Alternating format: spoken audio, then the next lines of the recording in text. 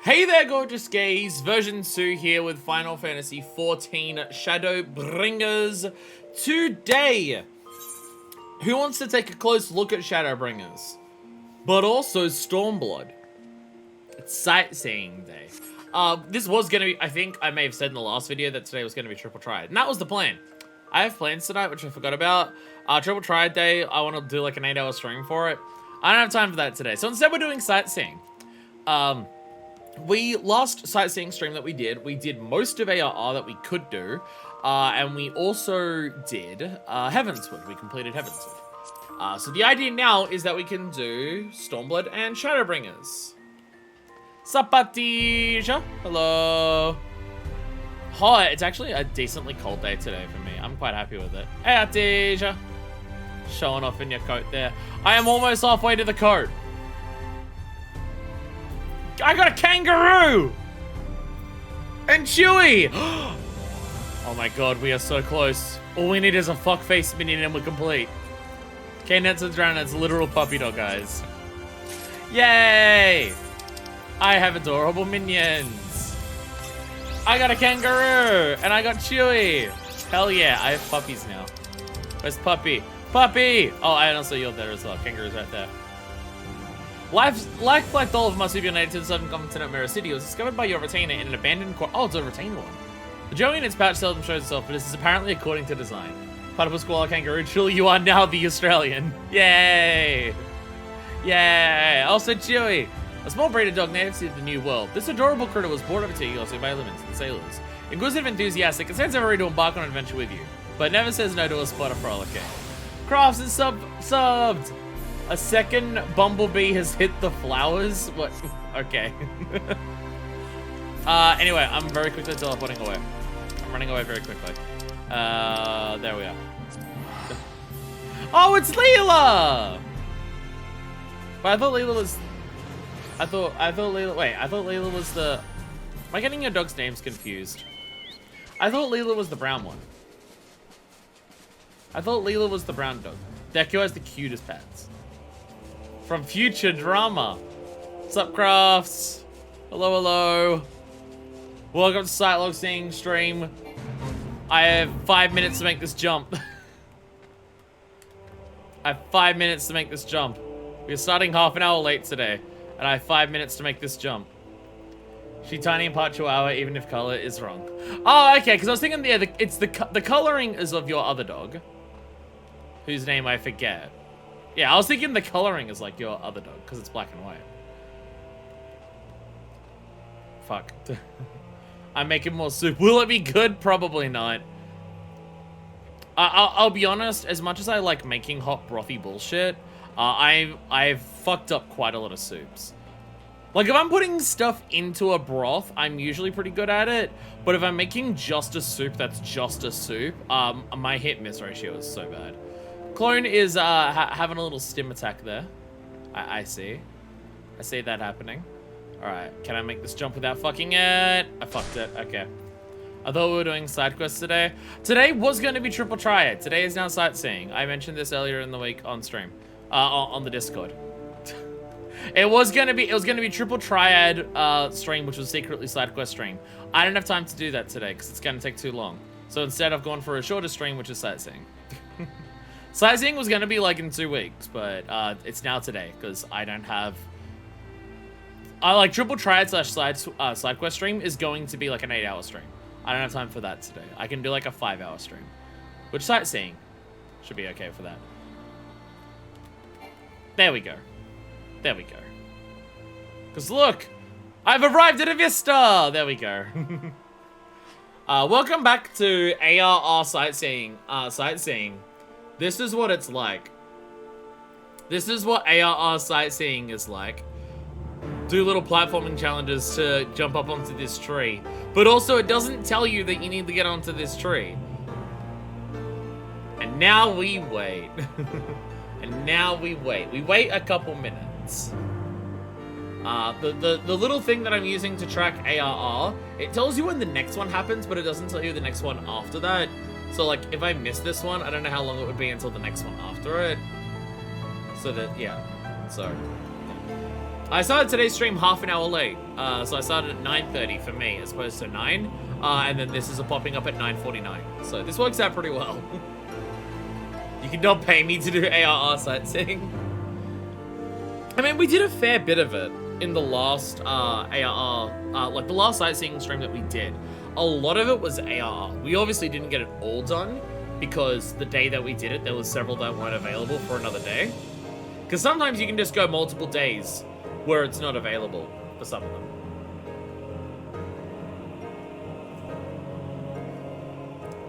And then again, you have to, like, do it at the right...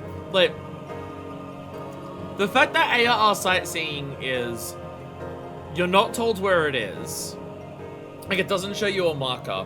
It is incredibly awkward platforming for a lot of it. And it's a specific time of day and weather combination. I'll be honest. Like, I get how people... like, eventually solve Savage Fights or Ultimates. Like, I get... that people end up doing that. Hello there. Hello there, Rentfire Heart. I see you're also here. I'll be honest. Did you fly onto this? Or did you jump up there from that? I like the fact that someone else has joined us here. You know, when I saw someone jump down, I thought it was someone from the stream. Nah, this is just someone else who's here at the same time to do this. Hell yeah. Hell yeah. Like, I get how people solved shit like Eureka. I get how people worked out how to work out Eureka. How the fuck did people work out ARR sightseeing? Like, it at least tells you when you arrive at a vista, so there is that. But, like, what? When you arrive at a vista, were there just people who would stay at a vista, and every new hour that comes across, just test a bunch of emotes until they finally work out the time and weather combination? How the fuck did people solve this shit? This is the one I don't get. This is some of the most obscure shit in the entire game. Best part of AR sightseeing is making a friend who is also doing them at the same time. You get clues in the log, but going from that might be brute force. Yeah, you get clues of, like, the general area, but, like, oh, I'm told about there's a thing in Mordona. Obviously, I gotta climb up that bit of destruction there to jump onto this tree and then wait for the 1 hour in-game hour window that it's open for. Like, this spot is open for 1 hour in-game, and it needs to be a specific weather. Like, what the fuck? What the fuck?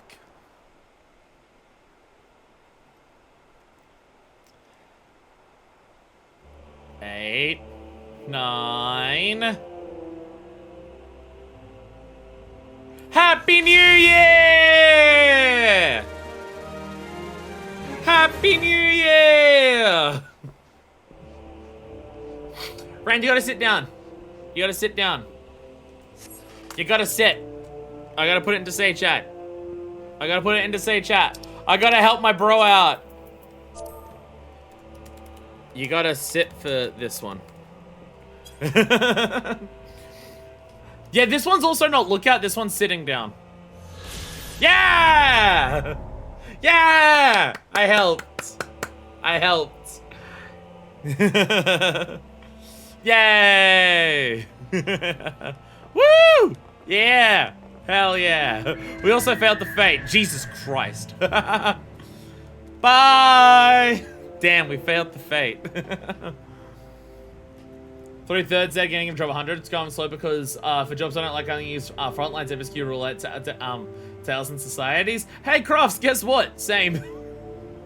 How do you think I have several healers at level 100? How else did I get several healers to level 100? How else did I get Paladin to 100? Okay, to be fair, I think I did like every DPS primarily in like actual combat roulettes. Like even stuff like Ninja, I did in like actual roulettes. You gonna play Samurai or Reaper? Reaper I get, not Samurai. I get why people don't like Reaper. I have fun with Reaper in the sense that if I just want to focus on like what duty I'm doing and not my job, I can play Reaper and I'm fine with it. It's the same with like when I play Summoner. I play Summoner when I don't want to think about my job.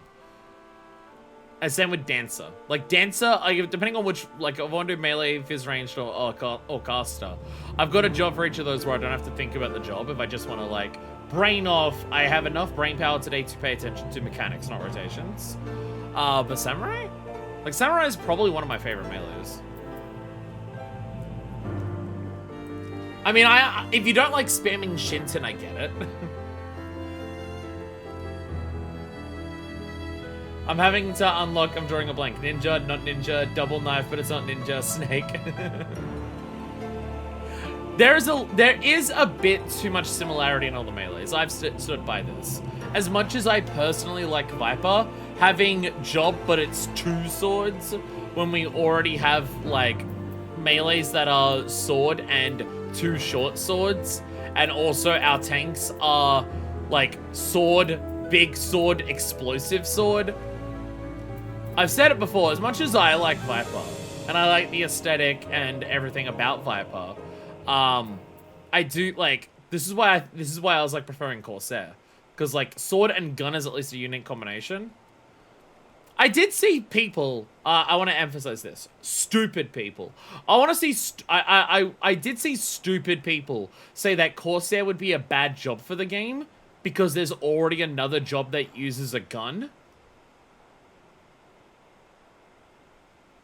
Oh, but, like, the 10th job that uses a sword is fine. But a second job using a gun? Oh, no. And it's totally... A machinist totally has the gun as, like, the main part of its job identity and not, like, the multi-tool.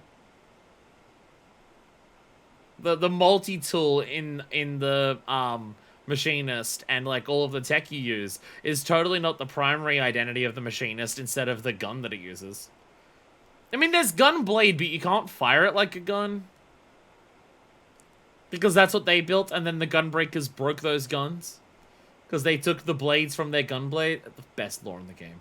It is still the best lore in the game. It is so fucking funny. Anyways, you'll notice, or maybe you didn't, but I've actually completed ARR sightseeing now. In between the last time that we did sightseeing and this time that we did sightseeing, I did all but one. I specifically saved this one for last. 1, Keeper of Lake is iconic. 2, this is actually sightseeing number 80, so it's the last one in the list. And 3, this one appears really frequently. This one appears super fucking frequently. So I didn't plan today around whether this would show up today. Even me being half an hour late today, I didn't plan for that, of like this showing up now.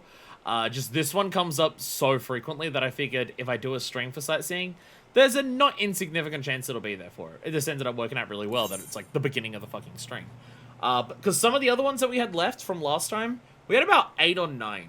Actually, I can tell you right now because I have my list for it. There was 1, 2, 3, 4, 5, 6. We had 8 that we didn't do from last time. So we got up to 72 done in our last, but we had 8 left. And some of those 8, oh god, they were a pain in the ass for me to get. They would appear every 1 or 2 days, and it was either while I was at work or while I was asleep. So, it was an absolute pain in the ass. For a good solid about 5 weeks there, I had a constant thing on the side of my computer that was just telling me the times that they would be available to make sure I wouldn't miss them. But we got our fledgling Apkalu. We'll follow you until you give him a fish. We'll continue to follow you after being given a fish. Why are you mad at flightless birds? You must fucking hate platypuses. You must fucking hate platypuses if your problem is something to pick one. Because platypuses are like 6 things. And they're also like... and also, the type of animal that they are, only 2 of them exist in the world. Platypus and echidna. So, you know. I forget the exact... we've had this discussion before on stream, definitely. I forget the exact thing it was. The type of animal that platypus and echidna are. They're the only 2 types of that animal in the world. From memory, it's animals that lay eggs, but still have pouches. From memory, that's like the unique thing.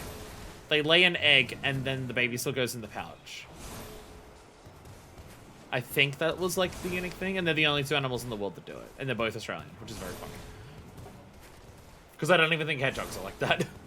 Fledging Apkalu. While the hatchlings of other flightless cloudkin have been observed covered in dull brown coats of down when they emerge from their eggs, Apkalus enter the world covered in the same vivid green plumage they will bear for their entire lives. What are you saying, little buddy? Nesting hens do not spear a failed egg thief 1.5 times. That's... I understand those words.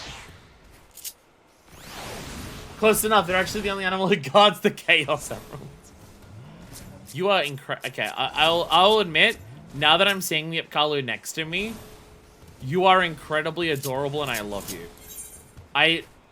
Don't walk off the tree. We're in a very precarious position here. I'm now looking at this. This is actually an incredibly adorable minion, and I'm now going to feed it. I'm now going to feed my Apkalu. You are incredibly adorable, actually, now that I'm seeing you there. I'm sorry that today is the day that you gave me some extra minions, Deku, because I also just got a reward minion from, like, one of the more annoying achievements to get a reward minion from. So now the Apkalu is going to follow me around. So remind me on the next stream, I will bring out Chewy and Fuckface again, and they can follow me there. But look! Look at the Apkalu waddle. Look at it go. Look at that fucking boy. Look at that boy go. Hell yeah. So anyways, that is our sightseeing. So now we can go to our sightseeing log, and I can show you all the ones that we hadn't done and read out the lore, because this is also a lore stream. Because it's all of the sightseeing stuff. But Realm Reborn is finally done. Lord of the Minions when? I'll be honest, I have a list on my computer of all the stuff that we still need to check out on stream. The Minion is on there.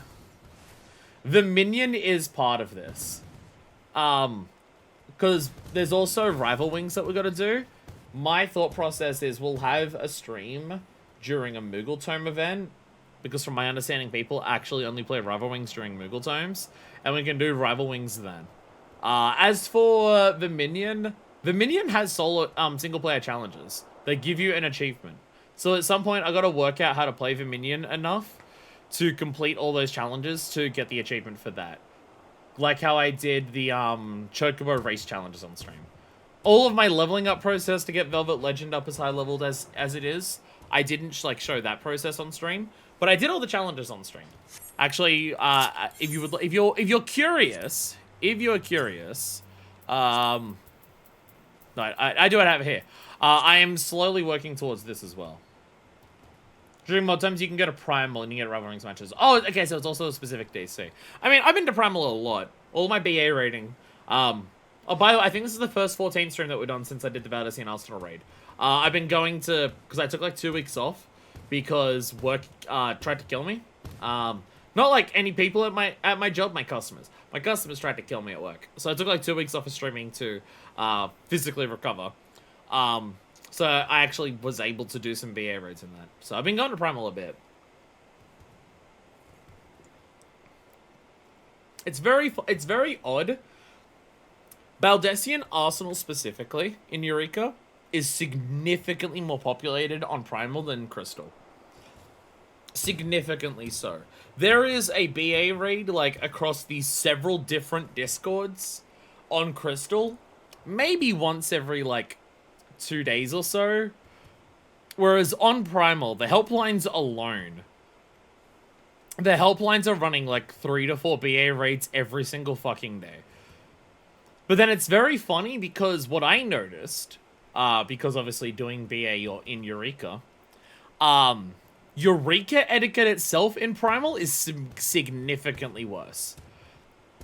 As in, I never saw anyone respect pool times at any point while I was in Eureka and on Primal.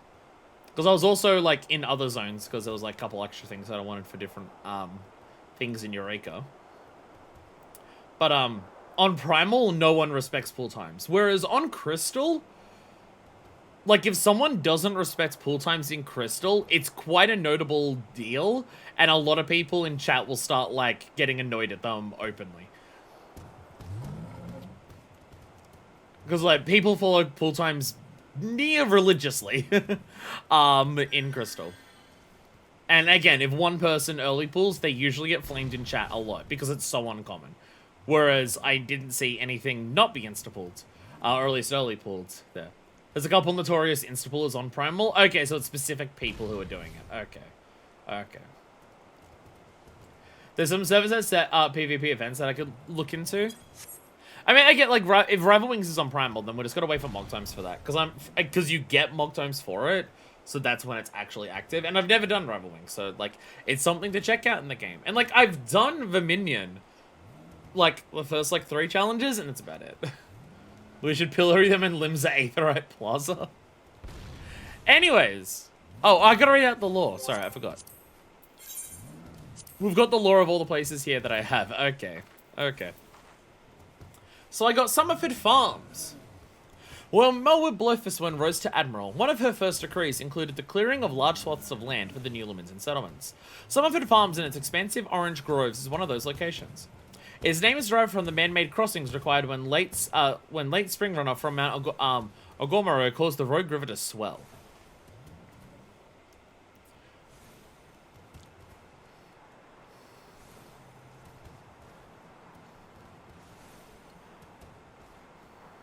I don't know how Summerford means man-made crossings required when the Rogue River swells. What does that have to do with the word Summerford? Unless Summerford means something that I don't realize. I saw Summerford and I'm just like, it's something to do with summer. Because it's like, oh, maybe like what they grow there grows better in the summer. What's up, Viagra Final Fantasy? Sup, Beard? I'm doing sightseeing today. The most interesting thing in the game. We go around to sites, we look at them, and then we get lore, and then I read out lore. Yeah, you make Ford cars in the summer. Ford cars are notorious for growing in, primarily in the summer seasons. They're a seasonal car. Camp Overlook. Manned by the meanest shite-kicking unit in the whole damn Maelstrom, Camp Overlook serves as the base operations for the Red Swallows. A privateer levy tasked with the surveillance of cobalt activity in Adelanosha and along the slopes of Mount Gormaro. I remember how Limsa was, like, colonized. The Seedbed. Illuminated in soft glow of countless moon spores, the seedbed is an ancient arbor-turned nursery used by the sylphs to grow and incubate their offspring, also known as podlings. It was like the big important one grew here, like the chosen one or something, for the sylph quests. Camp Overwatch. No, because if you go to this place, there's actually people there, so it's not Camp Overwatch. Buscaron's Druthers! Hey, Buscaron. Had to fucking platform on top of the house for this one. The Druthers is run by a disenfranchised ex-century turns tavern keep and welcomes all manner of folk, from upstanding to unsavory, so long as they follow Buscaron's strong simple rules of etiquette. Sit down, forget your worries, and save your ale. What the fuck is a Druther? I thought Druthers were some form of underwear. A shallow place in a river or stream allowing one to walk or drive across. Well, there you go. I had no idea that Summerford was an actual word. Now I'm learning things. Older Springs. This one was a pain in the ass to get. You gotta, like, fall onto a tree in such a specific way. It's so annoying. A person's preference in a matter? Okay, I thought it was some form of underwear or, like, bottom garment. Well, there you go. This game teaches me so much language. I learned so much language from this game. Once a vast growth of giant alders, the flames of the calamity reduced the area to a charred graveyard, leaving nothing of the ancient halt but its name. Not much lore for that one. There was trees here, they're gone now. Maybe he prefers a specific type of underwear. Game has a wide vocabulary. The game speaks in Urdu English, like, for 40% of it. The Nail. As described in the Enchiridion, to ensure the realm of man did not drift apart from the firmament, Halone struck the nail through both, ever binding the two. And though assailed on all sides by great metal shards fallen from the lesser moon Dalamud's crust, the ancient peak remains standing, a testament to the land's life force. I'll be honest, I thought the nail was entirely calamity caused. I thought the entire nail was like the aether, like the shards of Dalamud hitting the ground and the aether exploding out of the ground. Because we see that a lot. I thought the entirety of the nail was that. I didn't realize it was a land thing that was there before the calamity. Would rather, druther. Would you rather, but it gets shortened to that. That is, as an Australian, that is an impressive level of word shortening. That is That is like outdoing Australian word shortening. That's impressive. Boulder Downs. Before the calamity, Boulder Downs was a vast sloped littered with moraine deposited by realms falling glaciers long receded. The rain of debris that accompanied the fall of Dalamud, however, transformed the landscape into a frozen wasteland pocked with gaping impact craters and peculiar dark matter formations. And you have to go there a lot if you're doing ARR relics because a lot of the things you have to kill are inside of it. And the Keeper of the Lake. Maintaining a silent vigil over Silvertear Lake, the Keeper is wrought from the wreckage of the Imperial flagship, the Agrius, and the entangled remains of Midgardsormr. For many religious and mythological enthusiasts, it stands as proof of the existence of the gods. For most people, however, it serves as a grim reminder of the horrific power of Garlemald. My hair. Sightseeing Century US links, funnily enough, not a good example of this game just being Old English. Oh, okay. It's Yankee shit as well. A nail quick! Mankanka Sap. This might be a reference to something I don't understand. Well, down to what lumberjacks say when they cut down a rock. Wait, we haven't finished Stormblood? No, we did Realm Reborn and Heavensward last time. So today's plan is the entirety of Stormblood and Shadowbringers. That's the plan for today, the entirety of these two. Doing all of ARR and Heavensward took about 6 hours. But also, there's significantly more in there, and also the Realm Reborn ones suck ass. Whereas we just follow a map for these, and we can just go around and do them, and it should hopefully be okay. Hopefully. Hopefully. Alright, we need maps. Chat, we need sightseeing maps. The ones that we used last time I can't find. I can't find the thing that we used last time. It was like a nice, good, easy, like, Poggers interactive map. Do I just go on to console games wiki? Because that's my current plan. My current plan is console games wiki. Oh, they don't have a picture of a map. They've got just coordinates. Coordinates take so much longer to follow. Give me a picture. Give me a picture. We already did Garnet Tales, so it shouldn't be that bad. We also did the one in Roger's Reach from memory for the platforming.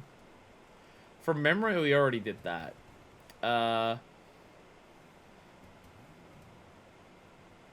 Yeah, they're not. They're just, yeah. There's no map. There's no map on console games wiki. Icy Veins doesn't have a map. What about, oh, mapgenie.io. Oh, mapgenie.io. Oh, well, it's starting with Dawn Trail. How do I skip that? How do I skip past Dawn Trail? Ah, there we go. There we go. Final Fantasy 14 maps. Sightseeing. No, that's led me to Dawn Trail as well. Okay. I don't know if I can use that one without risking spoilers. Back in my day, maps are pictures, damn it. Eorzea World Sightseeing. How's this one? This is also just... I don't like coordinates. Coordinates can suck my penis. It's gonna take so much longer with just coordinates. Coordinates is just gonna take forever though. That's my issue.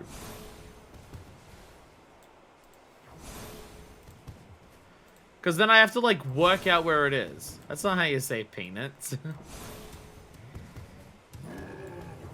Yeah, if we just have coordinates, it's just like I'm gonna have to find it on the map and then do that. Or at least if I have a picture of a map, I can just fly to where it is on the map. Like, I legitimately think that using coordinates is going to make this tape take 2 to 3 times as long. I just want a map! Why does the internet not have this? Like, I tried looking before the stream and I couldn't fucking do it. I tried looking before the stream and I couldn't fucking find any. 7.0 map for Sightseeing Log. I'm gonna piss and shit. And then I will cry.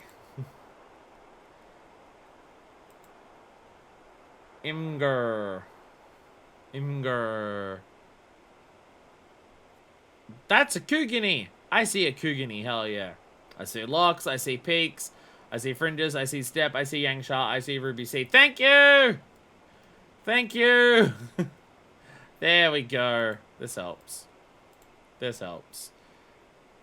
No descriptions, but you know what? We'll work it out. If need be, we can look at another thing that has descriptions, and then we'll just, like, put things together. I have 2 different things that I can use here. I'll use the 2 different things I've been linked, and we'll combine them together if I can't find it by looking at it. And again, this one has, like, you can see it. You can see the vista. So, knowing where it is going to help a lot for that. Has we found the map that was foretold in Legend? I've not gotten today's map. I could pick it up. But I've not gotten today's yet. We'll play it by ear. Don't play with my ears. I'm not into that. I've been seeing a thing on social media lately of, like, people just being like, oh, yeah, I'm going to make out with their ear. And I'm just like, no, thank you. That sounds really gross. Like, oh my god, she was nibbling on my ear. It was so good. And just like, yeah, whatever. I'm not a damn Ferengi. I'm sorry. I'm sorry. It's not my thing. Anyways, before we start with all of that, lore. I gotta read you the lore of the Stormblood ones that we've already done. Nibble. How do your teeth reach in far enough? It wouldn't, like, the cheeks, like, make it hard to, like the tongue you can extend outside past your mouth, but, like, the teeth, like if the teeth are there and, like, it's like, how do they get in far enough to, like, to do that?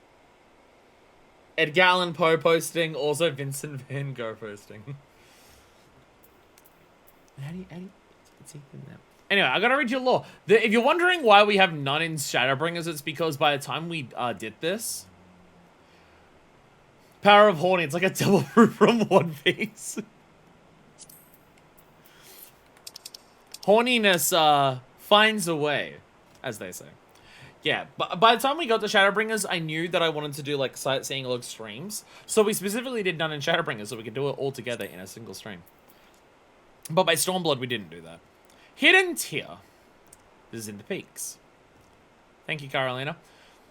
A shrine for honoring the departed, backed by a waterfall whose constant roaring muffles one's sobs and whose spraying hides one's tears. Under Imperial rule, however, religious rites were outlawed, and for a long time people could not hold even the simplest services to remember loved ones. Did you know the Garlean Empire was evil? Nyon Krep's Hope. When the sixth umbral calamity befell Eorzea and the realm was transformed into a sea, this great vessel, built by men hailing far from the north named Nyon Krep, saved full many lives. Having taken aboard countless souls drifting in the flood waters, it was finally transported by magics to its current resting place. The Divine Audience. Magnificent altar fashioned in the form of a stairway extending high above Luxeld, at the top of which worshippers may come face to face with the statue of the Destroyer. Formerly a place of piety, it earned a bloody reputation when the Mad King Theodoric took to using it as an execution site. Because of course Theodoric would do that. The Hidden Tunnel. In order to supply Alamega with potable water, brine was shown from Luxeld to be distilled. With the Empire's arrival, however, existing techniques were replaced with Magitech-based filtration systems, and the well was rendered obsolete and abandoned. Well, if I was that boat made of, that wood should be dust by now. When you go to the boat, you can see it's still magically charged. You have a look at it, and it's like the wood is shining. Like it has a magic, like it clearly has some form of magic enchantment on it, because it has a glisten to it. The Sekisagami Barracks, a place that we should bomb. An unassuming space leading to the Sekisagami Barracks, the headquarters of Kagane's peacekeeping, massive air quotes, force. Off-duty Sekisagami members are often seen relaxing at the nearby tea house, and if you tilt your head up, you can take in the unashamedly grandiose main gates of Kagane Castle. Bakairo Inn. An inn with sweeping ocean views, famed for the healing properties of its hot springs. The public baths of Ingashi are largely mixed gender, and it's customary to bathe naked. But in a trading hub such as Kagane, where folk of myriad cultures and creeds mingle, one is expected to don not one's name day, but bathing suit. Don't get your tits out here. Come on. Come on. You're gonna scare off the freaking Gridanians who are showing up there. Shiokaze Hostelry. A towering tavern, the largest in Kagane, favored by local merchants and dock workers and foreign visitors alike. Guests can indulge in Far Eastern cuisine made with the freshest seafood while sipping on fine rice wine imported from Koshu, the main island of Hingashi.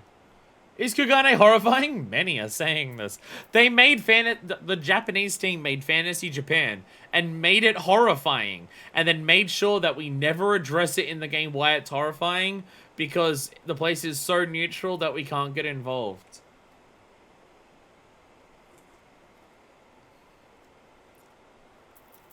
Heaven on high. A slender tower of stone stacked to impossible heights, seemingly piercing the very heavens. Aside from a far-raised myth that attributes its creation to the kami, little is known about the structure. During a time of war, audacious pirates of the Confederacy made landfall and claimed the spot for their own. The Destroyer! Over the course of centuries, disciples of the Fist of Rolga worked away at the rocky cliff, carving it back to create this colossal image of the Destroyer. By virtue of its size, it's said to have stood defiant through the Mad King's savage attack on the temple, and stands defiant to this day. Its outreached hand is a known spot for monks to have wicked mad sex. Bloodstorm. Set at the feet of the Destroyer, this monument enshrines in stone the words of a high priest of the Fist of Rolga. A storm of blood approaches fast. Hell's open, heavens weep. For no one's soul doth lie beyond the measure of his reach. It's like the anthem. There are rumors of monks having sex on the hand, but these have never been proven. The statue of Zuko. This is the absolute pain in the ass one. This is the one you need to climb to Kugane Tower for. Depicted in majestic detail astride his rearing steed is the great warlord Zuko. Zuiko? Revered founder of Suenokuni. While his realm occupies the southern region of Shisui encompassing Kugane, it must be noted that the port city administration alone falls under Bakufu jurisdiction. Kugane Ofunakuru. Founded under the auspices of Kugane's Lord Bugyo, this facility specializes in the construction of smaller crafts and the repair of visiting vessels. Accordingly, the shipwrights employed here are versed not only in local shipbuilding traditions, but in foreign techniques as well. From the Fire Nation! Is Zuko the one whose girlfriend turned into a moon? Is that Zuko? And Shisui of the Violet Tides. This one we did while we were there, specifically because it's a pain in the ass to get back to, because you have to go down to the bottom of the fucking ocean. So this one was just like, do it now because it's a pain in the ass to do it again later. That's not Zuko? I don't know. Who's the person who had a girlfriend turn into a moon? I'm not super familiar with, well, most things, really. Hidden away at the bottom of the turquoise trench, this magnificent palace is home to the Ruby Princess, leader of those Ryan who dwell beneath the waves. While its beauty can be appreciated from afar, special permission is required to enter the grounds, a privilege seldom granted. Zuko's the one with the goth Gia. Sokka, Zuko's girlfriend is a goth dom. Zuko is the one that says that's rough. Oh, Zuko is the one that says that shit's rough, buddy. Oh.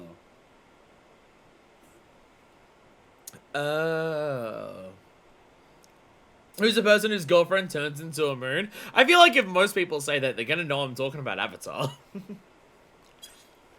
I feel like girlfriend turning into a moon is like well known enough that most people would know I'm referring to Avatar for that. Anyway, who is ready to go to Kugane? What's that? Resounding silence. Too bad. We have sightseeing looks to see though. On one hand, all who responds. On the other hand, how do you respond to that? I mean, that's rough, buddy. I mean, like, what are you meant to do? Like, compliment just being like, damn, if you're into big girls, then I hate you hit the jackpot. Like, what are you meant to say?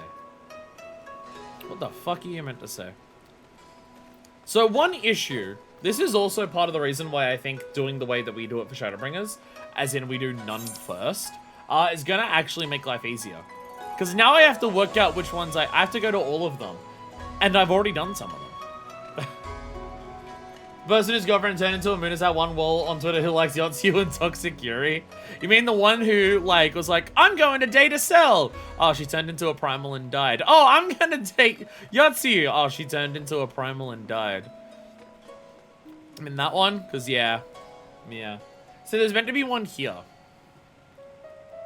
But, like, what one is this? And also, because we're using an IMGA map, it doesn't tell us, like, which one is which.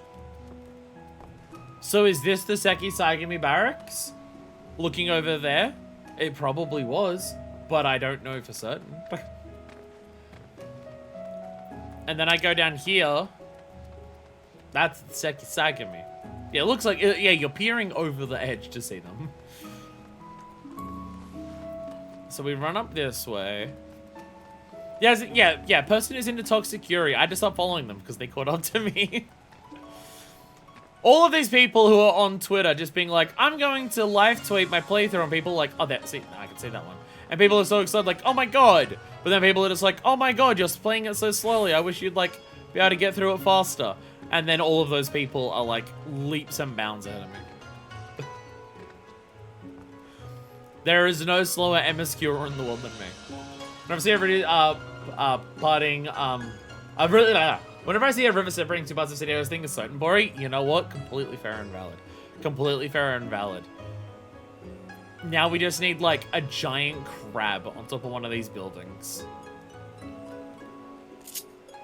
And also we need to, like, go down there and get stabbed, and really unfitting music plays. We also need that. Kagane alleyways. There's a lot of talking today. I'm gonna do so bad at this. I apologize in advance, but like only a little bit.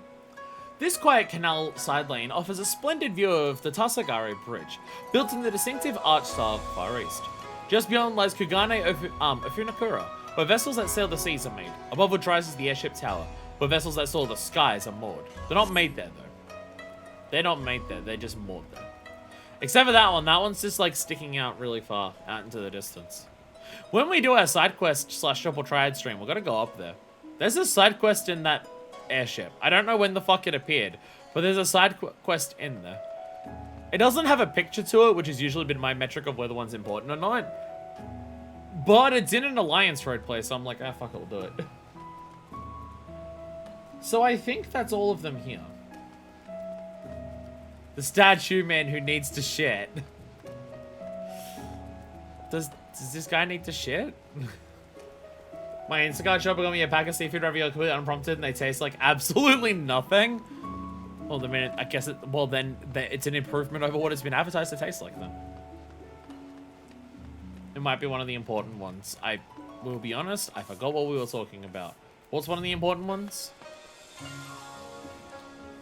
Oh, the quest on the airship. Yeah, okay, quest on the airship. I don't know the minions of shit. The yellow quests. I forget things very quickly. Go to actions and traits for a second. For 1 day only. For 1 day only. Sightseeing Log. You are going on to here. So we can access you quickly. So there's meant to be 1, 2, 3. There's meant to be 5 in Kugane. We have currently 1. So we have 1, 2, 3, 4, and 5. We got all the 5 there. We got 5. We're all good. Location designs are amazing. The thing is, I love Kugane as a city. Like, even outside of just, oh, it's Japanese aesthetic. Like, the way that you walk around it and, like, the way it interweaves and everything, I really like. Like, I feel like it's a good evolution of what cities like Ishgard and, like, Limsa and everything like that are in here. But, I just wish the place wasn't, like, culturally a nightmare. The aim command might just be the base ones, not ones added later in the patch. That might be a problem. Were the ones on the jumping puzzle? Have you got the springs? Yeah, we got all the ones here. Yeah. There's 5. Yeah, there's 5 in Kugane, and we have 5, unless these are ones that also were not added in patches. Because if that's the case, then we're like completely fucked. And I scrolled down slightly past the end of these images, and I'm seeing everything else that's on Imgur, and I'm very concerned. There's a picture here saying, it is against the law to keep alcohol out of the hands of youth. Supply alcohol to minors. As a traffic safety poster. And then there's, like, Luigi with a gun. Because it's, like, the guy who killed the healthcare CEO. But it's, like, Luigi from the Mario. And then there's, like, awkward penguin memes. Imgur has not moved on past 2006, has it? 5 original, then 4 more were added later. Can I die? Is dying an option? But I want a pick. I am not doing this with only, I'm not doing this with only fucking, coordinates. I'm not doing it. I'm not doing this with only coordinates. It will take significantly longer. It is hard to to get across how much longer it will take if I have to use coordinates for this. Because then every single fucking one, we're gonna go onto the map, line it up, and mark it. It's going to take so much fucking longer. Internet, you are failing me. How does no one have their shit ready? How does this not work anywhere? Why does this... How does no one have a map? Game Revolution, save me! Game Revolution is using the same images from Omega. And it also only has Stormblood.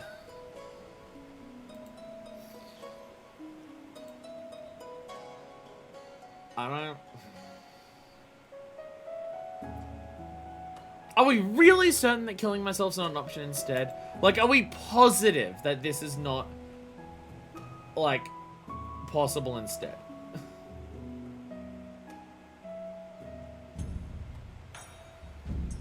What am I looking at here? This has... Okay, this is maps. We have a map. A realm remapped. That's the thing I'm looking at. I'm just struggling to get their website to, like, coordinate with me when I'm looking at it as small as it is. Is this a good one? Does this one make me want to do a sex? It's not loading.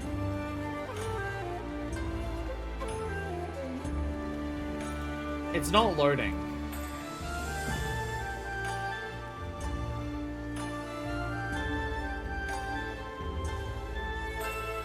How detailed is this map? Because it's taking a really long time to load, as in it's still not appearing.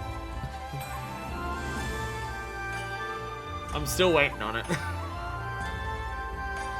Ah, there we go. There we go. Oh, this is everything.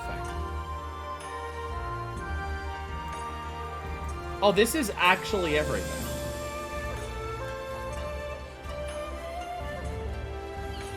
Yeah, you can, like, do, like, oh, there's every fate, triple triad, NPCs of every holy shit.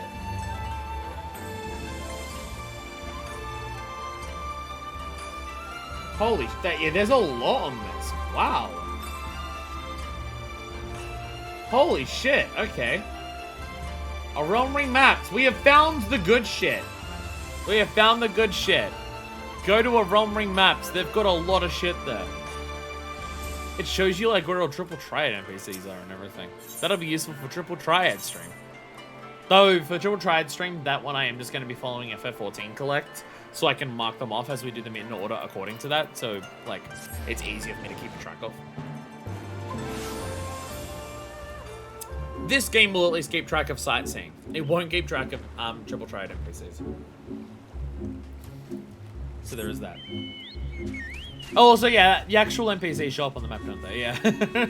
I forgot about that.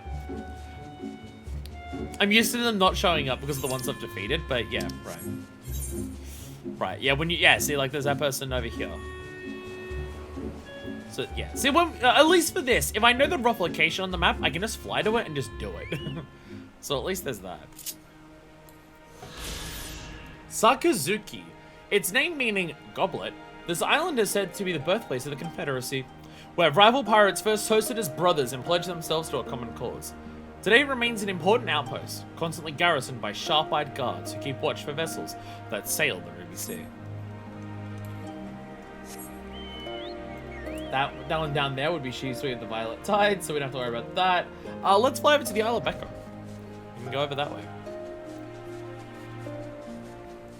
Question for people, I'm curious, you probably know this if you're ahead of me.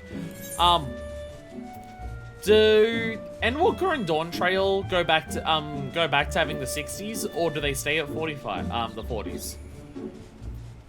Because, like, Heavenswood and Stormblood both have the exact same and then Shadowbringers like falls down a lot. Actually, from memory for achievements, there's an achievement for like doing like the first one and then doing the second set amount of like Heavenswood and Stormblood. So I don't even know if there's like multiple achievements for that in comparison. Oh, sorry, this is the Isle of Zeki. And Morgan Island is 46 out of Sharon DTs around there. Okay. Never got an extra patch to add more. Okay. I mean, like, a lot of features that were from ARR that every zone has, they still keep updating a lot of things in each expansion, but there's definitely, you can notice some things where as the expansions go on, they lower the amount that they put into each expansion. Like, sightseeing gets less and less per expansion. Leave quests get less and less per expansion. There's, less unique leave quests per expansion compared to before. Pardon me. I remember there's some things where they amp them up per expansion, like fates. Fates have been something that's like, oh yeah, every zone has that in every expansion. And fates they're actually amping up. Ever since they introduced, I mean, they started trying to do that in Stormblood by saying extra XP for some of them. And then when Shadowbringers came around, they introduced bicolor gems. They've just been trying to improve that system more and more as it goes on.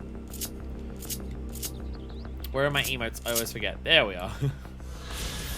The Isle of Zeki. So named as the home of the fearsome fiend, even the Kojin of the Red, who have long dwelled here, came to know the isle by this moniker. An island in truth in the distant past, it was joined to the mainland by magma over the course of multiple volcanic eruptions. Oh, well, there you go. Volcanic eruptions have slowly expanded this to be part of the mainlands. Because, like, the volcano is, like, right down there. Lore! Lore! The law. Okay, no, no, I found it! Ha ha! Ha ha! Ha ha! I found a gap in the seam of your world. Ha ha. Ha ha. Get wrecked. Get wrecked. If you didn't want me to fly over to this island to find your gap in the world. Ha ha ha. You put the sightseeing here. Ha ha ha.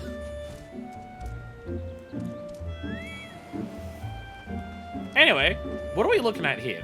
The Ruby Sea itself?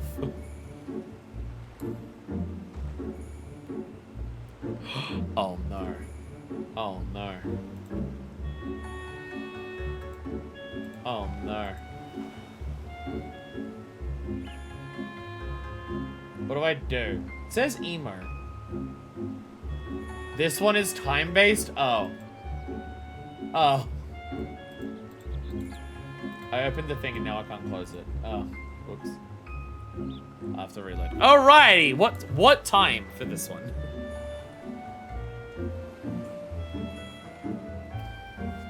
What time does this one open? The little thing I'm looking at, if it does tell me, it's hard for me to see because of the way I have my screen open.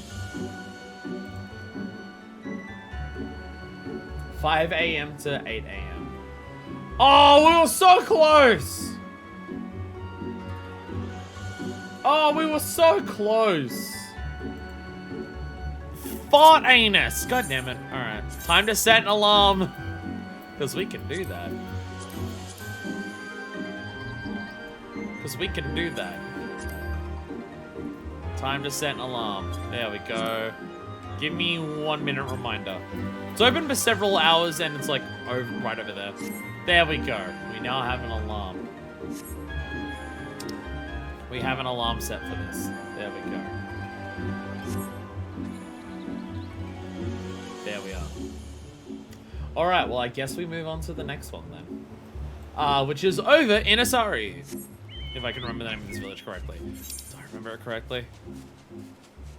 Asari! Yeah, I remember! I remembered the name of it. Actually, I think I know where this one is. I'm pretty sure when we did the quest line over here for this guy who sucked at fishing and then he ended up fucked at fishing. But like, a good fuck. Yeah, there's this one over here.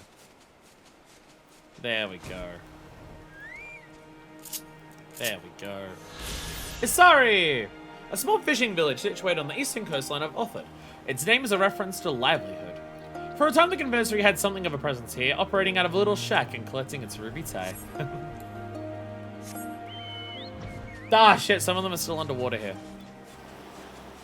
That is, yet again, that a second fart anus has hit the Heaven on High tower. Like I was designed so you can never see the top of Heaven on High. Actually, if you go down there, you might be able to. I don't know. But like from here, you physically can't look up high enough to see the top of it. I get that it's like a cool big structure that extends into the sky. Looking at it though, I don't get how the rooms exist inside of it that you do like the deep dungeon. That part still doesn't quite make sense to me.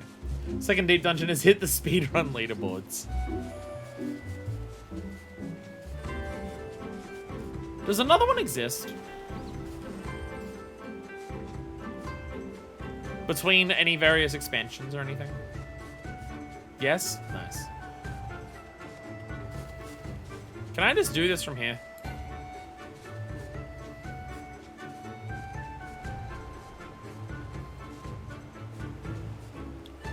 This doesn't look like a jumping puzzle. Planning on adding another one? Nice. Oh, you can land on it. I'm just struggling to. Oh, okay. I'm just struggling to land on it. I just got vibes to the Harrison Ford interview. I'm just like, Crafts, what do you know about deep dungeons? And then I hand you money, and you're just like, I heard they're thinking of doing another one. Let's add that the current one is extremely hard. I like that. I'll be honest, when we went back and did like the next 50 floors of Palace of the Dead, it was shockingly easy. It took a long time because it was 50 floors, but you know.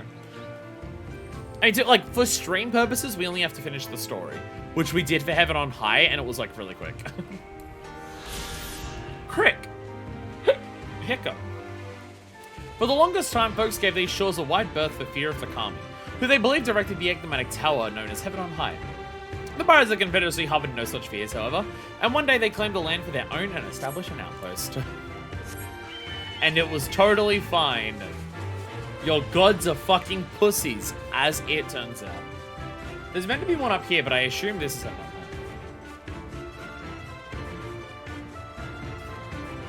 Your brain is exploding. I'm not sure why your brain's exploding. Phone fell on my face. Oh no. Yeah, I think there's one here, and I think that was Heaven on High. So we should be... Fuck the water sprites! I keep thinking they're fucking sightseeing. I keep seeing the water sprites and thinking it's a sightseeing log. Go away.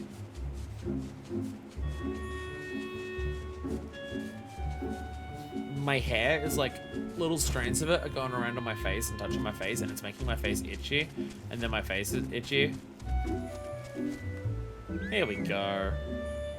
Music in the Ruby Sea is so nice. This is very peaceful, calming music. And it's the only music in a Stormblood area that isn't so loud that it makes your ears hurt. Shoal Rock. One of many isles that pepper the Ruby Sea, hemmed into the north by a circular formation of enormous coral, whereupon the Confederacy established an outpost. According to Hingan historians, the isles were formed of magma that spewed forth from Hell's Lid. Is the entirety of the Ruby Sea spawned from Hell's Lid? I'm getting the impression that's meant to be what's happening here. I also like that, the Ruby Sea is basically on the coastline of Othid. And then I kind of forget that I'm just like, my brain says, oh yeah, Othid's right there, and then like Hingashi's right there. But you actually look out at you look out towards Hingashi from here, and you can't fucking see it. Oh yeah, it is actually quite a distance between Othid and there. But this part where the Confederacy has their like outpost, it's actually like right next to Othid. Some of it spawns from Heaven's Pan. What's Heaven's Pan? Like the area down here. I'm not sure where we're going to.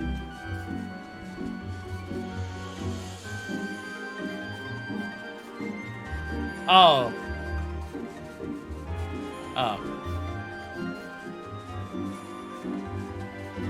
Oh, so is it down there? Oh, yeah, okay. Is that it over there?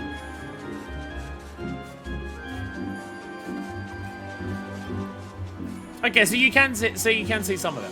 I'm looking out into the ocean where, like, that goes around Hingashi, I guess.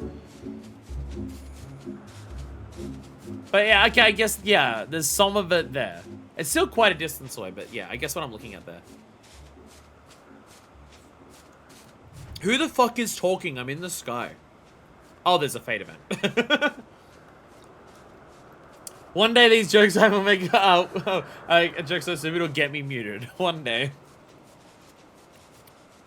The only reason that would happen is because you got to it before I could, and I get mad that you stole a really good bad joke of mine. Have you heard the shit I say on stream? Like, come on. Here is a boat. Would you like to get back into the boat? Would you like to be back on the boat? I think the answer is no. Alright, down we go.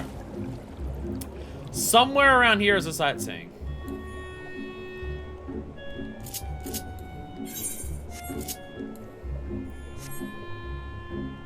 Somewhere here. I'll be honest, it's way harder to tell for this because I can usually, like, there it is. I found it. Do I just do a lookout or do I gotta, like, water flip this shit? That lookout works. Tamamizu. And yet there's not one for Suinasato? Wow, okay. An underwater village found by the peaceful Kojin at the blue. Though the Kojin are able to survive for long periods without air, they do not possess gills like the Sahagin. So it was that they developed magics that allowed them to create an immense bubble of air within which they dwell. And then they also created a ritual that lets you breathe underwater. Tiramisu. I don't know if I've had, like, traditional tiramisu that I would like, because I don't like coffee. But I also, like, from what people have told me, some tiramisus are very coffee intensive, some are barely coffee flavored at all. Though I will say, probably the best cake I've had in my entire life was a matcha tiramisu. So there is that. I did have a matcha tiramisu that was absolutely fucking divine. So there is that. So that should be the Ruby C. It's easy to make, but there's a lot of leeway with it. So it's got like a lot of variations on ways you can do it. Hello there. I assume both of these boats are unique fishing spots, right? I'm going to assume both of these boats exist as unique fishing spots. I'm looking to make a rod though, I'm not putting a strain on my back. A friend is in the middle of testing my latest design for me. Are you gonna catch the ruby dragon? I believe in you. I don't even know if this is where you get it. From my understanding, ruby dragon is either off that pier there or off somewhere over there. Favorite variant is strawberry tiramisu, but I couldn't tell you what they soak the biscuits in instead of coffee. Oh, is that what tiramisu is? Oh, it's soaked in coffee? Put a links into Discord to avoid spoilers. Thank you, Deku! Deku is sexy. Everyone compliment Deku on how sexy they are. There we go. Alright, we have Yangsha. And I might as well at the same time open up the step. I can open up both of those. I don't want to open up all of them though because that might tank my computer because of the way that this works. There we go. We're going to get through. So now that we're doing it this way, we're going to get through these so fucking quickly. We're going to get through these so quickly. It's going to be like 3 hours into the stream. We're going to have them all done. Which is okay, because there's a couple other things that we're going to do today on top of sightseeing. A layer of biscuits soaked in coffee, then mascarpone cream repeats many times as you like lasagna. It's like I've seen the tiramisu in that. I'll be honest, I thought the coffee part of tiramisu, because I've always seen it like powdered on there. I'll be honest, I thought it was grated coffee. Like I thought that's what you did. You got like coffee and you grated it, and that was like what the cocoa powder. Okay, because I'm comparing it to the matcha tiramisu that I've had, and that's what they did for the matcha tiramisu. the matcha tiramisu I had was matcha powder on top of it. So I'm mentally comparing, oh, so I guess a coffee tiramisu is grounded coffee on top of it. Oh, but it is just chocolate on top, and they soak the biscuits in coffee. Okay, very, very different to what I thought it was. Then I imagine that I probably wouldn't like it, because if it's soaked in coffee, then it's probably quite strong on the coffee flavor. And I cannot stand coffee. I'll be honest, I can't think of anything like coffee flavored that I've had that I've liked. Nothing jumps out at me. It's a fucking water sprite again! Oh, I'm gonna piss! God damn it. Okay. I'm so mad. I'm so mad.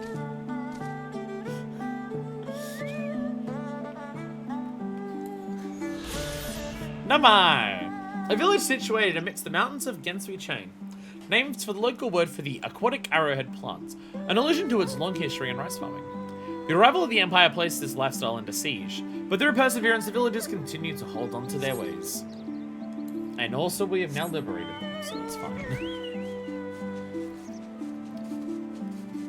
Wind Sprite, the current, and Water Sprite sings Sightseeing Log. They're both pissing me off. They are both grinding my gears. Get it? It's like a Final Fantasy XIV reference. It's like a Final Fantasy XIV reference.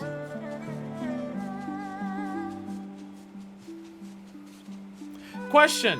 Does Grinding Gear still do MSQ?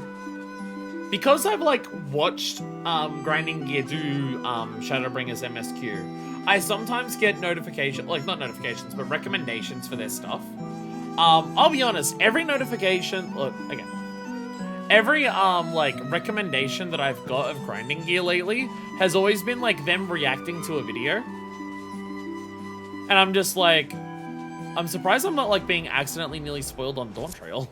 Because I figured it'd be, like, them doing Dawn Trail stuff that I'd be, like, recommended. But it's always them. I believe they're current now. I guess if they're still gonna, I guess if they're caught up on story, but they still gotta like upload a lot of videos. Because it's like every single time I see them in a recommended, because I've watched them do Shadowbringers, it's always like the most recent thing, and their most recent thing is always like reacting to a video and stuff. And I'm just like, I thought most of their videos were like, just like reactions for like MSQ and raids and shit. I didn't realize they were like also just like, oh, reacting to other 14 content online kind of thing. They beat Dawn Trail doing current extremes and raids. One day I would like to do that. But I need a group of people who are willing to do that on stream with me. Trying to just do it the way that we did it before of just finding people in Party Finder, it's just gonna take too long. I would love to do extremes and not current Savages, but old Savages on stream. I just need to stream static. Which is very difficult to do because of A, the times that I stream, and B, the fact that I don't have like a shitload of people watching me who play 14. It's why I need my FC to get caught up, and for me to get caught up, so I can guilt trip my FC into doing it. That being said, it's not like my FC plays at the time that I stream anyway. I have somehow joined an FC in America that is always online at the most bizarre times for Americans. Not having callouts is scary to me. I'll do the callouts. You just don't watch the stream and just like listen to me in Discord. So it's like active. Like it's like correct timing. I think Twitch will like it if you just stream static. Castrum Fluminus. Established 25 years ago as an advanced post of the invasion of Dhalma. The Castrum served for a time afterwards as an administrative center for the Imperial occupation. As repairs on Dhalma Castle progressed, its occupants relocated to the city, abandoning it to nature.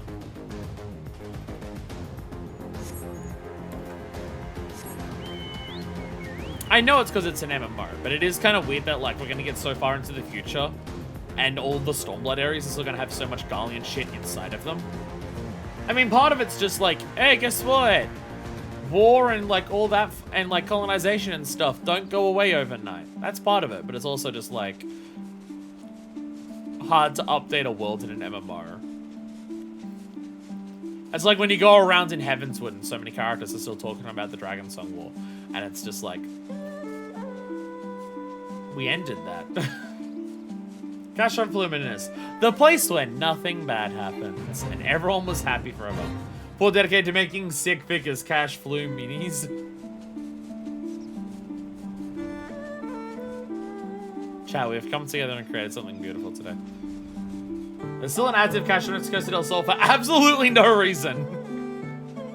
Yeah, why does that one still get to have like all of the soldiers still in there?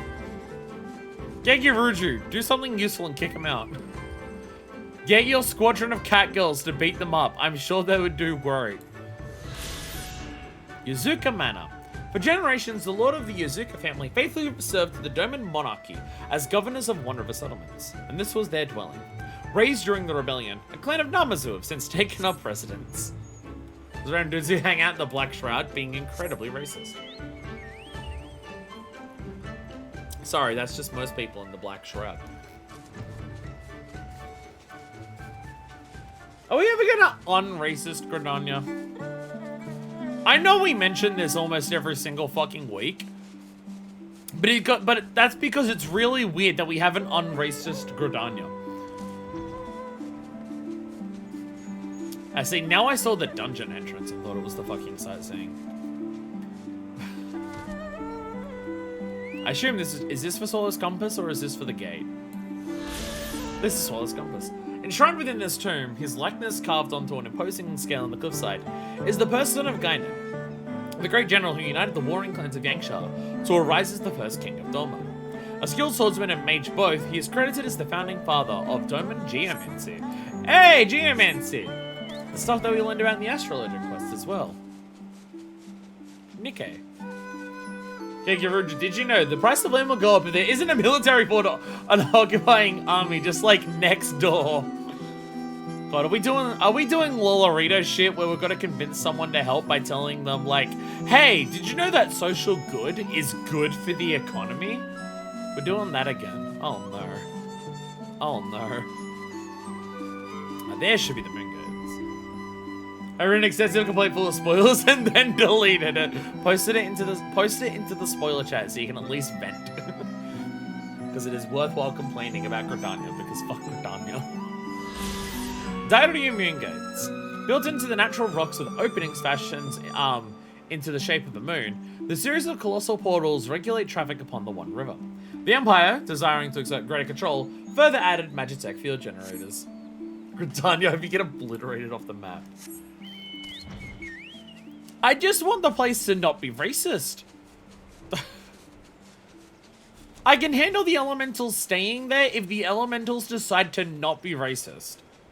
Elementals being like touchy in terms of like preserving maintenance over like nature and everything like that, I'm fine with that. You can read that as indigenous people of a land know how to manage the land better, and if you have people who come in and don't know how to manage the land so they can ruin it, I'm fine with the elementals being like, you got to consult the elementals if you want to like reap the harvests of the land's bounty and everything like that.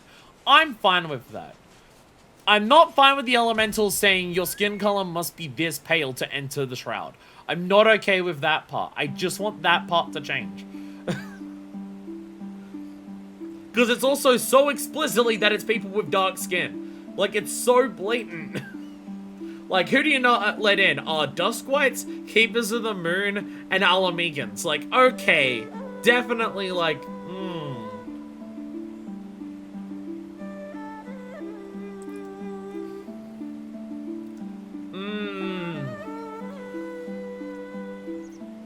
Like, at least in theory, we can fix Limsa by just getting them to be less imperialist. Preferably not imperialist, but less imperialist.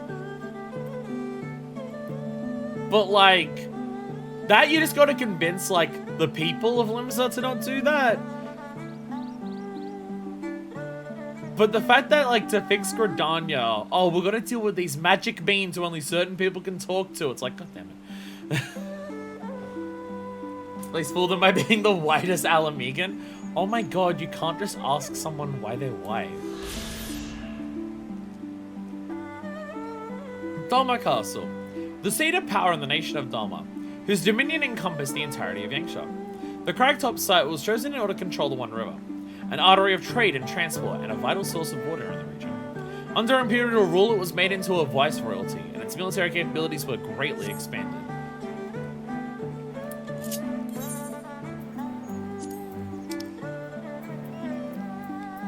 Just, where'd it go? Why does Crick have, like... Why are some photos, like, old-timey photos? Why are some of the photos, like, old-timey photos, and then just, like, Crick is just, like, new?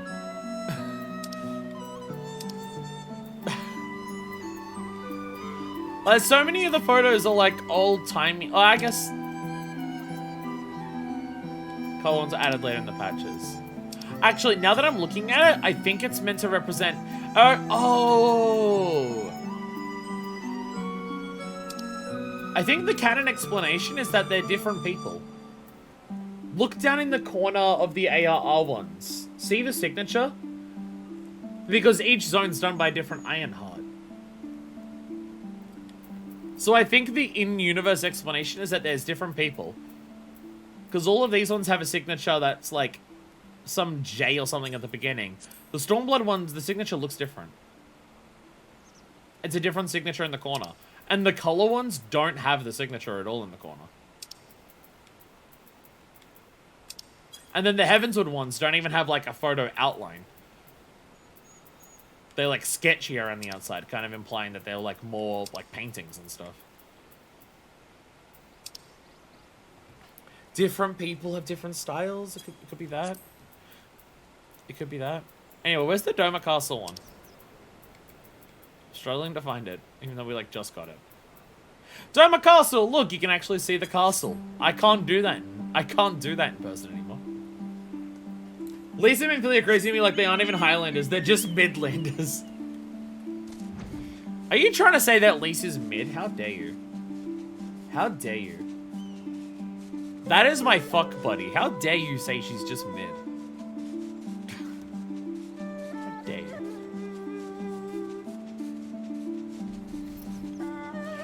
I mean, there are a lot of characters in this game that you can level at them the why are you white? There is a lot of characters in this game that you can level that at. Especially someone like Y'shtola, who's getting whiter as the game goes on.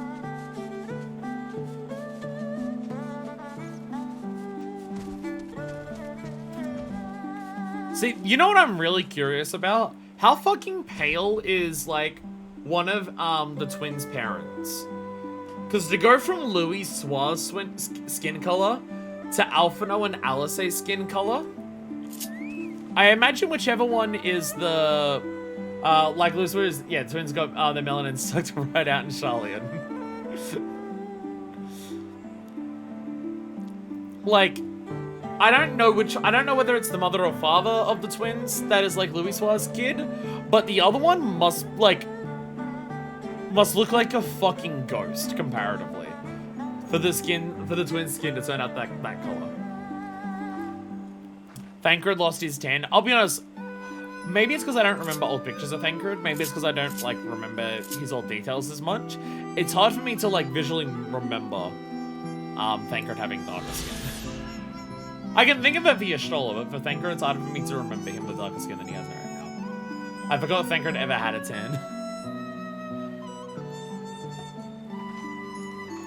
So, look, I could buy it for Thancred. He is actually just tanned, like, living in, like, Limsa for a bit, because, like, sun.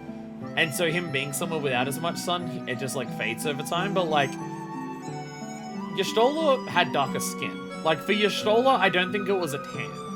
Y'shtola's skin was just darker in color. Because, you know, quite a few Makotes just have darker... A lot of Makotes are porcelain, don't get me... like, white porcelain. Don't get me wrong, they're porcelain dolls for some of them. But a lot of Makotes just do have darker skin. So, like, Y'shtola just had darker skin. Happens when they can go to 10 because of his situation after being brought back. Okay, why does being sucked into the live stream give you a tan? This one of the darker skinned characters bad. You have Raban. You have Raban. And Prism Lake, an enigmatic lake carved out in steps, whose waters have taken on the colors of the rainbow. Scholars attribute its beautiful coloration to the rich and exposed deposits of high purity crystals in the area, while legend tells of an angelic being who fashioned a bridge of rainbow for her mortal lover.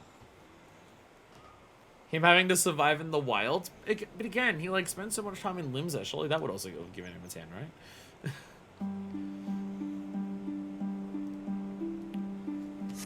Shiny lake. Look, if there's something that we have learned over time, it's that CBU 3 / maybe specifically Yoshi P or other people there themselves are not the greatest when it comes to handling characters with darker skin color. I'm pretty sure they mentioned something specifically about, like, oh, we're not having characters with darker skin color in FF16 because it doesn't make sense. Didn't they say that about FF16? Like, we are unfortunately already aware that when it comes to characters with darker skin colors, they've not got the greatest history. Okay, so but here's my hope. No, now that I know, thanks to the Viper Quest, that Dawn Trail is likely going to be in, well, it was called the New World for a long ass time, and then the Viper Quest gave it the name Toral, so it's now Toral and not the New World. Thank God they changed that name. I am desperately hoping. Don't tell me and don't spoil or don't like hint at it or anything, obviously, because I don't know anything about Dawn Trail other than it's in a place called Toral, which is what for 10 years this game called the New World. But given what we know about the New World, I'm hoping when we get to Toral, there are some characters with some darker skin there. I would hope for that. I would hope for that. I would hope that part of the reason that they chose Toral as the place for the new expansion is for them to try and maybe right some of the wrongs of how their history has been of dealing with like non-Asian, like Anglo cultures in the world across like this and 16, and so they're like, let's do one that's like focused on other than like cultures that aren't one of those two and try to do it better. That's what I would hope. That's what I would hope. Anyway, we're now in the Azim Steppe. The Dusk Throne, a grand monument marking the sacred site where Nama, goddess of the moon, is said to have created a corporeal form of herself and became the Dusk Mother. The sands of time, however, have ever disdained the works of men, and for all its prodigious size, the desert is threatening to swallow it up.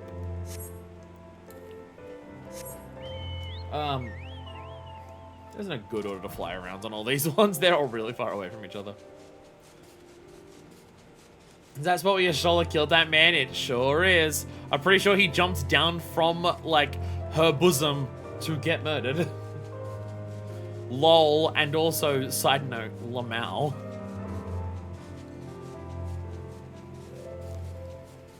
But yeah, like, I love Final Fantasy XIV. I think there's a lot to love about this game. Again, it's my favorite game for a reason. I think there are a lot of times where this game does handle things well. I will absolutely not be someone who says that this game and the team handle things perfectly, and will openly admit a number of times they handle things quite poorly. I also say this about a lot of other games that I like. I love Wonderful 101. Wonder White and Wonder Black are questionable. I love, what's it called? What's the other? I just thought of another thing that I was thinking of that I'm just like, it's questionable. What was the other thing I was thinking of? Oh, Yakuza. I love Yakuza. Yakuza has its moments. I see people where it's like, you're not allowed to like something if it has any problems. And then those people will try to, like, judge people for liking something if it has any problems. But then those same people, because they can only like things if it has no problems, will then lie to themselves about the stuff that they like not having any problems. And that is just a very unhealthy way of dealing with media. You can enjoy what you want. Be honest about it, though. That it's better for everyone, especially yourself. Like, I could love this game. This game has had a major impact on me. I genuinely think that this game has improved me as a person. And I genuinely think that it is some of, like, my favorite stories and world building and everything like that that I've seen in media in general. It has some yikes moments that make me go, bro, what the fuck?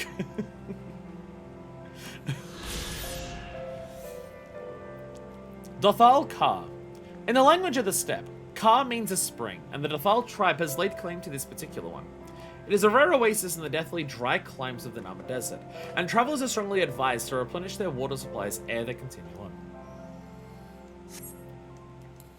Nothing about the actual culture of the Dothali people there, just like the actual landmass of, it's an oasis, there's some water there, maybe top up because, look at what else you're dealing with.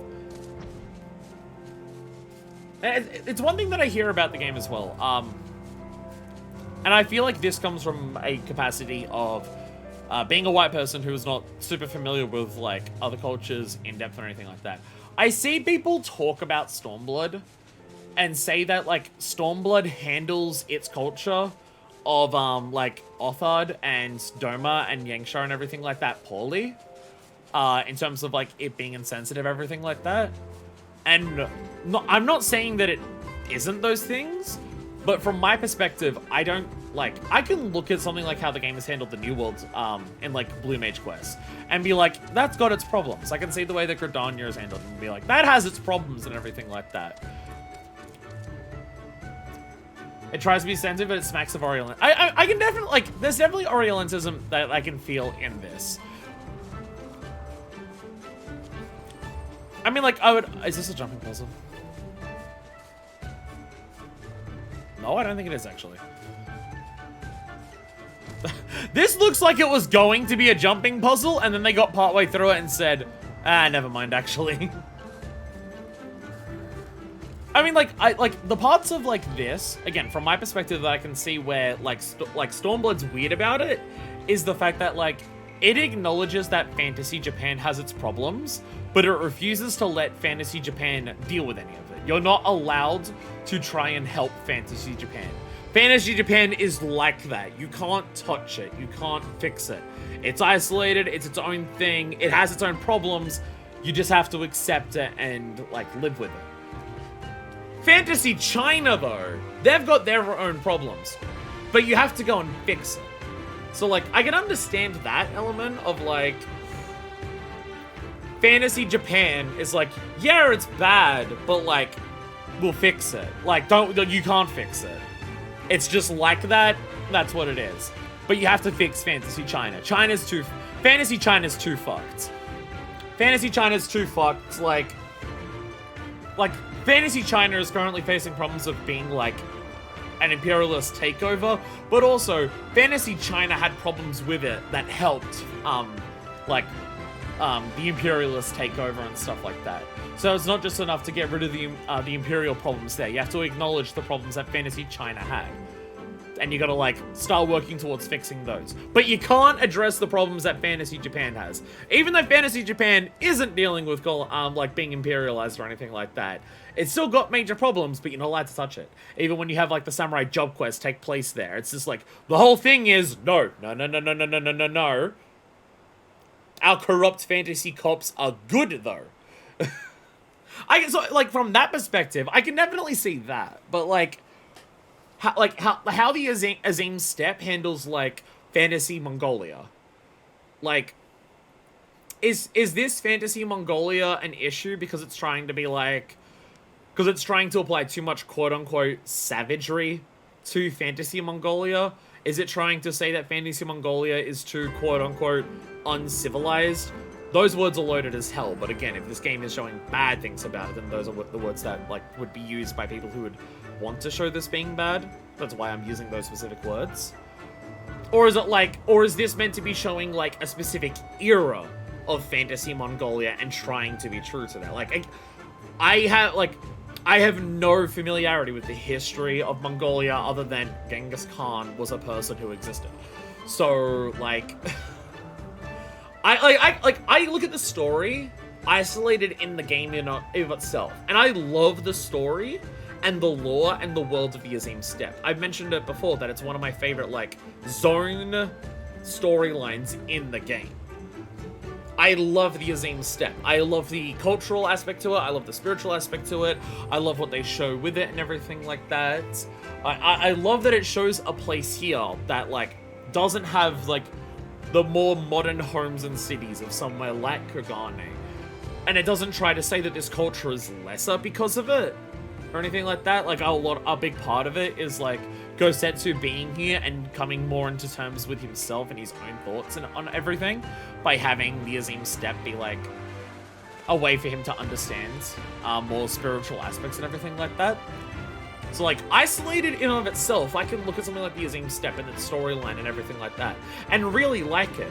But when I put that into the context of what's it implying about real world Mongolia, like I don't know enough about that to know whether it's like things that it's doing here are like indicative of problematic elements of how that history, or like specifically because this is being made by Chinese developers. Because there's also that. Like that's part of the big issue of Yakuza. Whenever Yakuza makes comments on Korean culture or Korean people, it's a big red flag. Because a Japanese perspective on Korea and trying to say problems about Korea is not... like, it's not neutral. Because Japan has a history of, like, colonizing Korea. So when a Japanese dev says, look at Korea, here are the secret Koreans, here's the Korean mafia, they're so obsessed with their mission that if they fail, they kill themselves, whereas compared to the Yakuza, where the Yakuza will try to do like the Japanese mafia, will try to do everything they can to survive and fight through it all, but the moment that the Korean mafia makes a mistake, they kill themselves because they're so dedicated to their mission, they'll hold grudges for 2.5 decades to make sure they can enact their revenge, and like, it's not a neutral perspective for a Japanese dev to say that about Korea. In fact, it's kind of fucked up. Because again, Japan was the country that had colonized Korea for a long time. So like, from Japanese devs saying something like this about China, like Fantasy China or Fantasy Mongolia, like I'm not familiar enough with that. Again, it's not to say that it isn't there, it's to say that I'm uneducated, I don't know. A lot of it is them trying to not rock the Japanese audience boats, yeah. And also getting to see, yeah, you only see one part of Fantasy Japan, and they're just like, you're not allowed to look at any more Fantasy Japan. You get one part of Fantasy Japan, it has its problems, sure, but don't fix it. And don't go and see more of it, because you're not allowed to. It's like... The Dawn Throne. A grand monument marking the sacred site where Azim, god of the sun, is said to have created a corporeal form of himself and become the Dawnfather. Tended and improved over the years by the steppes most powerful tribes, it now rests upon the waters of Azim Khat and is crowned by a magnificent palace. What I have learned about Korean culture from Yakuza, the Koreans like to play hide and seek. And there's one other thing. There's one other thing that that Yakuza loves to say about Korea. That they have really good barbecue. There is also this. They also like their barbecue. Japan might be flooded with secret Koreans who will kill themselves, but at least their barbecue is good. Said Ryugoku TV Studios. Mill of Ironheart gives us her grandfather's Rodard's Sightseeing Log. Her cousin Kester adds Heavensward, her uncle Olga adds Stormblood. Her brother Nedrick also gives us some of the optional ARR dungeons. Also fun lore I just found, Rodard was the guy who helped make all the maps in canon. Shadowbringers Sightseeing is just from a guy. No, clearly it's a shard. Clearly it's a shard who shares the same soul. Where the fuck is this one? There are two really close to each other, and I have no idea which one is which. It's meant to be like here. Could it be underwater? Rodard, go the fuck to Ilsabad! Hey, it's underwater!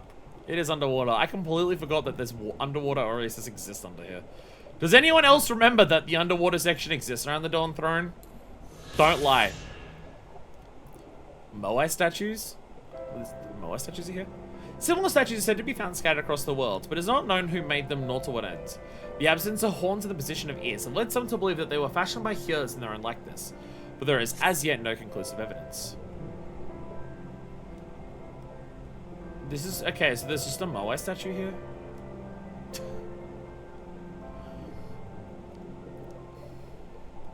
Why is there a Moai statue here?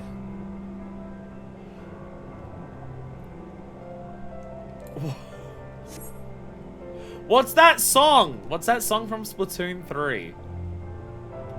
The bum bum. that song. The Moai statues, Easter Island, that they're on. Isn't that, like, in the Southern Hemisphere? Yeah, yeah. Bing, bang, bong. Bong, bing, bing. That's the one. That's the one I remember. Yeah, isn't Easter Island, if that's the name of the island that the, Moai statues are in real life, isn't that in the Southern Hemisphere? Because we're, like, super high up north, comparatively, if we're in, like, Fantasy Mongolia.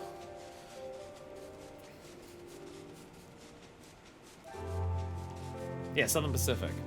So this is really out of place. This is really out of place, and it's just sitting there. That's the type of thing that, like, if we're on an island, like, near Meracidia, it should be more so there. Not, like, not on Meracidia, but, like, Australia does have a lot of, like, Southeast Asian islands surrounding it, so, like, I feel like that would be at least a little closer than Fantasy Mongolia. This one is probably prey. Given where we are, if it's not lookout, it's probably prey. I was right. Oh, I closed it accidentally. I was trying to close the fucking. I closed. Which one was that? 44. There we go. Chakazo. It's on Southern Hemisphere. That's what I'm thinking. It's so out of place being this far north. Chakazo. Resting within this shrine are the bones of a revered sailor woman who fearlessly faced a monstrous dragon in order to protect her people. It is customary for the tribes that triumph with the Nadam to come here to make an offering. I'll be honest, that Namazu society quest where you have to come here and, like, talk about the Namazu outside the front of this statue feels a little more disrespectful now. That one specific Namazu society quest feels a little more mean-spirited now.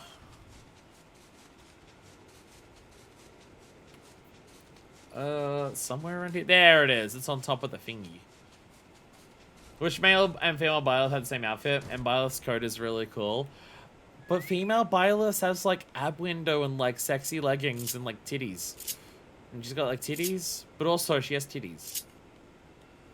Well, my faces appear in a lot of FF games. Okay. Sure. Sail Iron. A cluster of ancient stone pillars located near Bardam's Meadow, upon each of which the songs of the peoples of the steppe are graven. Although the pillars' placement may appear haphazard, when the winds blow through them, they are said to come alive with melodies from ages past. That's clever. It's too busy. It's like 7 different statement pieces with no cohesion. It's bad. Crafts, you sound like a fan artist who wants to draw Byleth all the time because she's sexy, but then has to contend and wrestle with the fact that if you're drawing Byleth, you have to draw her outfit.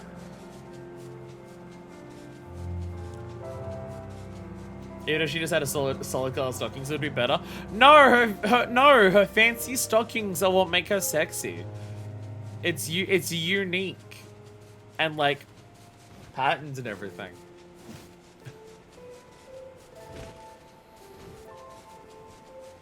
That's what makes her Byleth. Now, what makes her Byleth is the giant rack, but the second thing that makes her Byleth.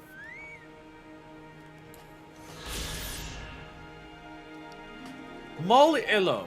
The current home of the Mol, one of the many Xyla tribes that roam the Azim steppe. Being nomads, their stay here is but temporary, and the turn of the seasons will see them strike camp in search of greener pastures for their livestock. Though quite sturdy when erected, the yurts are designed for ease of relocation. It is kind of funny to, like, talk about how much of, like, the Azim steppe is nomadic, and none of it will move because they're MMO world. What makes her Byleth is actually the DVD logo bouncing around her empty head. But instead of DVD logo, it's just a pair of Edelgard's tits. I think it's a little slightly more erected. I'm sturdy when erected too. Ayo. One of her alternate heroes is just normal black tights, and it's funny to see. I wouldn't recognize her as Byleth. But to be fair, I don't recognize her as Byleth when she has green hair, so there's also that. There's also that. I see fan art and she has green hair, and I'm just like, who is that? Oh, it's right, Byleth. Ugh. Ugh.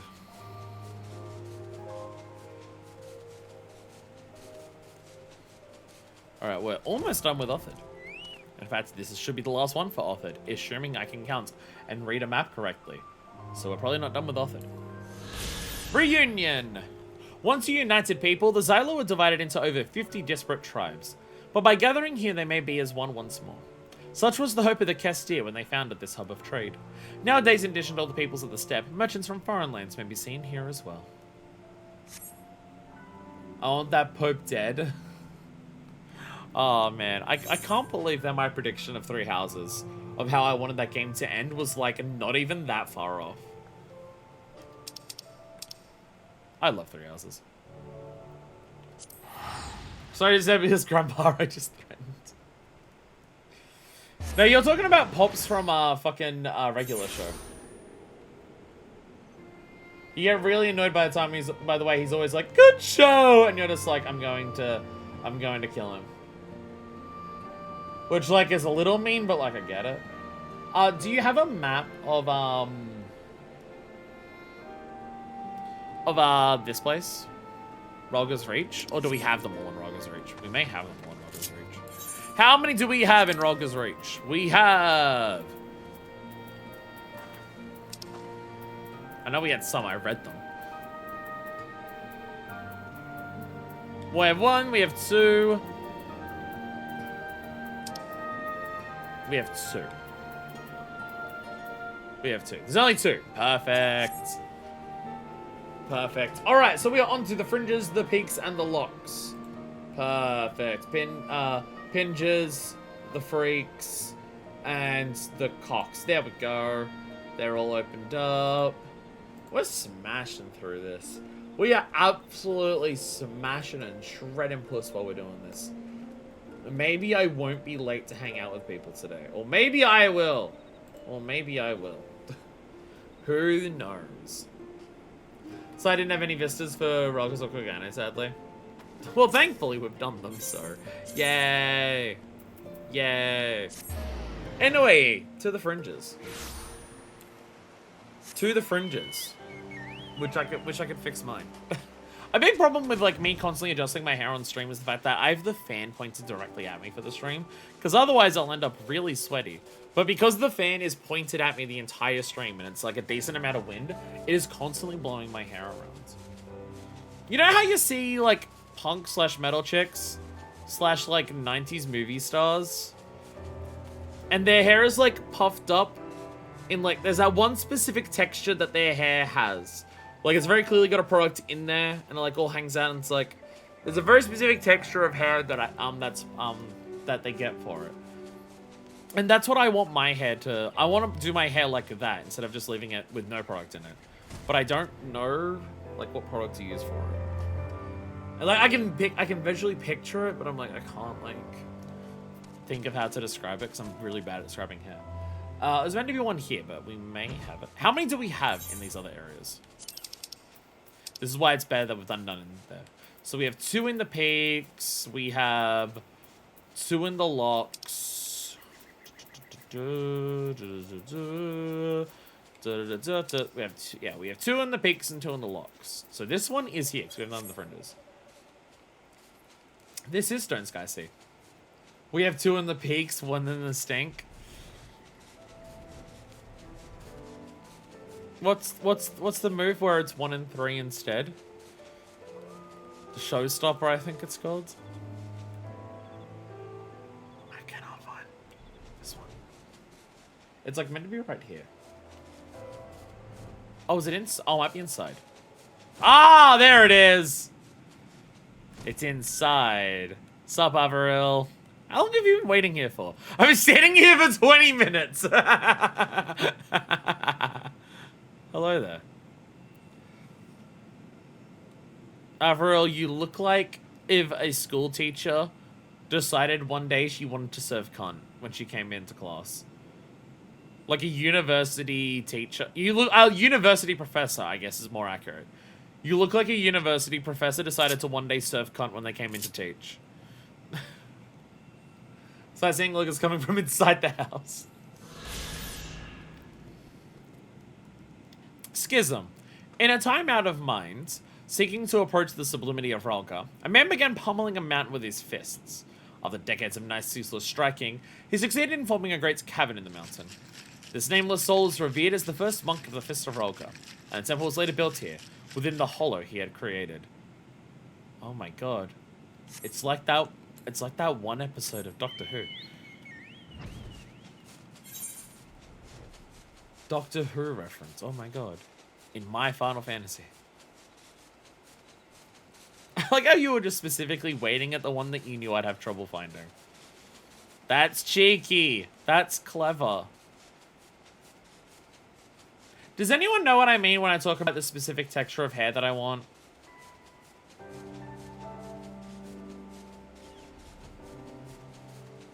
Like, it makes it all, it makes it, like, stand out a little bit. It's not, like, puffed up, but, like, normal out, but it's, like, I don't know, I can't think of how to describe it. Because I can only picture it visually, but I'm really bad at, describing things. Like, when I go to metal shows, there's a lot of girls there who do like that. The Elvira poof? It's not quite that. Not quite that. I'm trying to think of, like, anyone famous or any character on any TV show that's had hair like that. I can't think of it. Castrum Oriens. This Gallian stronghold had its beginnings as the construction base for Balsar's War. Following the Seventh Umbral Calamity, it was expanded to become a fully fledged castrum for the Black Wolves for renewed invasion efforts. Nowadays, it is held as the Order of the Twin Adder and jointly garrisoned by Alliance forces.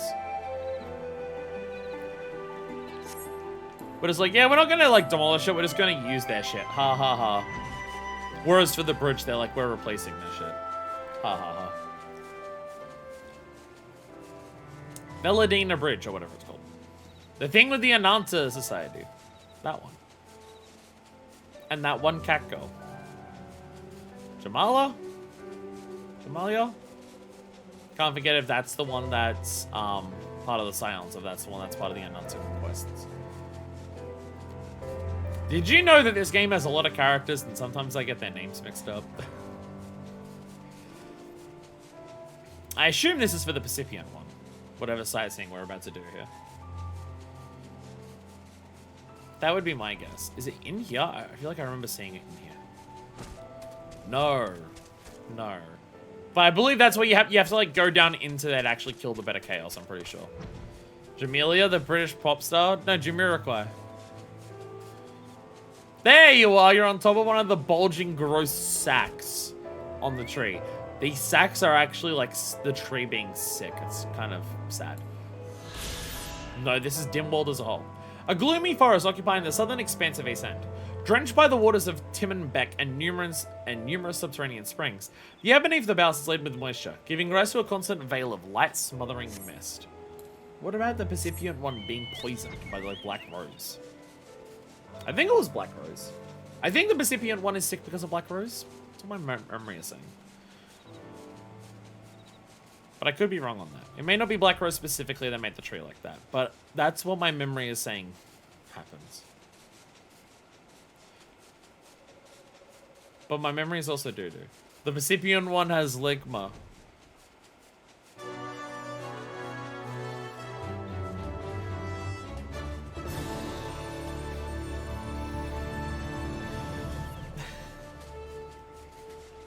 That's what I was thinking, it was Black Rose. The music agrees.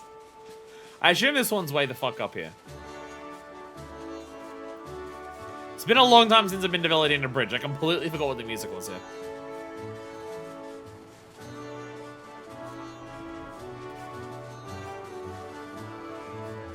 Banning the video game. I'm banning the video game that the height restrictions stop you from standing up here. I'm banning the video game. How dare you? Like, how is there not one here?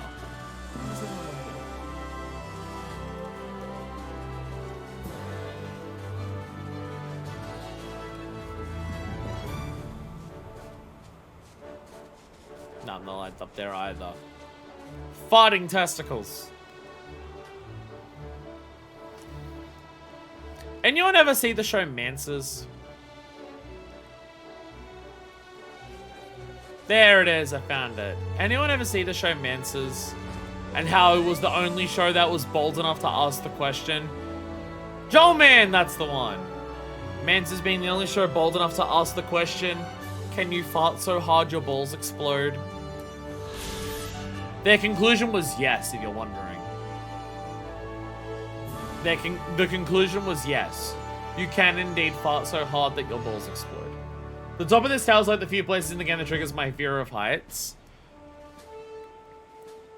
I'm trying to think if anything in this game has done that. So I feel like for me, for it to like activate my fear of heights, it's gotta feel like something that I could actually be in real life. Castle and Belladina. Built upon the bridge over the Belladina River, this Imperial fortification serves as a critical waypoint for supplies, connecting the many military installations to the east and with Balsar's Wall to the west. Rising sky high from the center is a great tower that provides moorage for airships. And as in like, yeah, as in like, something like Azys Law specifically doesn't. Because it doesn't feel real. Like, I'll never be in a thing in real life that's like Azys Law.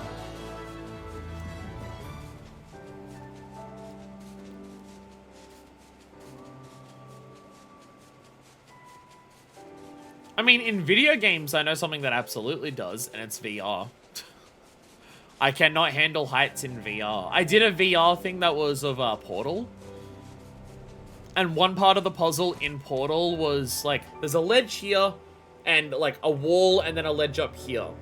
And, like, you use the portal to teleport up there, but the way that you had to do it is once you were up here, you had to, like, shoot a portal down here. To grab something or anything like that. So the way that you'd have to do it would be like walk over to the edge in VR and look down and shoot a portal down the lower ledge. I couldn't fucking do it. I could not fucking do it. It wasn't even like super high. It was like maybe a 2 to 3 meter high ledge from that.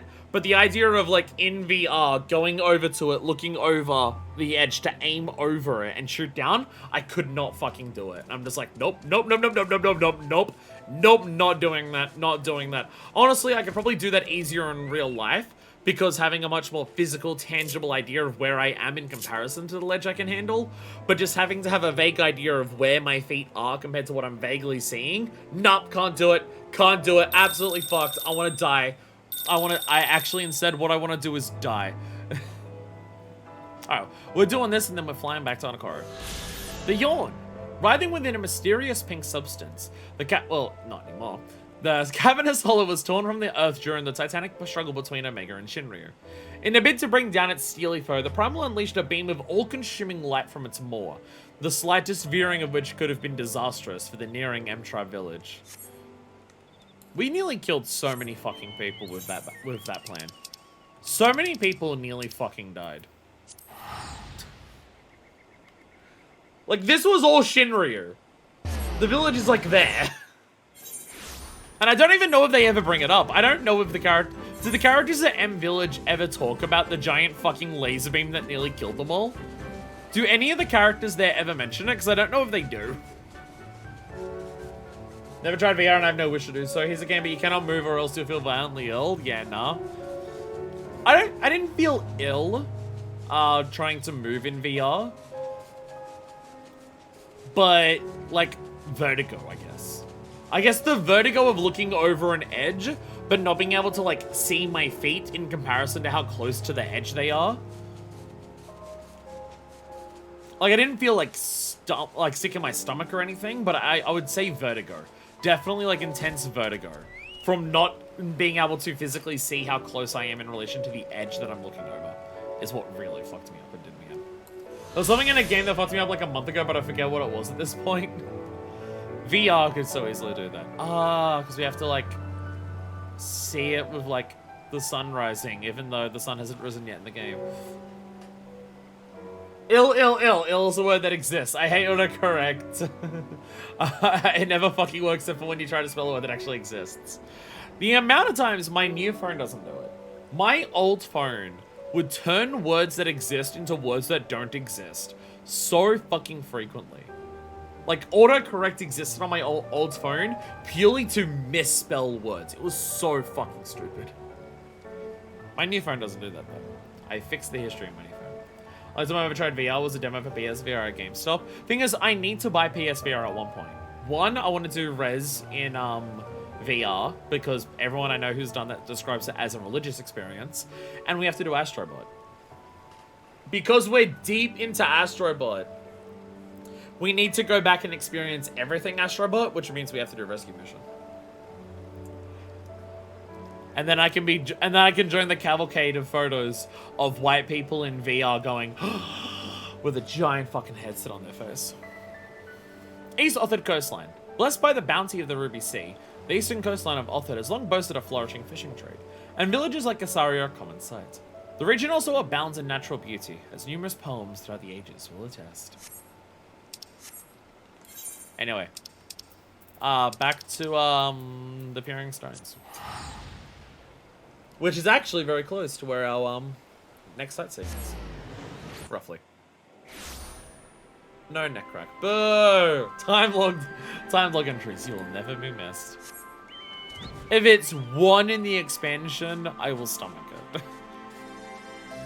As long as it's not timed and also combines with what's it called?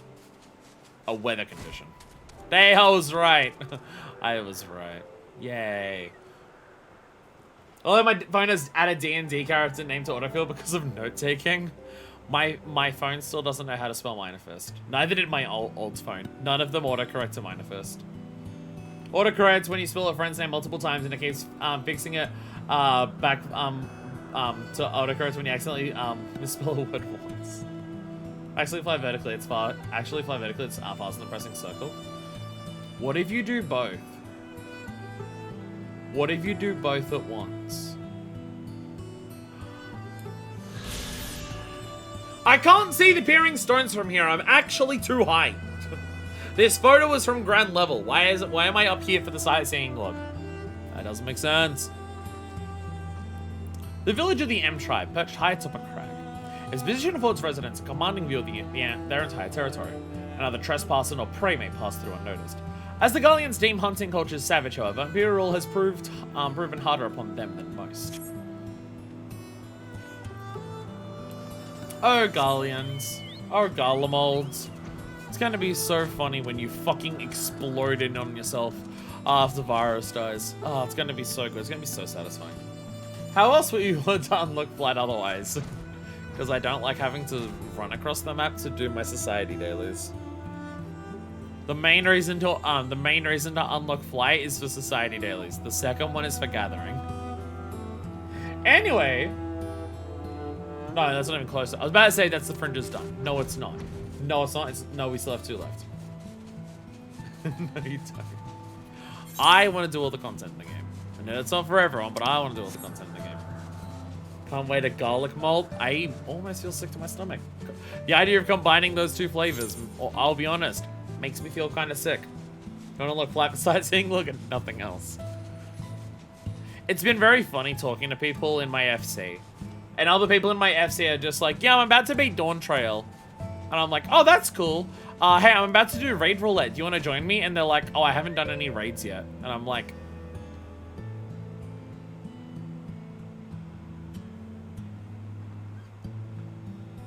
And then I cry. And then I cry. Jean Ankart, a distinctive castle of clay built by the Ananta, housing within its depths a shrine to the goddess Lakshmi, Lady of Bliss. For this reason, it was given its name, which means Mother's Bed in the Ananta temple. At present, it is occupied by the dominant Kalyana tribe. How dominant? How many of them died during the Lakshmi show? Who's uncut? Me. I live in Australia, and mutilating penises is not anywhere near as common here as it is in America for some reason. I'll be honest, America, I don't get why you consider that to be like a natural thing that's always done. I don't get it. I don't get it. You don't even have like religious reasons for doing it. You seem to just do it for the love of the game. I don't get it. America, what the hell? Yeah, I think like religious reasons, I get. Because, you know, religious tradition. I get it. Medical reasons, I super get it. I understand. America, as I said, seems to do it for primarily the love of the game. They don't have other reasons. I understand people wanting to just do MSQ and go back side content, but it just feels weird to not bother with any of it. That's what I... Again, there's so much content in this game, and I find it confusing how many people are just like, I'm gonna log in daily, and I'm just gonna, like, hang around in Limsa all day, every day. I will never do any raids, though, and I'm just like, I get it's still fun to play and do all that stuff, but, like, content's fun. I let Shadowbringers raid undone for a minute, and I regretted it a lot. Shadowbringers is the one that's so specific that we're doing it, like, specifically lining up with patches. So there is also that. I mean, Shadowbringers raids are either going to involve Elidibus or Reen and Thancred, based on the ending of 5.0. So yeah, it feels very important to do them at specific times. Given who the characters are involved with it. Gir Kahim. A monastery establishing some 3 centuries ago by Haimant, High Priestess of the Fist of Rolga. In the ancient Marki language, the name means one's mirage, a reference to the arduous training that monks underwent to face their inner self in their quest to master both body and mind. Marki language.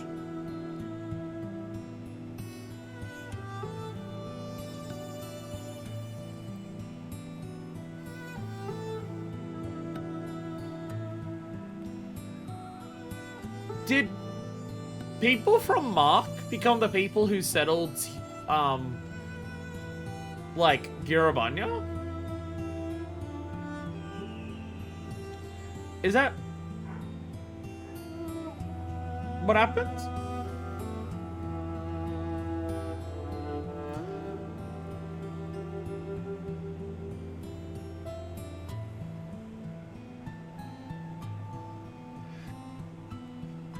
The Ark was people from Mark, Nim, and Armdapor.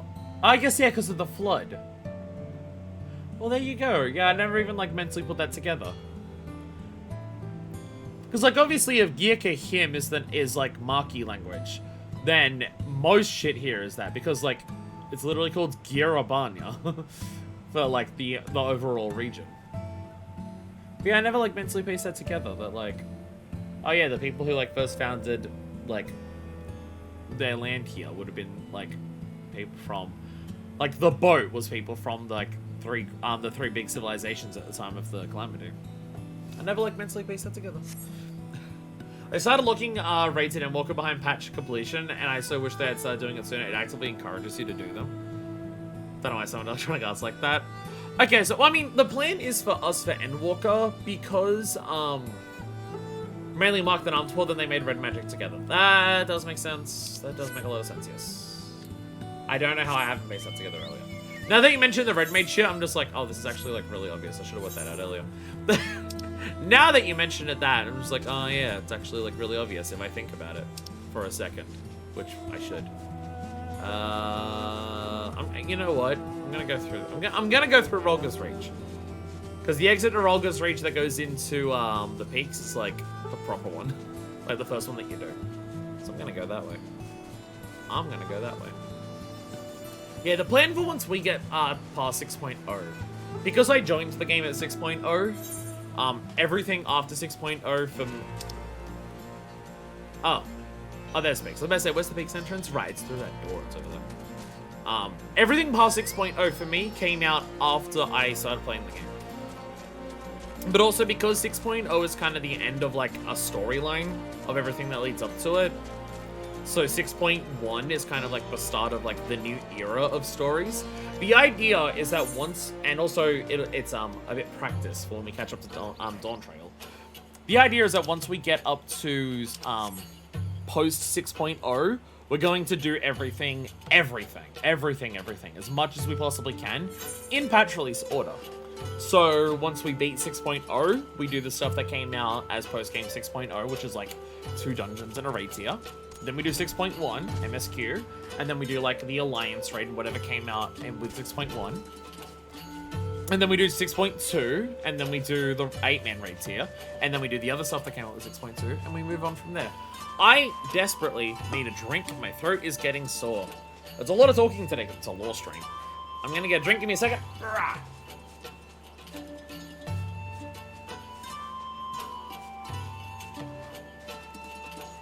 Water and water and water and water and water, water, water and water and water and water and water, water.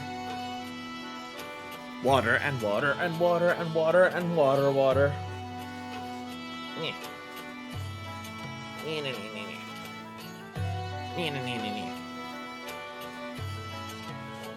The water song is a deep cut?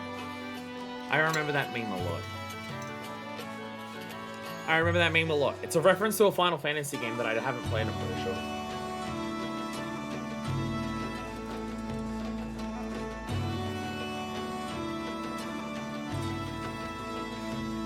I think it's like FF8 or FF9. That like the song is to the memes of. My throat is hurting a lot. You finish patch MSQ and text pops up that's like you can do the raids now if you want. Oh, that's really good. Yeah, they really need that. Do your raids, they're fun. I put a list of all the patch stuff in order on Discord a month or so ago. I missed that if you did that. Or do you mean in the spoiler channel? Because I wouldn't have seen it because obviously if it's like listing stuff that's like in patch order, I can't see it because it might be spoilers. Maybe you mean in the spoiler channel. In spoilers, okay, yeah, fair. But nice! Thank you, Deku! Oh, God.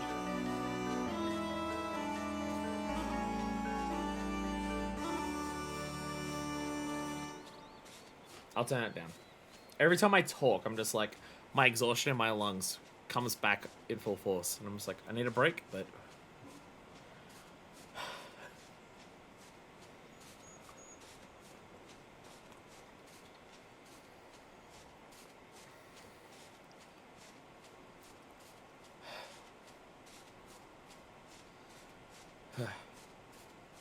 The plan is we finish 6.0 in like August. Given our current schedule of things planned, end of 6.0, like story MSQ 6.0 will be roughly towards the end of August. Lungs from the critically acclaimed debut album from Florence and the Machine. Sex toys are against the Bible. It's Adam and Eve, not Florence and the Machine.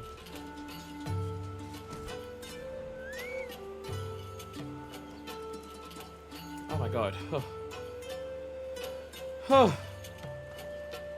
Hey chat, what cardio exercises should you do when you have long COVID? And also like heart problems. To like make those not as bad.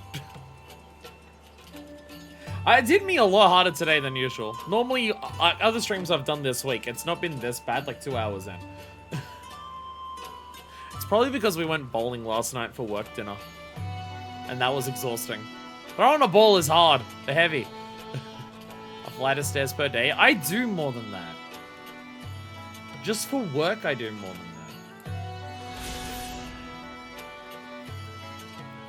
Unfortunately, the work that I do doesn't seem to be enough cardio. Apparently, working 5 to 6 hours of retail is not enough cardio to like keep up with being able to do 5 to 6 hours of work a day, which is annoying. Emprise. In the past, monks who completed their training at the Temple of the Fist were honored in a ceremony held in this hallowed cloister.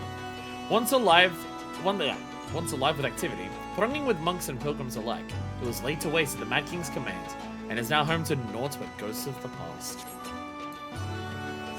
When are we gonna apply the Doman Enclave rebuilding? But to like literally the entirety of Girabanya. Between the Empire and Mad King Theodoric, it seems like nothing exists of this place anymore. Isn't that Empress in French? I'm sure it has a different meaning. I don't know French. I'm not familiar with that, so hard for me to say. I assume this sightseeing log I'm flying over to is for the ziggurat here. This is my assumption. Because it's on this little ledge here. Yeah, it's on this little ledge here. There it is. I would presume this is for the ziggurat. No one can be sure, because no one knows French. The Ziggurat. The 600 calamity wreaks havoc upon the realm's ethereal flow, giving rise to unstable weather patterns. Desiring to connect the disturbance, descendants of the Amrapori and the Marquis set aside past differences and came together to build the Ziggurat, which served as a weight to still the land's writhing currents of aether. And now a bunch of keycones have taken over it. Which is okay, they deserve it. It's the M prize, the prize for M's. I could do with an M prize. Because, like, Managa, she's M, and then I could, like, sleep with Managa. Does that play in any capacity? No. I'm tired. I feel like I'm more exhausted today than any other stream I've done this week. We did Astrobot for, like, 7 fucking hours. I finished nearly at 10 PM at night. And I felt less exhausted during that than I feel 2 hours into this stream. Maybe it's specifically the sightseeing reading. Maybe it's because of the way I read it out. Because I try to not just read it in like normal talking, but I try to like read it in a I'm reading a passage voice. Maybe that is like particularly exhausting. Maybe I'm bad at that now.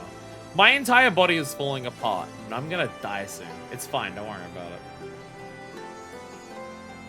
Should have been for the keycone hunt next to the Ziggurat. My character's been AFKing on this still for half an hour. Come join us and do all your sightseeing. It's worth it and it's fun. Alagana, primarily known as the home of the princess of Alamigo.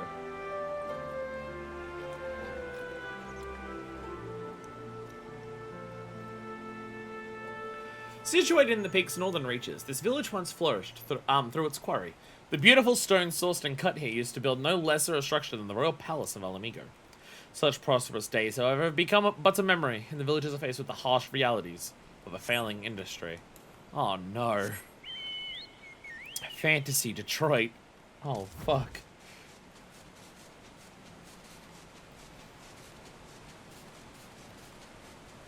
Nice neck crack. How was so much of that building still in place? It like blew it up. How was so much of it still there? We blew up that building! Conrad died and everything! And yet I still have to see part of it on the horizon. Fuck this bitch country of Garlean.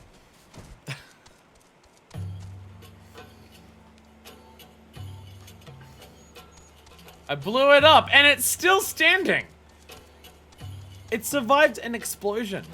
The prick. This one we may have. Yeah, because it's that one. Because it's that thing. We have this one. We've reached the bit of the stream where I'm too tired to type. Is today just an exhausting day for everyone? Is today just a day where everyone's tired? We're like not even 2.5 hours into the stream. Is today just is there something in the air today that's exhausting everyone? Because that's what I'm feeling. Been sorting one yak for their milk. Had to get 64. This is why I have retainer ventures. This is why I use retainer ventures. Because I don't want to have to kill mobs to get materials. I will send out my retainers to do it instead. These things still look like that Pokemon. Behigurium, or whatever it's called. These flying structures still look like that one Pokemon. Mind you, it's 2 AM. I will simply buy it. No, because that's Gil. Gil is important to save. I say with my 9 million Gil on me. I need more though. Cassie earrings cost like 20 mil. I need my money. Oh, I'm completely in the wrong spot. I thought it'd be somewhere on here looking at this shit, but no, it's further up. They're like both in Speculum Imperatoris. There's one on this bridge here. It's right there. It's right there. Oh, how is it? How are you not right here?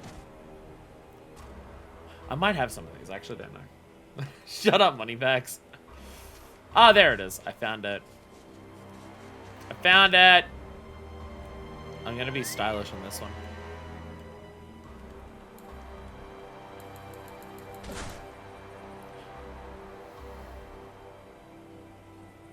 I mean, I was almost cool though.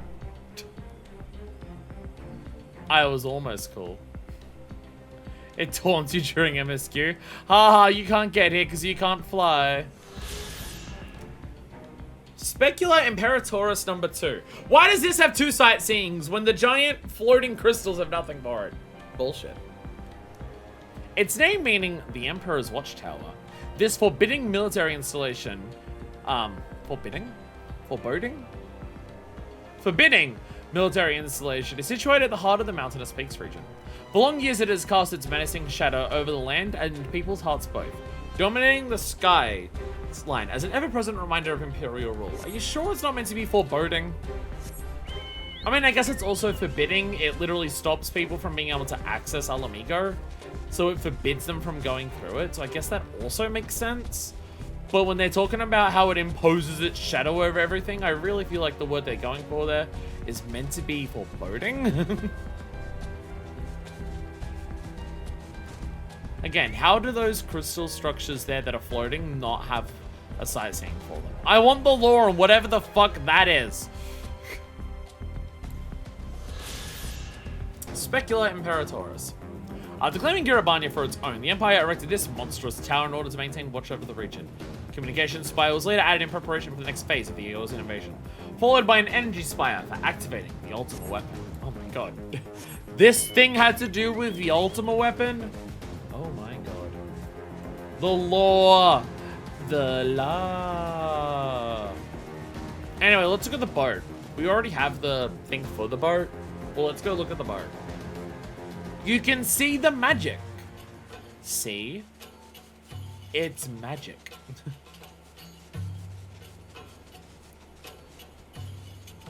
See how it's magic? The magic. It means that the wood is no longer falling apart. Because it's got magic on it. My mum is not magic. She's just some honky. Can I stand anywhere on this boat? No. I'm not allowed to stand on this. Oh, there we go. I found a spot you can stand on the boat. Yay. Yay. I can boat stand. Boat stand. So close to me. Die. Die. Die, actually. Actually, I've decided. Death. I'm tired. This is what I get for going out last night. I'm getting old. I went out for dinner and then bowling. And I got home at like 9:30 at night. And clearly that has exhausted me to... You know what? It's probably not that. It's probably more so the fact that this is like my 5th stream this week. Which, since coming back to streaming, I've not really done much. In terms of 5 in 1 week. It's probably more so that.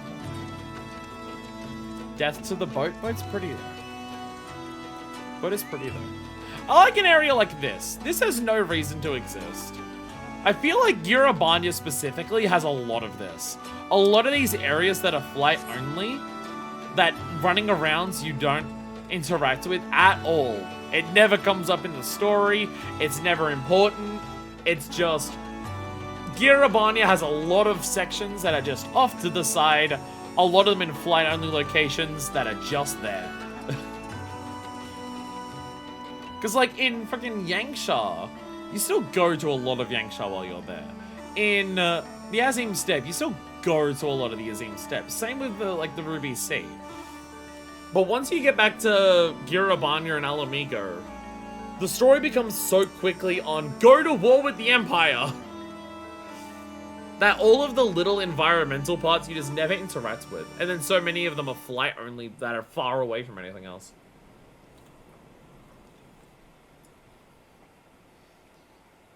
I went to the fair yesterday. I could go to a fair. I could play carnival games. I could go for some deep fried food of varying types. I could smash a fair so much. Yeah, below was a barren wasteland with nothing there. But no, let's put in another unreachable building. The Arms of Mead. That's me at the pub. I've never had mead. At least I don't think I have. I should try some mead.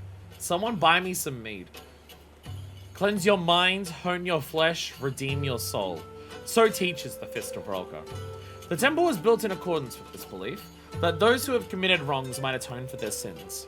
7 years of grueling training here will earn you the Destroyer's forgiveness, no matter the weight of your crime. This is a prison? Wait a minute. Wait a minute. This is a prison. Isolated building in the middle of a little, like, shockingly clean lake of water. This was a prison. This was a prison where people punched things to rehabilitate. See, you don't even need jigsaw traps. Just put people in a room where they can punch shit forever. It's not instant rehabilitation or anything, but you know. It's still better. Punch rocks for 7 years and you'll no longer be a dick. One standard giant mozzarella stick, quarter a pound of cheese? I've had deep fried mozzarella sticks before. I've not had one that's been a quarter of a fucking pound though. Jesus Christ. Jesus. I do love my deep fried mozzarella sticks though. I do love deep fried mozzarella sticks. I was telling someone in the Discord about having the deep fried mozzarella sticks at the chicken place. Someone in the Discord was like, I showed the picture and they were like, oh my god, what is that? And then they learned there was some near them. And then they went and got them and they were super excited for it. I can't remember who it was though. I remember having a conversation about mozzarella sticks in the Discord with someone. Because one of the chicken places that me and there you are. One of the chicken places that me and Hannibal love going to in the city is a Korean fried chicken place. And they have, you can get chicken sausage battered on a stick, but you can also get mozzarella cheese battered on a stick, or you can get half and half, where one half of it is chicken sausage and the other half is mozzarella. And I absolutely love that shit. And I get mine with snowing chili and ranch on it, and it's so fucking tasty. Oh my god, it is sex on a stick. What's that in human measurements for a quarter of a pound? Actually, quarter of a pound's not that heavy now that I think about it. Though in cheese, it's probably huge. I was about to say, quarter of a pound is like 250 grams, roughly. Wait, no, it's more than that. No, it's actually, no, it's like 500. No, it's like 500 grams. 1 pound is like 2 kilos. So it's about 500 grams. Yeah, in cheese, that's... Oh, okay, that's not... Okay. That is decently big. It's not much bigger than the ones I get. 113 grams. Oh, that's actually not that much then. I mean, compared to what I buy, this... Okay, I'm sharing with the class. That. I'll be honest, like, this is bigger than what I would normally get, but not by a massive amount. Not by a massive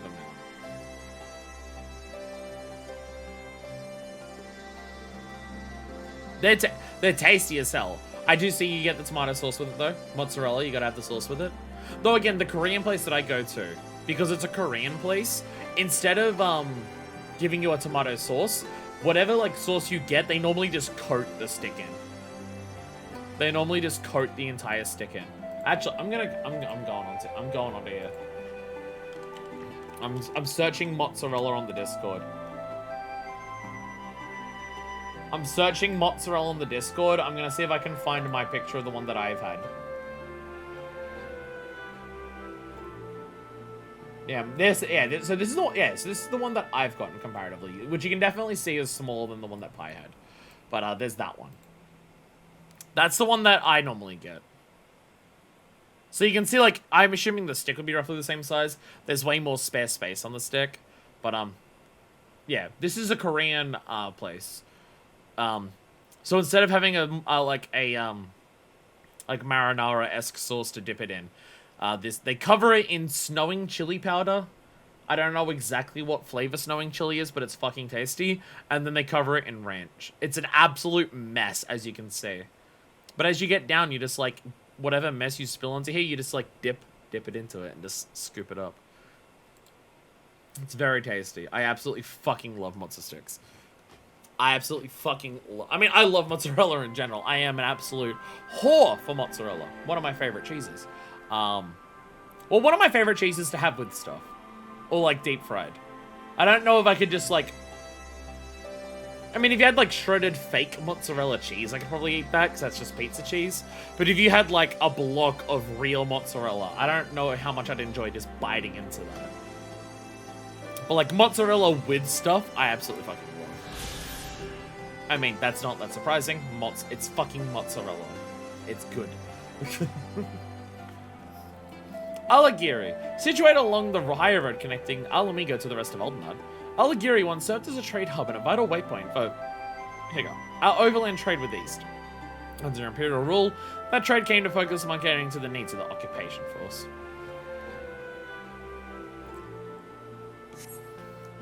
Overall, this road connects to... Oh, I guess because the road goes along here, which goes to the fringes, and this exit to the fringes does go to the Velodina. I was about to say, how does this connect to Aldenard? But yeah, along there to the fringes connects to the Velodina, which is over there. Yeah. Snowing chili looks to be a special house blend, so who knows exact recipe? Oh, okay. Okay. I wasn't sure if snowing chili was just like a general type of chili that's like common in Korea, or whether it was like specifically a Nene chicken, which is the name of the place, type of it. But if it's a house blend, then yeah, probably that. And now the zone of yellows done. I don't want to start doing yellows, because I want to make sure all the ones that we do want to do on stream, we do first. And then all the ones that we don't care about doing on stream, I'll then clean them up. But the reason that I've still got, like, 1 billion in Alighieri is because I don't know if any in Alighieri are important. I went around and I made my own list. I have a list of all the yellows that I want to do on stream, which is to say all of the yellows that are currently on the map that have a picture for them. Plus any that seemed particularly noteworthy from an instant. Oh, hello. Oh, sill. You're on this sill. When you said sill, I thought you meant like the little sill as in the ledge from that other building you were in. Oh, you mean sill as in the giant, like, the giant store sill. That Charmander emote is incredibly adorable though. The map one what is that a map of? Oh, Silo is probably what I mean, yeah. Why do you have... Okay, it's not... I think it's not just a map emote. It's a map of the American Midwest. Which is very specific. Specifically a map of the American Midwest. Why? Coldhearth. Tucked away in a forgotten corner of the peaks, this sleepy hamlet is known for producing mercenaries, a tradition that was born out of necessity. With its lands yielding precious little bounty, youths took to leaving hearth and home behind to trade their sword arms for coin. Most notable among them being Rauban al-Din, the Bull of Alamigo. Why is the Midwest east? That's the East Coast. There's neither mid nor west. Look, I'll be honest, I've heard some things about how America refers to parts of America, and I'll never understand it, and I just don't question it.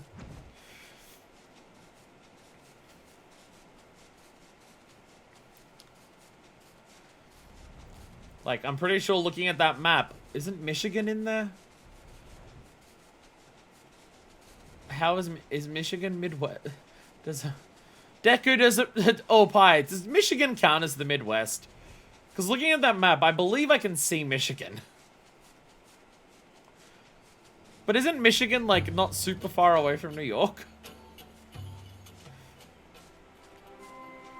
I'm confused. I'm confused. America, you don't make sense! I know I say this a lot, but you know why I say it a lot? It's because you don't make sense! I don't know any state is, they all look like squares. Michigan's one of the few that doesn't.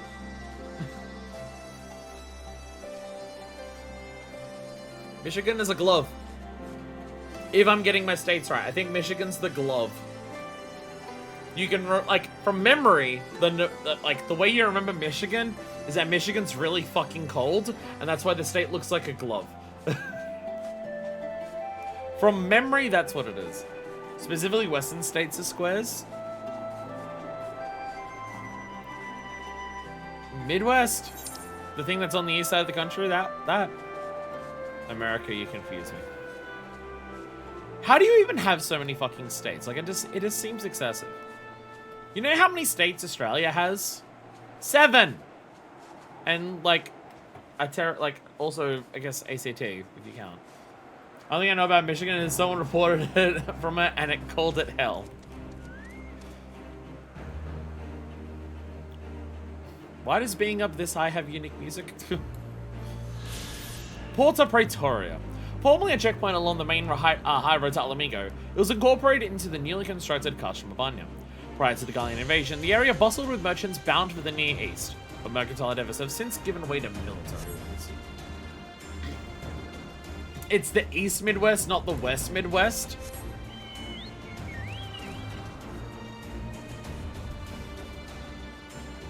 America needs to be stopped. America needs to be stopped. Italy somehow has 20 regions, despite it being like the size of Michigan. Maybe Australia's the weird one. Maybe Australia having so few states despite its size. Maybe Australia's the weird one. I'll be honest, I'm looking at this map of Alamigo, or the locks, sorry, where Alamigo is. I'm looking at this. How does this entire area of Sweetwater not have any sightseeing logs? How does like this entire north section of the map not have any sightseeing? How is there no sightseeing for like the prisons of like the king and everything, or like this like garden area over here? How is there no sightseeing lore for anything up here? This spot, the thing that like Theodoric threw people off, this is the most northern sightseeing on this map. How does nothing more north of this have a sightseeing? Like, how is none of this? What is the lore of this place? It's like a prison filled with ghosts. I want to know why. My name is Ali Migo and I'm the People's Princess. New character idea? You're stealing Artesia's idea. You're stealing Artesia's idea. Artesia is already the princess. Born in Alagana, raised in Uldar, self-appointed princess of Alamigo. You're just making Artesia again.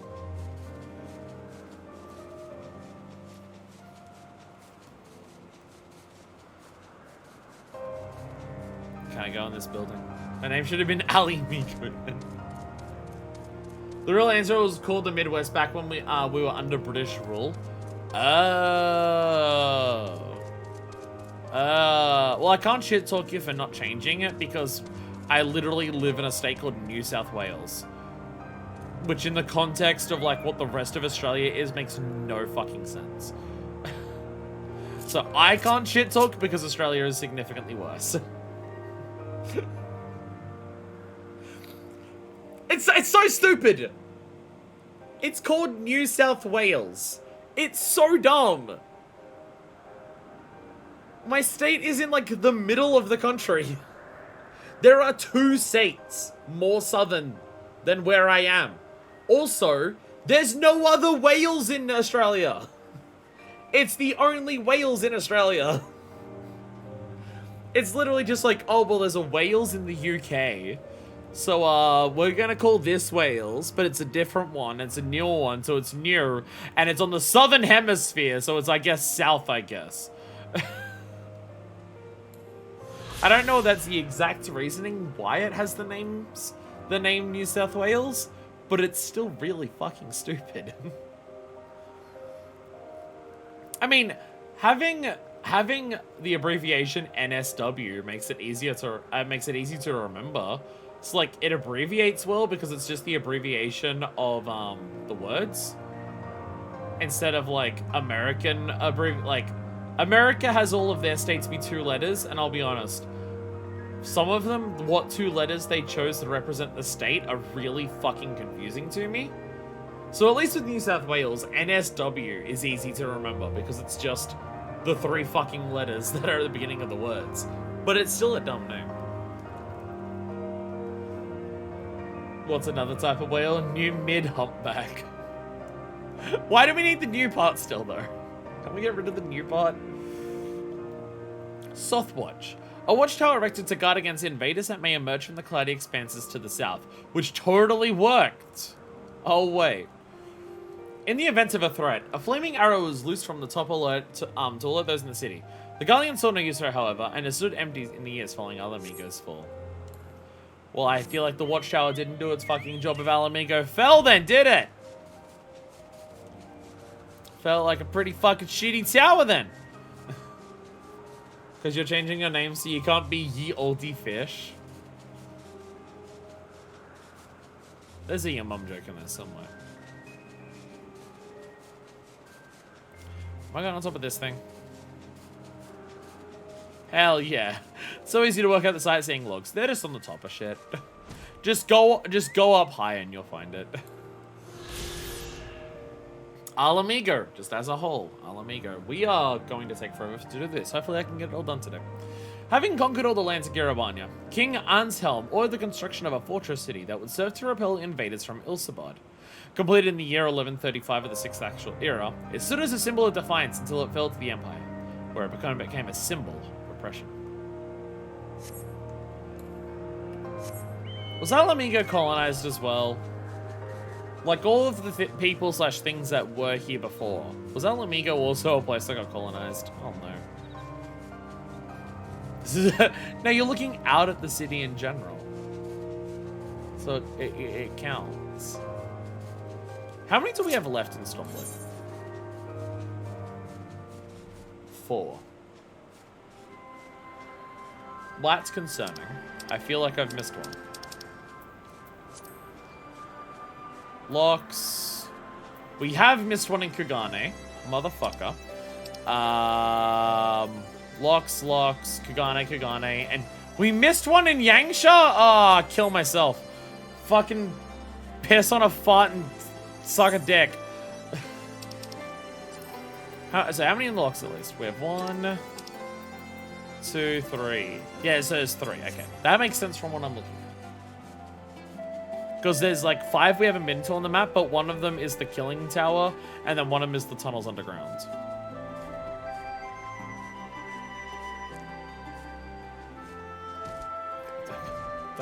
Why Stormblood area is so dark and inscrutable? I don't know. Stormblood has a lot of weird things. The places are impossible to see in. The music's incredibly loud. It's like they didn't want people to appreciate the zones here sometimes, honestly. It really does feel like that sometimes. Yalamigan Quarter, number 2. Maybe this is why they had less in the later ones. Because so many in Stormblood, and by so many I mean like 4 of them, are just like, it's this one, but again. A residential area situated to the south of Alamigo. Under Garlean rule, it was assigned for the use of the Arn, the lowliest subjects of the Empire not accorded citizenship. During that time, it was also known as the Peregrine Quarter, a reference to the derogatory name of which the Imperial occupiers called Alamigan natives.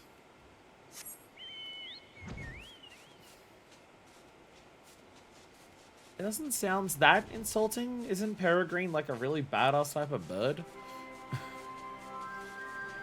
Or is the idea that, like, oh, they're calling them peregrines because Alamegans are, like, all about the griffins? And so, therefore, oh, well, peregrines are a much shittier bird than a griffin. So you were, like, the shittier... You're not good enough to be griffins. You're fucking shitty birds. Is that, like... I need to know the lore behind the slurs. The most important part of your world's building is clearly the slurs, said the movie, Bright. Early on it was just New Wales, but it was soon changed to New South Wales. It's unknown why it was changed. Could be because there was already a New Wales in Canada. Oh. So Canada stole our stupid bit. Understood. I cannot... Where is this one? Actually, that one might be the tunnels. Is there another one over here I missed? I'm zooming on this map further. I need to zoom in further. We need to zoom even further beyond. Which one did I just get? I don't think I got this one. Or was this the one I got? Was Canada ever done for us? Maple syrup? Domino in chat? There it is, I found it. Poutine, I think I've not had the chance to try. Peregrine means foreigner? Oh. I mean, it's pretty fucked up to call people native to a place that you've colonized foreigners. That is pretty fucked up.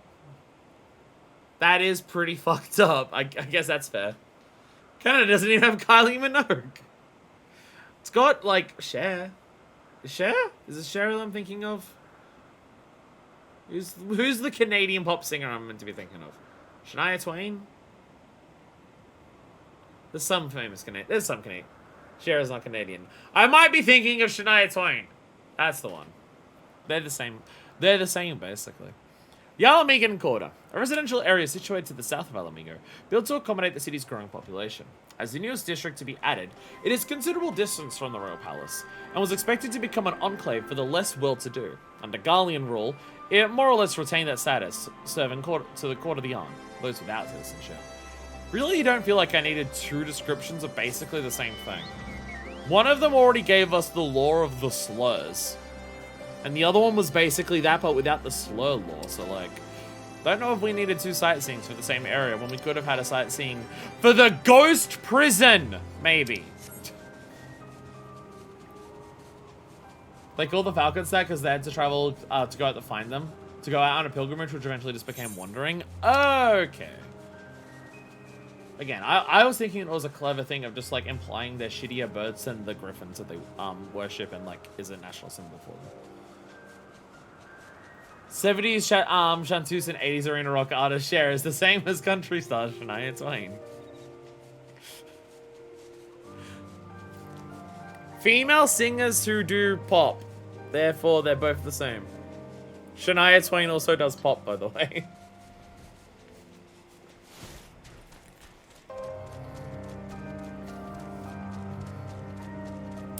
Oh, this one's in hell, isn't it?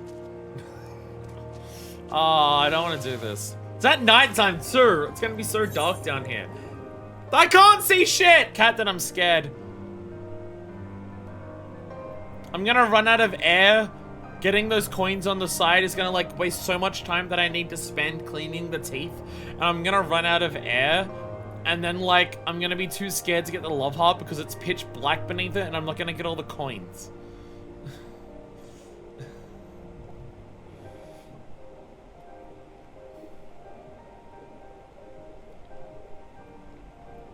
I love this zone, don't get me wrong.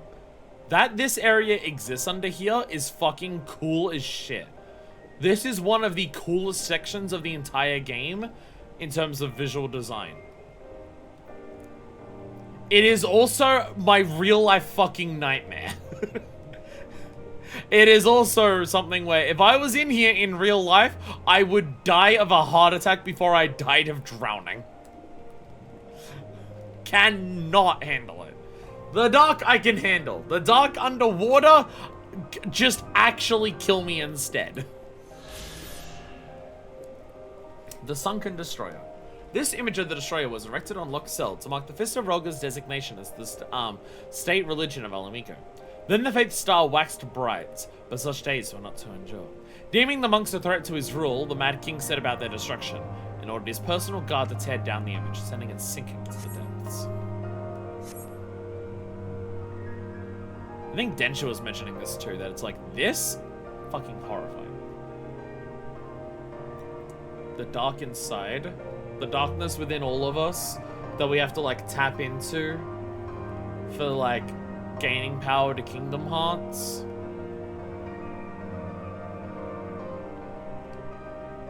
It's kind of scary. Can turn you into, like, Kingdom Hearts 2 Riku.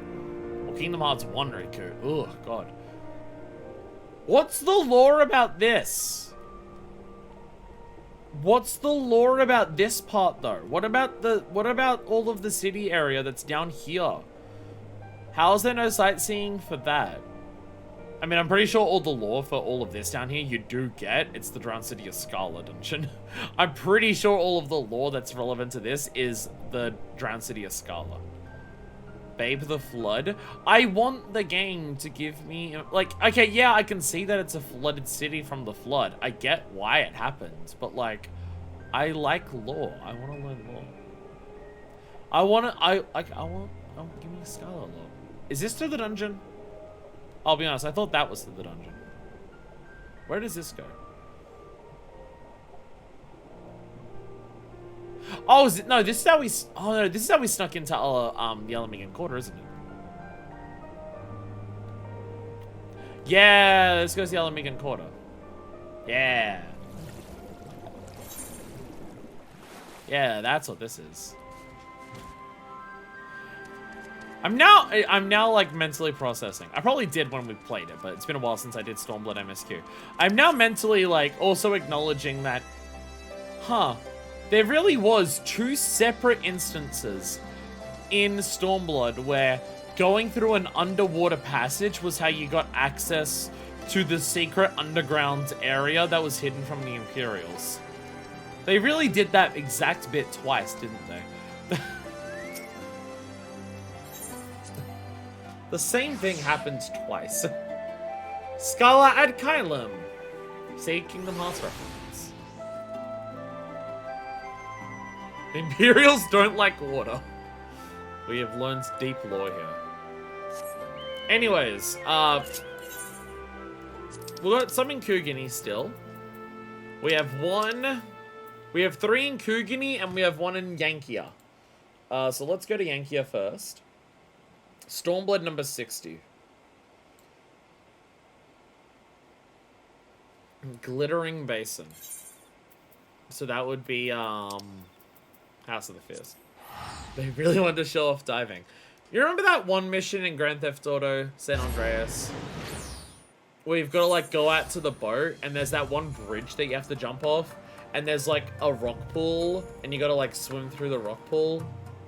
And it's kind of like the introduction to being able to dive underwater in San Andreas. And they even give you like one of the collectible oysters under it. To be like, hey, also there's collectibles underwater. Collect them to increase how long you can breathe underwater for. All you had to do, Cross, was follow the damn train. How'd you not get past it? All you had to do was follow the damn train. Okay, so 31... Oh, 31. Oh, Glittering Basin. Oh, I'm thinking of this being glittering. That's prison. Never mind. Cinema would have been closer. 31, 38. See how much longer this takes? See how much longer it takes to, like, mark it on the map and then fly to it as opposed to just having the map? You know, fuck. I hate going from one half of Yangsha to the other. I will teleport to Nemo.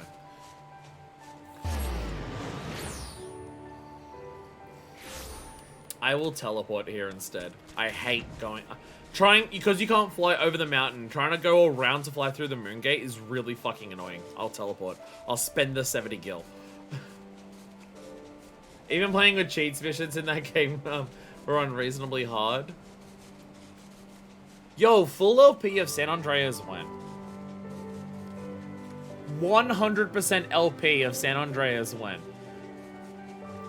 Completely 100%. All the tags, all the oysters, hidden packages, the photo spots, everything. 100% completion. Let's fucking go.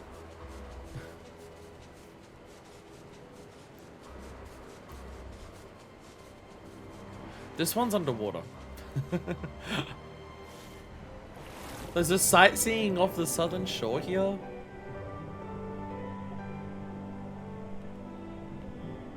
Yeah, I was not gonna find this one. It's always underwater. They like their water in Stormblood. Where is it?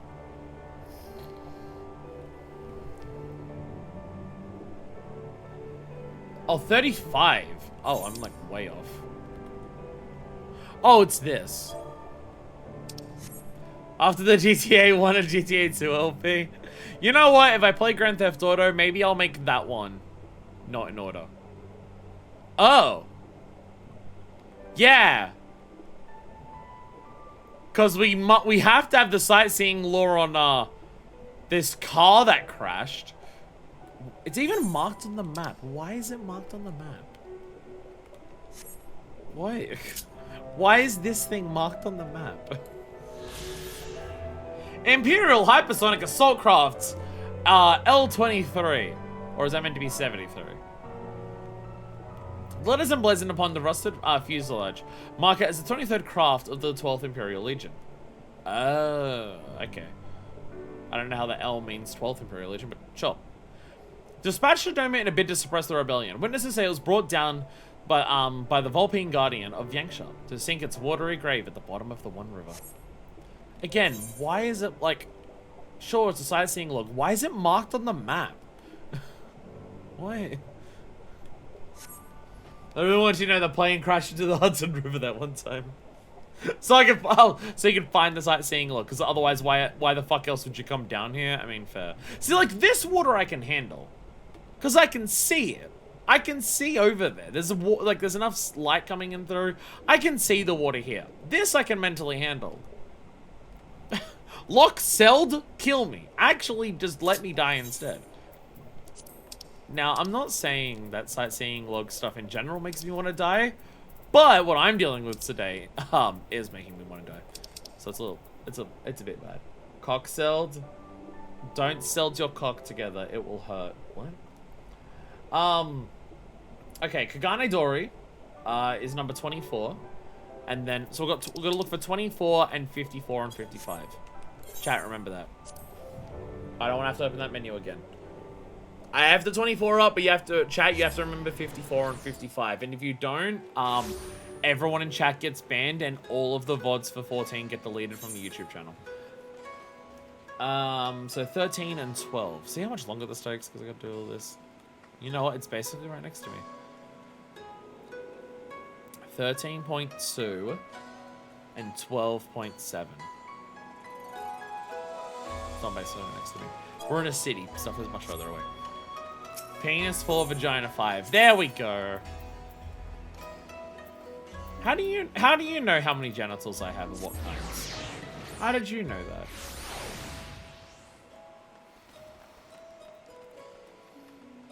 I got gender-affirming surgery. My gender involves 4 penises and 5 vaginas. It was on the it was the one on the balcony. I got a different one on a balcony, so I thought it was fine. I thought it was chill. 55. Oh shit! I got it backwards. All right. How do I get? Ah! I farted. Oh, I farted. It was right there. God damn it. Damn it.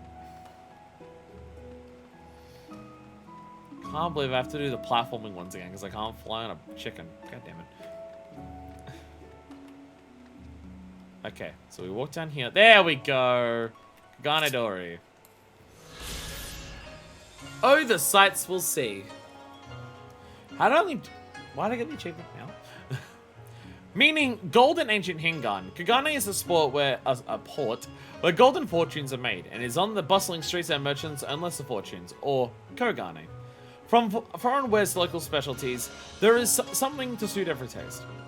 Those who have had their fill of the markets may also enjoy amusement at the renowned Musicosa Theatre. Dory, I hardly know him. What's the achievement for here? I'm confused. Oh, 1 to 45. Oh, it's not just a certain amount. It's specifically the numbered ones.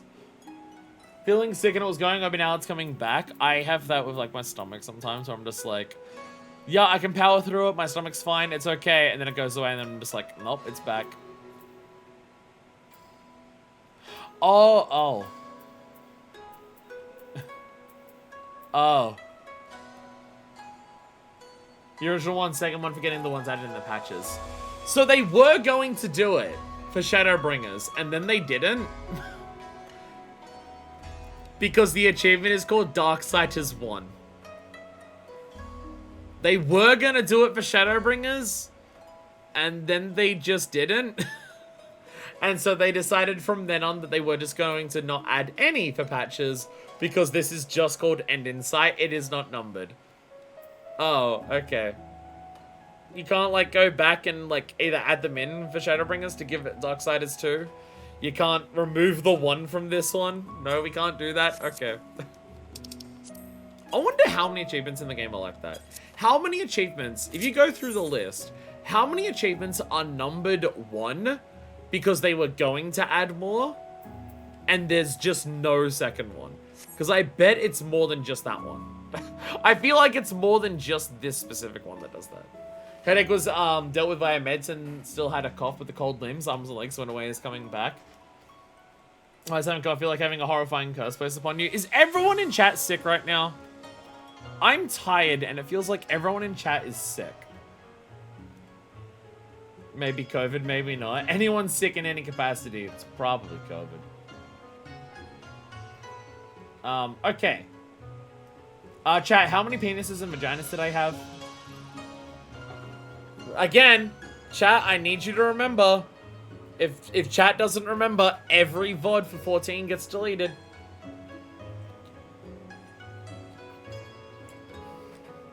Alright. So I open up my YouTube channel. I open up the YouTube channel. I open up my Studio Creator. I search for FF14. Videos 117. Show all. Select all of them. More actions and delete forever.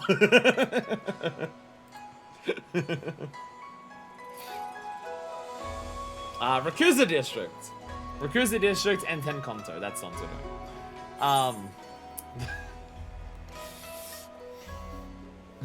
Deku, you have saved the channel.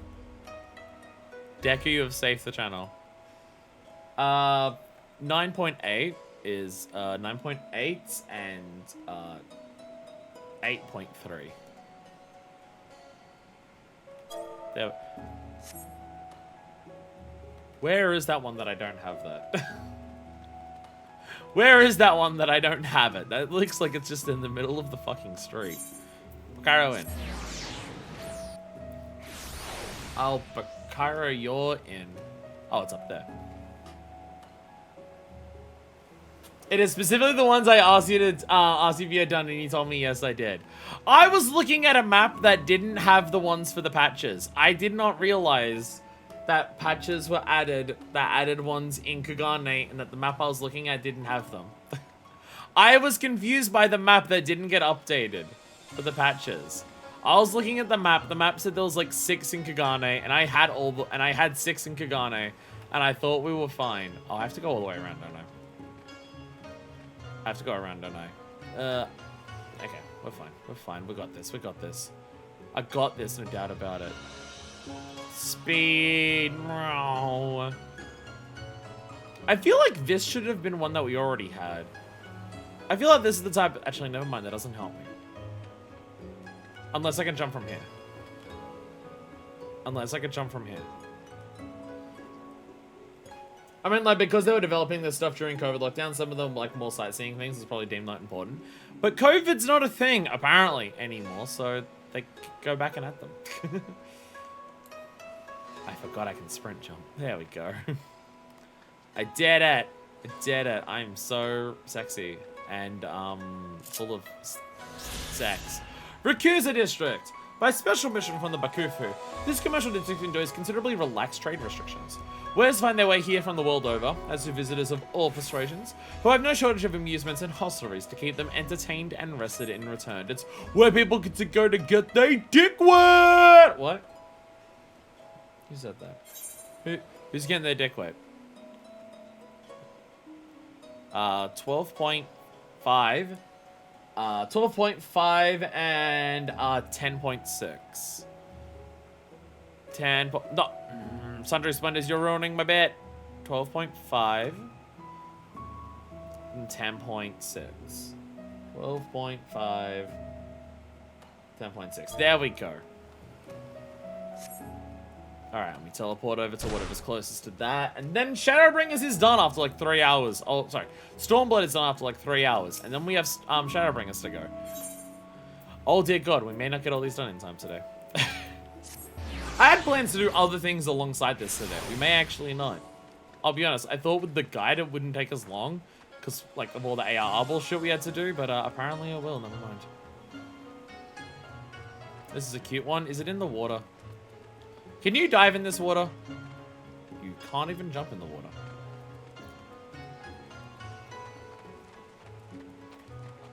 Yeah, you can't even get in the water yet.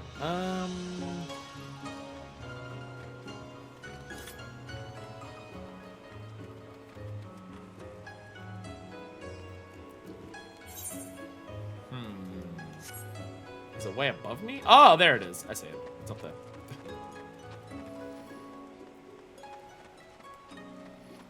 I see a bench. We're back to platforming hell. I see a bench. Does the bench go high enough? Oh, I sprint to that. Wah!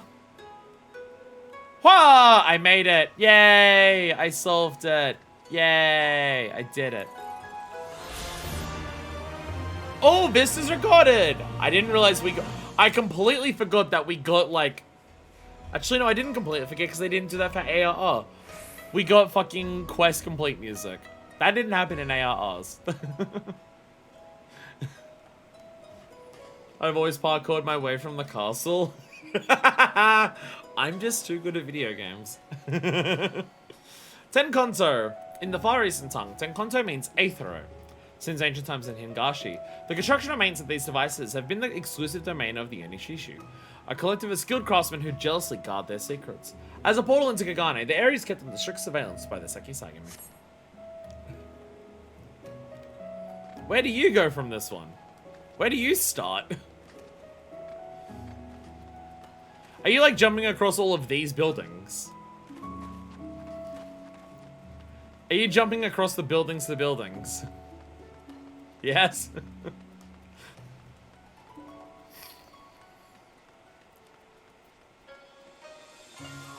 Oh, so like you start from here? Is this where you're starting? And then you go to there? Around the dogs? I'm having a really hard time getting around the dogs, I'll be honest. Let's go to Tenkatsu. Translates the Tenkatsu music.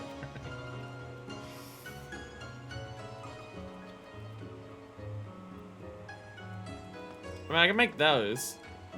You jump from dog to dog.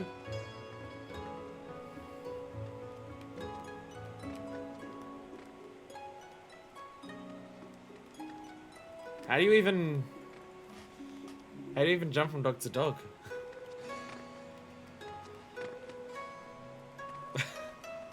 I like how I just cheated. I like how I just cheated. Oh, fucking piss farts. I've said the word fart a lot today. It's come up a lot today, I'm sorry.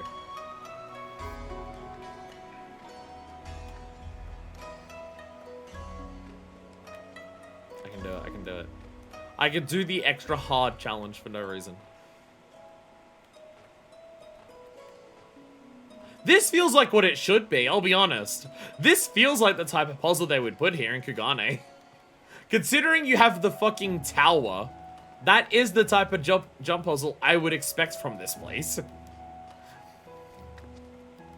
I think you may have done it the right way and I've always done it the fucked up and stupid way. That's the thing, jumping from dog to dog there feels like the type of challenge they would put here. Because the Stormblood ones love their goddamn jump puzzles. Again, like, we're right next to Kagane Tower, which is climbing that fucking thing.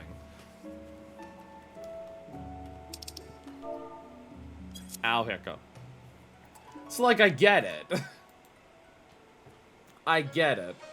Anyways, we now have, a throat hurting. We have a throat hurting, we have a busted voice,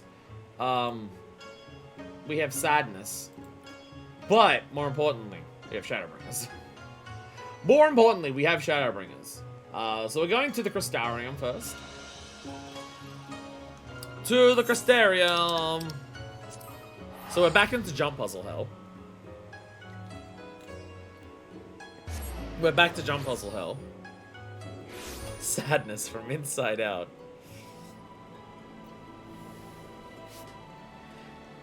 Is she actually a lesbian into... Or is that just, like, Disney / Pixar / whatever animation company that is, like, teasing people with, oh, it might be gay, and then it's not gay? Riley, that's her name. Is Riley, like, Disney's, like, 17th first openly gay character? Or is she, like, Disney's, like, 400th first queer-coded character? I love you, Crystarium. Crystarium is so good. Okay, actually, this one, I probably want to start from up here. You're assuming I've watched a Disney hero movie since Big Hero 6? Well, you've watched one more recently than I have. You know what the most recent Disney movie I've watched is? Cutscenes for Kingdom Hearts 3. I don't watch movies. What am I? Movie watcher person? I'd never do that. I see it. I see it. It's way down there. Am I meant to jump from up here, or do I platform from over there, which is way closer? Because I feel like I could sprint from here and make it. Last one I remember enjoying was Ratatouille. Don't know if I've seen it. Can't remember if I've seen that one. But... actually, maybe I can go from over here. I wish I had more reason to go up into this top section. Like, I really like that this top section exists for the Crystarium. I just wish there was, like, some quests that wanted you to walk up here. Ah, here we go. Here we go, I found it. Kingdom Hearts 3 Frozen World's my favorite movie. Fair and valid. Fair and valid. Nah, fuck it. It'll make it. There we go. Yay. Feels a bit redundant. Like, why is it there? Well, if you're up high, like if you're at the top of the pendants, going down all that way and then having to go all the way up the stairs to get to like the Aetherite Plaza is a pain in the ass. I also assume that it's like in some capacity meant to be ease of access to construction for the like overhead parts if they need repairs. Musica Universalis. Grand in title as it is in size, the Crystarium's largest marketplace is an impressive sight. Its shelves groan under the weight of an overwhelming variety of wares, including those manufactured by the crystalline mean and exotic goods imported from locales as distant as Galusha and Armory.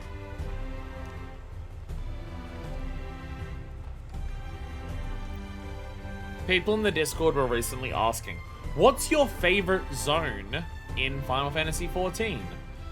Out of all the zones, what's your favorite? And I don't know if it counts as cheating, but fuck it, I said it anyway. I said my favorite was Crystarium. Does it count as a zone? I don't know, but it's what I'm gonna say. If you're asking me what my favorite zone is, I'm going to say Crystarium. Tempest is obviously like... if you had to say an actual zone, Tempest is probably like there. I don't know if Tempest would be number one. Because, like, I obviously have my bias towards Amarot. And Amarot being under the ocean is a big part of why I like Amarot. I like the fact that it's kind of like this hidden, tucked away thing at the bottom of the world and everything like that. And while I like the rest of the Tempest, just the underwater aesthetic doesn't feel as unique as some other places can feel in this game. So it's like I like the rest of the underwater open air area that the Tempest has, but I don't know if it's like my favorite shit. But then Armorant's there, so it's like Armorang's also Armorang's super high up there. Armorang, honestly, just like all the Shadowbringers ones, all the Shadowbringers areas are really high up there. All of them are. The Rotunda. One stepping foot inside the Crystarium. One is greeted by the sight of a stately dome structure. Walkways and hallways branching away from its walls like arteries from a beating heart. Yet it is in the visitor's own heart that this elegant construction of black iron and shimmering crystal is like to remain. Aww. Aww. They even specifically mention it's like, you're gonna love the Crystarium because it's so good. You say that, but I hate Galusha. Can't hate Galusha. I can't hate Galusha. Again, it's a bit more generic and plain compared to a lot of other zones that exist there, but I can't hate Galusha. I can't hate Galusha. I mean, a lot of it for me of liking Galusha is like environmental storytelling shit. I like the fact that Galusha feels like...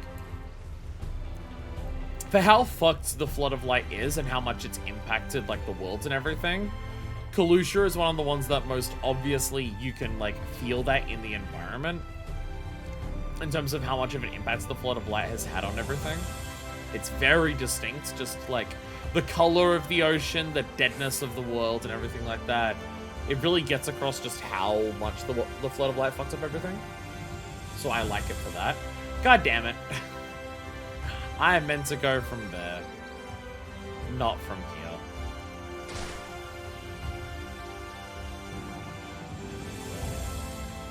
It looks hard in the Albert flashbacks too, so what's the excuse? The excuse is that you're playing an MMO. The excuse is you're playing an MMO. Damn it!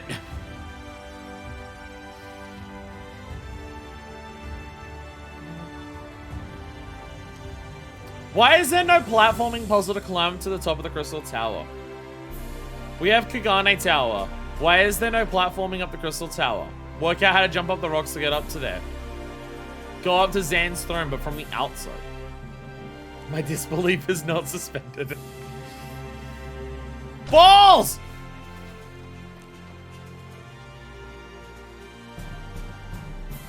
I can't possibly slow down my jump more, so I just have to jump away from further. This is the only answer. See, it worked. Don't change how I'm jumping, change where I'm jumping from. It's easier. Temenos Rookery. Managed almost exclusively by the Zun, this rookery echoes with the sounds of creatures great and small, from the clucks of chickens to the quays of chocobos. Said to describe a sacred enclosure, the name is a reference to the legendary roost of the Amaru, and indeed many Amaru is raised from egg to adult within the rookery's well-tended grounds. Ah shit. My infants are running low, so I gotta swap them around. I just love the Crystarium so much. That is the new pair that I'm taking out. I can't put the old pair in that one. It's currently occupied by headphones still at the moment. More and more I touch my fringe, the worse it gets throughout the stream. But I have to touch it because it irritates me. Again, if I could do my hair that way that I can like mentally picture but I can't describe, then it wouldn't be a problem because it would stay in place and it would be like better looking. I love my hair, but I also fucking hate my hair. I love my hair. I love how thick it is. I love that at this length it has like the correct amount of wave to it that I want it to have and everything like that. I hate that it is so hard for me to get it for me to get it to do what I want it to do. Like when my hair sits the way that I want it to, it looks so fucking good and I love it. But most days, either these parts will curl awkwardly, or the fringe will sit weirdly, or the volume's just not enough and it looks really flat. It's really annoying. It's really annoying. I don't know how to manage my hair to make it do what I want it to every single day. Because I treat my hair the same way every day. And just some days it works and some days it doesn't. And it makes me really annoyed by it.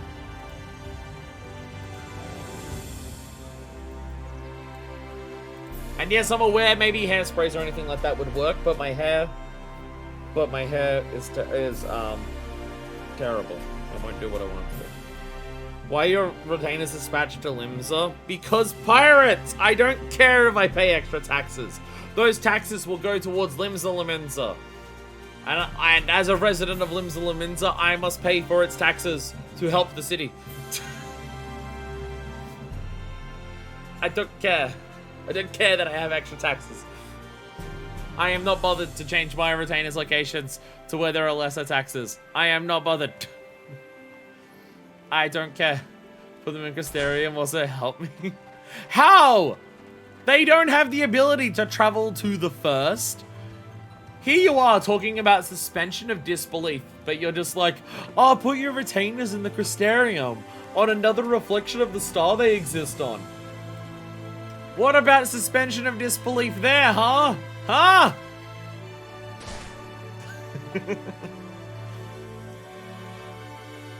Well, now I'm down in the Hortorium.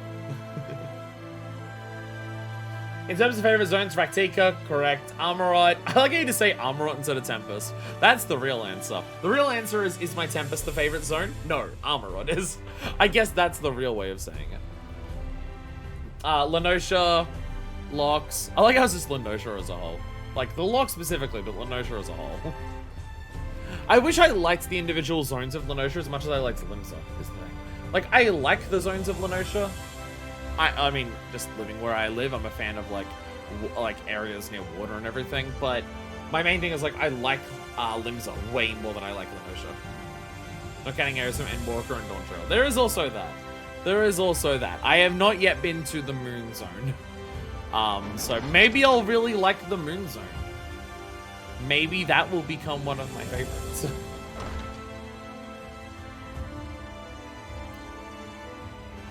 It's one of those things where I'm just like, there's so obviously a moon zone. Marin, where is my fucking sightseeing log? Marin! Marin! It's meant to be here. Marin! My hair's really annoying me. My hair is really annoying me. What you're saying is you want the people of the Cristero to starve. Is that what you're saying? They have plenty of money. Look at the places they can build. Look at how much iron they use to like build all of their structures everywhere. They've got the money to feed their own people. I found it. Yay. Yeah, I did it. Little bits and pieces, middle, low, and an Easter, but just all together into one like it would be in some remake. Yeah. I mean, I'll be honest. I'll be honest. I kinda, on a personal level, I kinda want future expansions to kind of divide areas into multiple zones again. Not all of them, but like some of them. Cities should be one zone. Cities being one zone has made them way better. But I'll be honest, I feel like Lenosha has way more personality because it's so many separate zones. And all the separate zones can become way more distinct. A lot of the new zones kind of just become like one large sprawling mass of the same thing. Not all of them. Some of them change it up a lot. Some zones feel like a lot of different things are happening in one zone. Raktika is a good example. Raktika is a good example of, even though it's all forest, you get a lot of different vibes of forest in Raktika. Somewhere like Raktika. But like, Kalusha is like, I think Kalusha's worse for being one zone. I mean, I don't know if it would have the same emotional impact to take the ladder up to the top area of Kalusha if it wasn't a single zone. But also Kalusha, for being the Lenosha equivalent, is just Middle Lenosha and nothing else.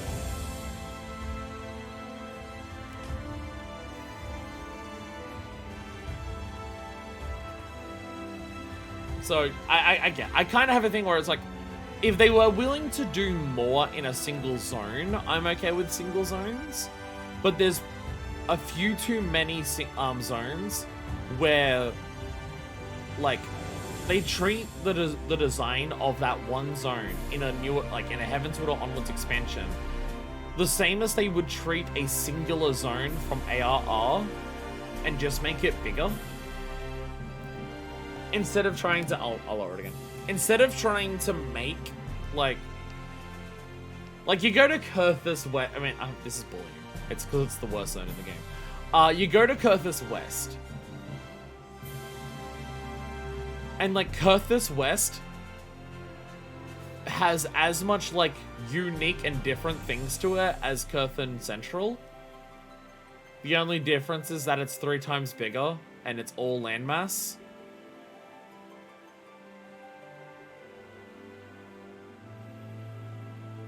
And that's it. What's it called? Dravanian Forelands. Dravanian Forelands works. Because Dravanian Forelands, you've got, like, the Chocobo hunting forest. That's very much its own thing. You've got, like, the water castle structure that's not even part of the story there. You've got, like, the sprawling landmass that, like, the Varth and the Narth and everything hang out. You've got the giant castle that the dragons hang out in. You've got the lava volcano and everything like that. Like, somewhat like Dravanian Forelands feels like what would be multiple zones in ARR put into one cohesive area. So, like, Dravanian Forelands works because it has a lot of different shit going on inside of it. Sea of Clouds is Skyrocks. From north to south to east to west, it is Skyrocks. And it's nothing but Skyrocks. Azys Law, at least, like, Azys Law is divided into 4 sections that are very distinct to each other. And it's, like, divided specifically story-wise as they were different, like, containment habitats. So, like, Azizla works there, but then Azizla has one fucking Aetheryte in the goddamn corner of the map, so you don't want to go there. So, you know. Whoops. Was Zone 1.0 Shroud? Yeah, I've seen that. 1.0 Shroud is the maze, and it's like, hey, what if an entire map, what if an entire zone was the Agormaro Mines? Actual ones are probably the Kurthuses and Sea of Clouds. Sea of Clouds, I hate you, I hate you, I hate you. I'll be honest, I hurt Kurthus West way more than I hate Sea of Clouds. I hate Kurthus West a lot more than Sea of Clouds. I can stomach Sea of Clouds comparatively. Because at least Sea of Clouds has 2 Aetherytes. I know they're on the same side of the map. I know the 2 are on the same fucking side of the map. Why is it like that? I have no idea. But at least, like, most areas that you have to access in the Sea of Clouds, unless you're doing, like, hunt logs, closer to that, where it feels like everything I need to fucking do in Kurthus West is as far away as fucking possible from the one Aetheryte it has in Falcon's Nest. All snow and ice with nothing to see or do. I love it. It's so great. It really adds to the vibe of it being like a desolate frozen wasteland because no one wants to fucking be there. Kurthus West could be remedied by adding an Aetheryte in the other fort next to the Vigil. It would help. That would help a lot. That would help a lot. It wouldn't change the fact that it's a frozen wasteland and nothing else, but at least it would make navigating it not as much of a pain in the ass. Because then navigating it would be better than Sea of Clouds. Because at least then everything, it's a relatively flat plane, so you don't have to fly up. Whereas a lot of Sea of Clouds is really high above the Aetherytes, and it's annoying to get to. Oh, you want to do your hunt log? Yeah, just go up to where, like, all of the, like, evil bird people hang out. In their houses that are, like, 400 meters above the good bird people's, teleportation Aetheryte. Thank you, video game. The Cabinet of Curiosity. This towering vault contains countless scrolls, tomes, and mouldering manuscripts salvaged from the furthest reaches of Northrend. Representing the grammarian branch of the Trivium, the Cabinet welcomes visitors in search of anything from the most complex academic texts to illustrated works for children. Again, I love this game. More than any other. It is my #1 of all time, and there's no way that it's not. It has its problems. It has its issues. It has its issues. Anyway, to the very end of the Amaro launch for the last one in the Crystarium. Oh, nice neck crack. Oh, that one felt good. Oh my god, that one felt so good. Holy shit.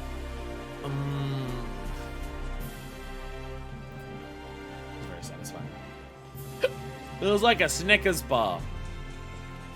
Because it really satisfies. Bloop. Oh, come on. Alright, what are we looking at here? I thought it was a Amaro launch, but I guess we're looking at the housing district over there. That's what this is, right? This is the pendants, but for people who live there. And I'm now looking at it, and it really, really, really bothers me that there's no connecting landing zone from this to here. Those issues were all in Heavenswood. Rapture. Found in the northern district of the Crystarium, these elegant towers serve a myriad of functions. For refugees of the Flood, Rapture provide not only dwellings, workshops, and defensive facilities, but also much needed reprieve from the prevailing sense of despair and constant danger. It's an elaborate art piece. Just put a bridge that connects that to, like, the top of the thing that surrounds the Crystal Tower. Just one bridge. You can see the bridge that connects the pendants to the rest of the Crystarium. Just give me one bridge. Just give me one bridge. I do have to wonder. I get this shit looks cool as hell. Like, I can look at most of the base of the Crystarium, and while it's very much, like, magnificent in structure, it's very, opulent.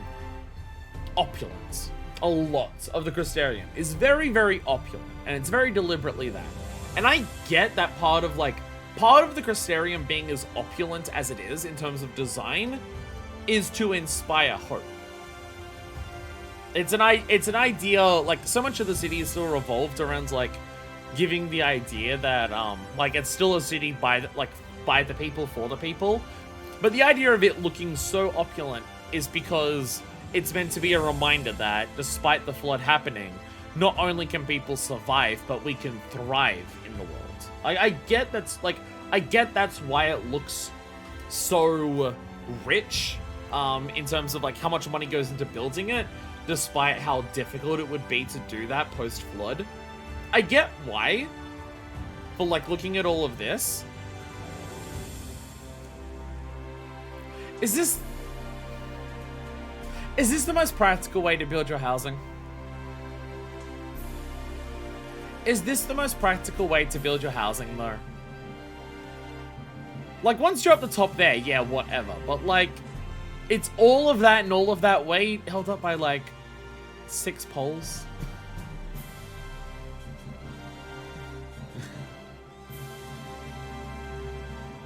When you want to live in a Tiffany lamp.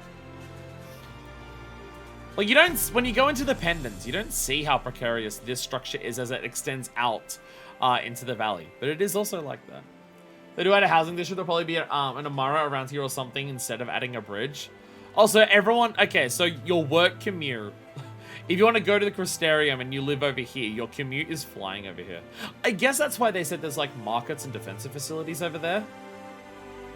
For people who live over there, there's enough like facilities inside of this place that they don't have to go to the Crystarium for like daily purposes. I guess that's part of the reason why. Like, they've got markets, they've got housing, they've got like defensive things, so you don't have to fly in Amaro over to the Crystarium every day. I guess that's part of that. Anyways, that's Crystarium. Unfortunately, we have to move on from the Crystarium. We have to move away from the Crystarium.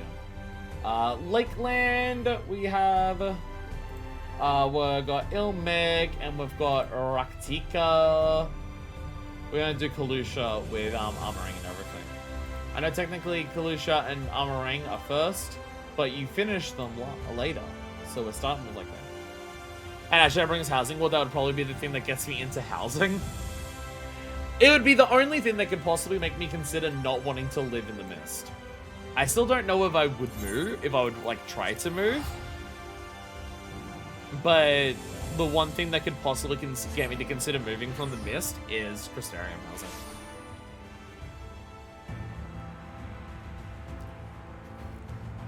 I know it's a thing I've seen a couple people mention. And lose your treasure basement.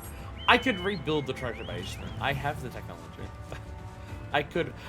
As the thing is, like, because where I am in the Mist is also, I really like it. Because the name of my house is called the Crow's Nest. And I'm at the highest point of the Mist. My house is at the highest level that it can be.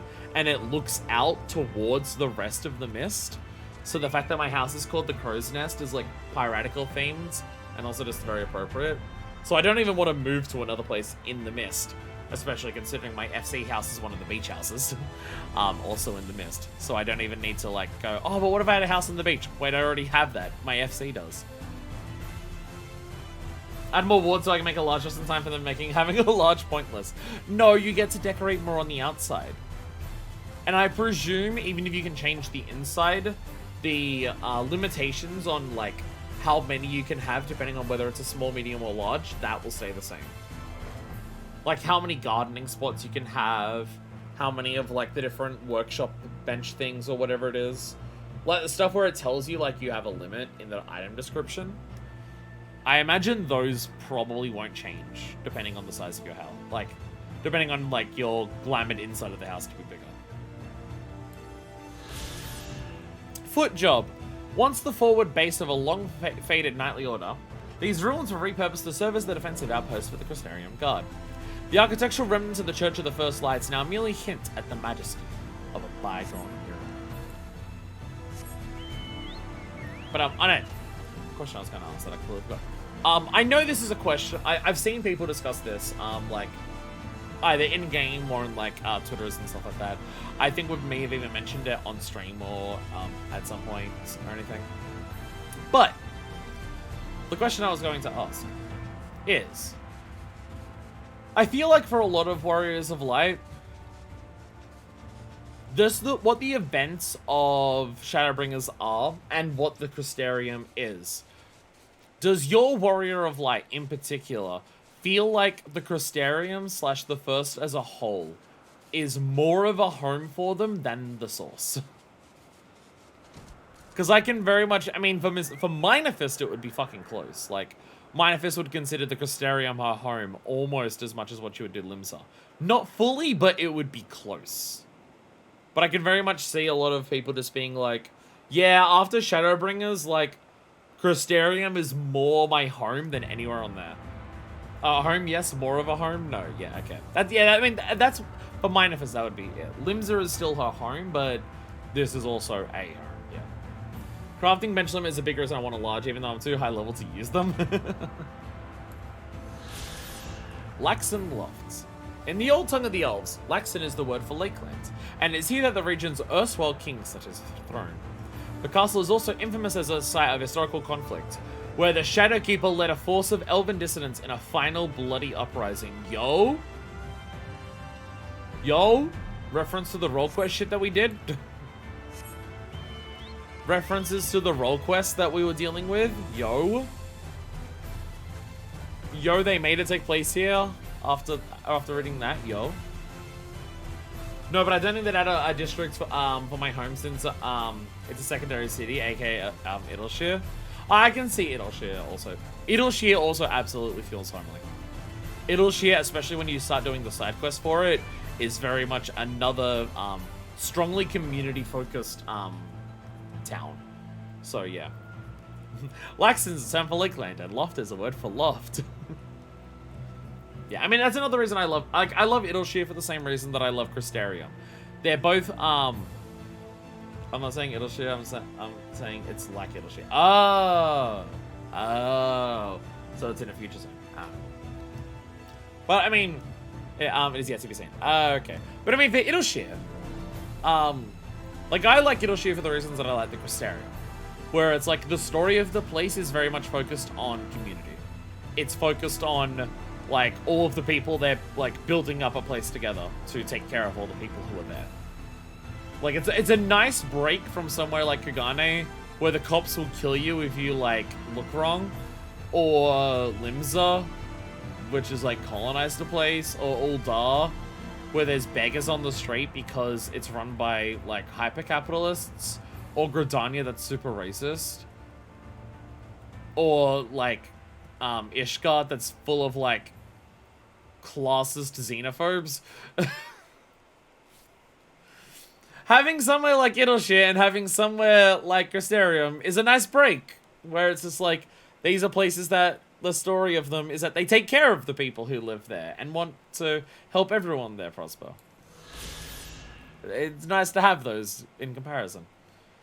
Radiska's Round. Located in the center of Lakeland, this watchtower is named in honor of a soldier who saved countless lives when he warned of a flying swarm of Sin Eaters. The soldier himself was slain in battle, having chosen to remain at the tower and delay the Eater's pursuit. Aww. Hope good. The idea of a place and you can live there, and the people and the structures there are designed to help the people who live in it.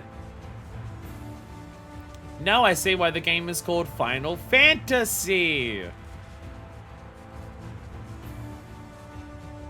My Final Fantasy, a walkable city. A walkable city with universal basic income. That's my Final Fantasy.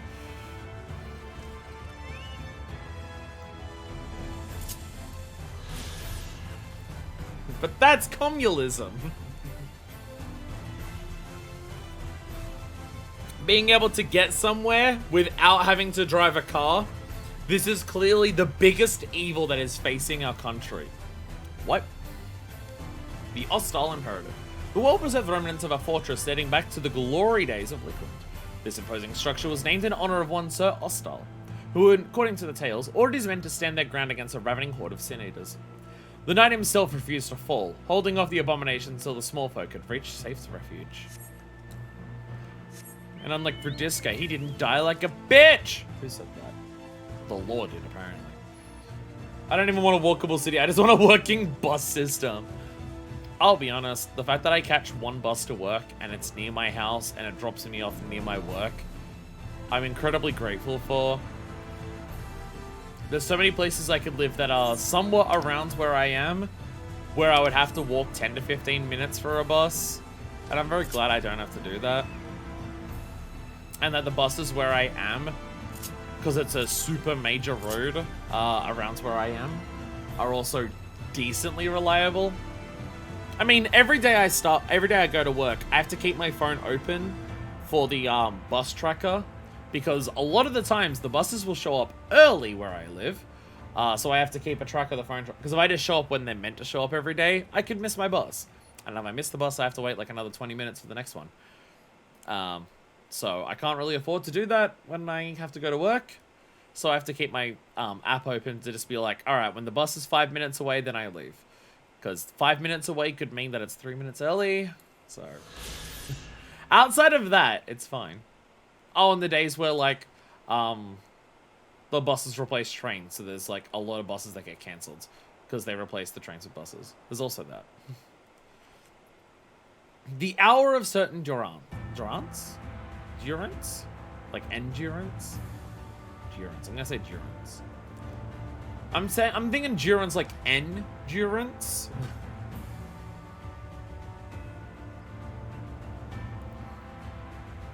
These crumbling ruins are all that remains of a Lakeland prison.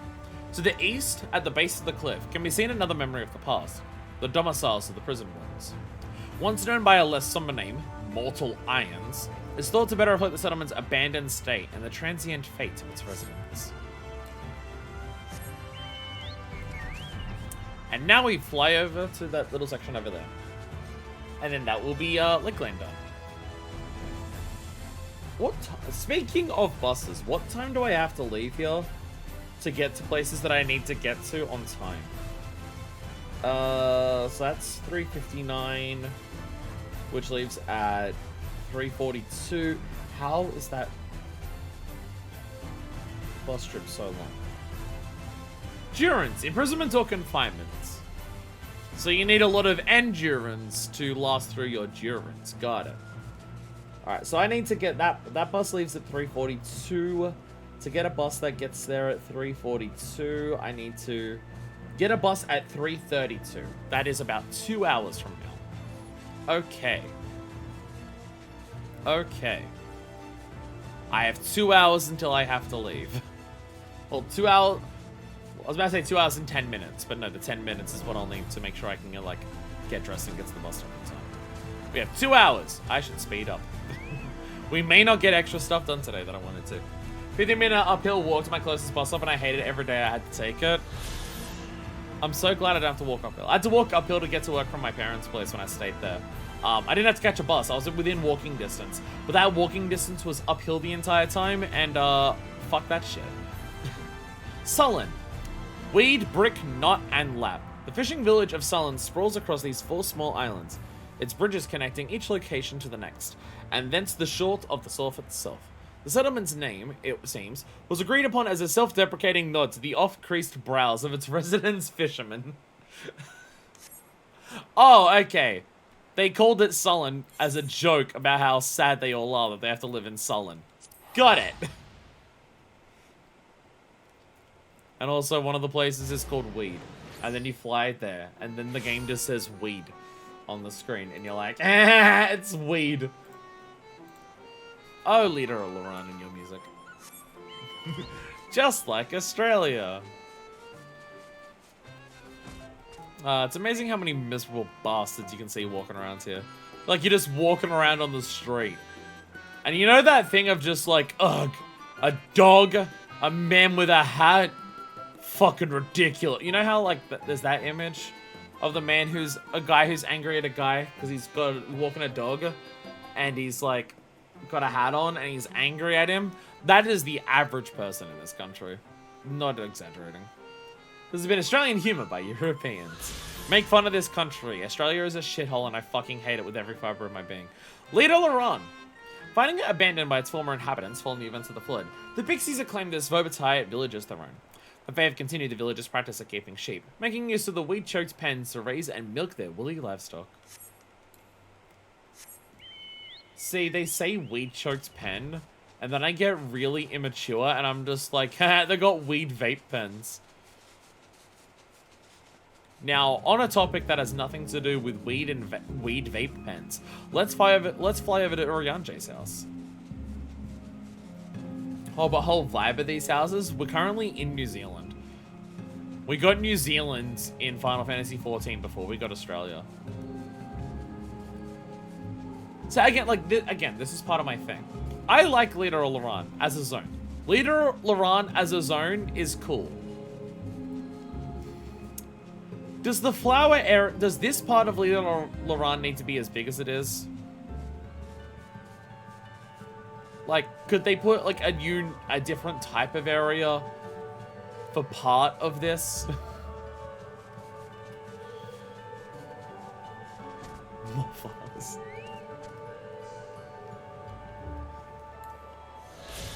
The bookman's shelves. Lately, the borrowed residence of a foreign scholar, this manor once belonged to a Vobotai lord known for the eclectic nature of his hobbies. In a miraculous turn of events, the noble's extensive collection of books and academic apparatus have largely been left undisturbed by curious pixie hands. Well, because it's reading and they're like, that's nerd shit. How else will we fill the G poses? Different types of flower. Okay, you can keep your fucking flowers. My point is that ARR zones were cool. Again, also the lack of flight kind of helped ARR zones in terms of visual design, because it meant that they could like put up walls of terrain. So if you wanted different areas, like if you wanted areas that looked different next to each other without them clashing overly much, you could put up like environmental walls so you can't see both of the things at once, and you have to like go through a section to get through to the other section before the visual changes take place. There is like no more sightseeing logs in the flowers because there's nothing else to do in the flowers because it's the same thing for the entire area. God, this was a really cool zone. It's not super late, but these are the jokes. Pla Annie. Known for their harmonious relationship with the now faded kingdom of Obert, the Numo people reside in this cavern under the leadership of their elder, Wide Ank. As well as being the name of the village, Pla Annie is a variety of mushroom the Numo grow to incredible size. Large enough for them to hollow out and use as comfortable dwellings.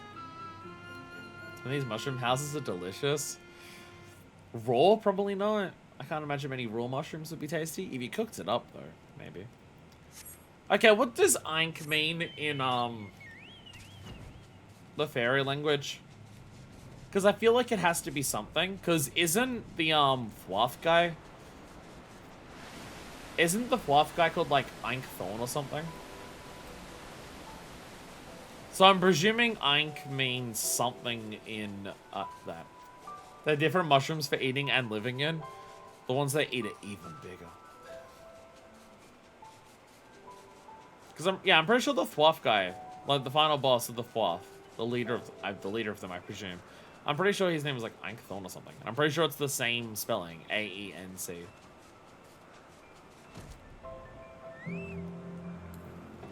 I mean, there's also the wide part at the beginning of the name. There's also isn't there one of the Numos that's called like Wide Lad or something? Ligia. Once the royal seat of Voba, Ligia later became a prison for Titania when the fairy king succumbed to the aether of a slain light woman. The castle's name has its origin in both the fairy and Vobatai tongues. The word's thought to translate to the wings of dreams, which the castle very much has because they're absolutely huge wings that it has, and it's very cool. What you doing, lad? You look at him and you're just like, yeah, that's a wide lad. Hell yeah. Hi, Fuka. They can go Fuka themselves. Very funny and entertaining. Follow me for more fun tips, tricks, and jokes on twitch.tv/version2lp. And I assume this is just like the entirety of Vobert. Deepwood Swim. In the time of Vobert, when Ligia was yet known as Gruen's Licht, These ruins were a thriving castle town. Now they languish at the bottom of Long Mirror Lake, submerged in the waters drawn forth by the thwaff as the fairies laid claim to Ilmeg. The best thing they could have done in this game was make Pisces pink. And then they called them Fuka, which is also funny, because it sounds like swearing. Oh, I've started getting, Anchor's water. Well, there you go. This explains things. There we go. Also, I've started getting some of the Pixie Society quests that require you to fly up to here to, like, find a sheep or to, like, find some good grass or whatever it is. And I've started hating Pixie Dailies. I've started hating Pixie Dailies because they're just like, you start over there. Go fly up here! And so I haven't done my Pixie Dailies for a long ass time because of it. It alone has made me just go, I don't want to fucking bother doing my Pixie Dailies. Fuck it, I hate flying up here. It's so annoying. Go and find the good grass. Yeah, we gotta find that good shite. St. Fathric's Temple. This secluded mountain shelf was favored by St. Fathric of the Church of the First Light as a place to perform rites of penance. Among the fairies of Ilmeg, only the Nemo would remember or understand the significance of the location's history. How did they get up here? It'd be a pain in the ass to get. I have the ability to fly and it's a pain in the dick to get here. Anyways, that's Ilmeg, and so now we move on to Lahi itself. How else will you complete the quest? What the fuka? Doing that quest makes me say out loud what the fuka was the quest design of the Pixie Dailies. I think that's also an issue that I have with Limeg as a zone. I like Limeg as a zone, but I'm just like, I wish it was used better. Because I hate that there's so many spots up there for just gathering shit that are just really annoying to fly up to because it just takes fucking forever. And also Long Mirror Lake is like really, really, really big. So you look at the zone and it's like, wow, that zone is huge. And then a shitload of it is flowers, a shitload of it is a lake. And then like the cliffside that has a bunch of stuff on it cuts off really early. And it just has really annoying things to fly up to. And I'm just like, I want to like this place more, but it's hard for me to do that when I have to navigate it in a gameplay sense. The figure is upside down and stuck in the ground. It's funny.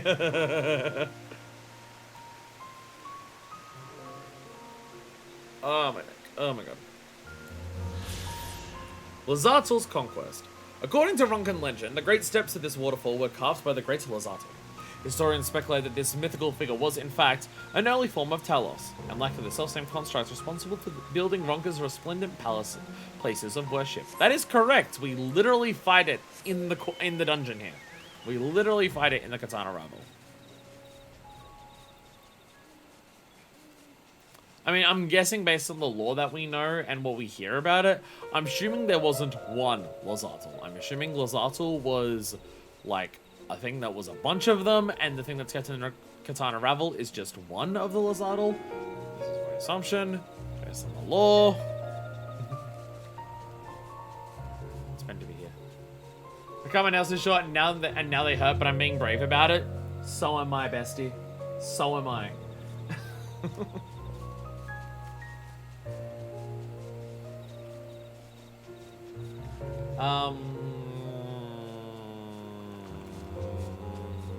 I'll dive into the Monkey Swamp Water just in case. I don't think so. If it's just an early Talos, there's probably a few of them. Yeah, I'm assuming it wasn't that one Lazartel that we fight as a boss that, like, built the entirety of all the Ronkan structures. That would be my assumption. Oh, I'm looking in the wrong spot. It's around this side. It's around this side of the tree. I'm looking in the wrong spot. I'm an idiot. It's closer to around here.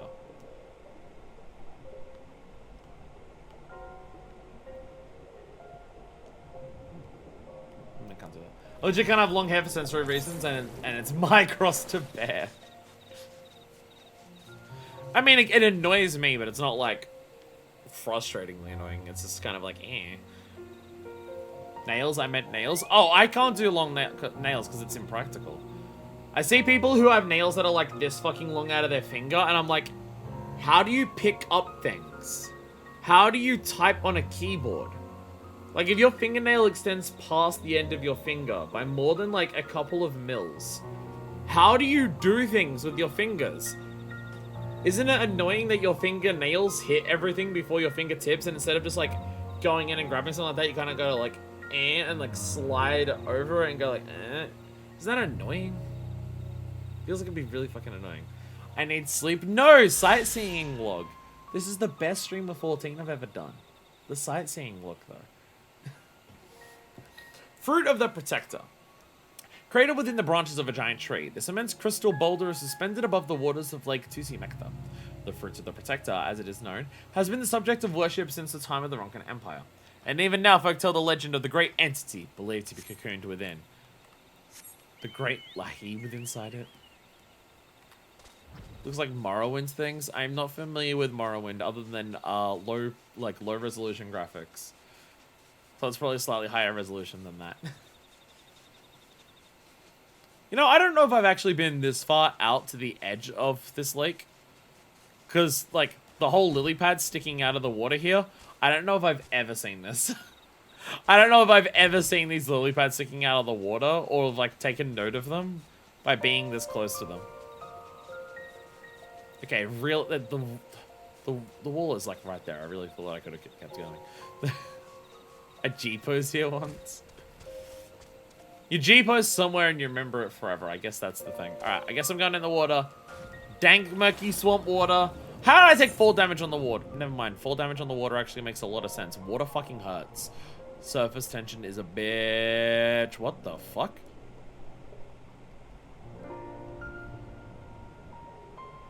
I did not know this was here. Wait, is this where you go in the story for this? I thought where you went was like, where you go is like over here, isn't it? Yeah, the covered halls of Dwartle. This is the MSQ one, right? The one that's closer to the shoreline? Actually, they're both called the covered halls of Dwartle. I don't remember one being this far out to the side. You have to go into tunnels like this during the story, but I don't remember one being this far out to the side. Well, there you go. The covered halls of Dwartle. One of the second temples built by the Ronkans, these stone halls were safeguarded by a sect of priests even after the fall of the Empire.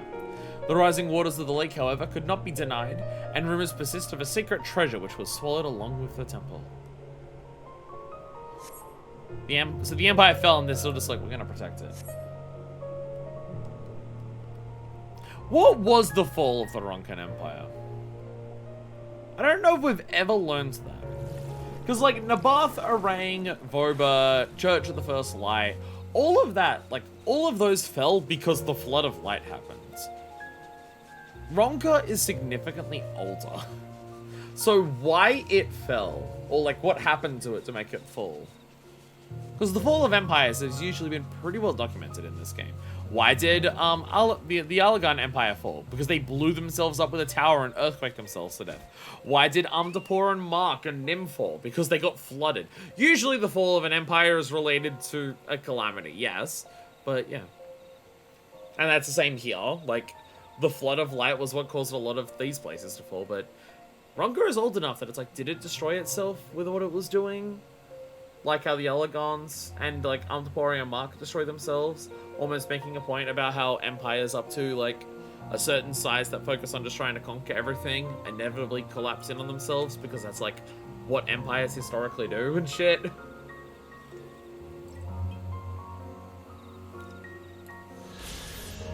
Fort gone. We see this in the intro movie.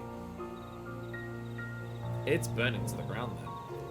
Built by the Knights Blessed, little now remains of this wooden fortification. Boil guns of fire broke out during a senior attack, and even before the violence had ended, the compound had collapsed into a charred ruin. Survivors of the slaughter had no choice but to relocate to the nearby Slitherbow.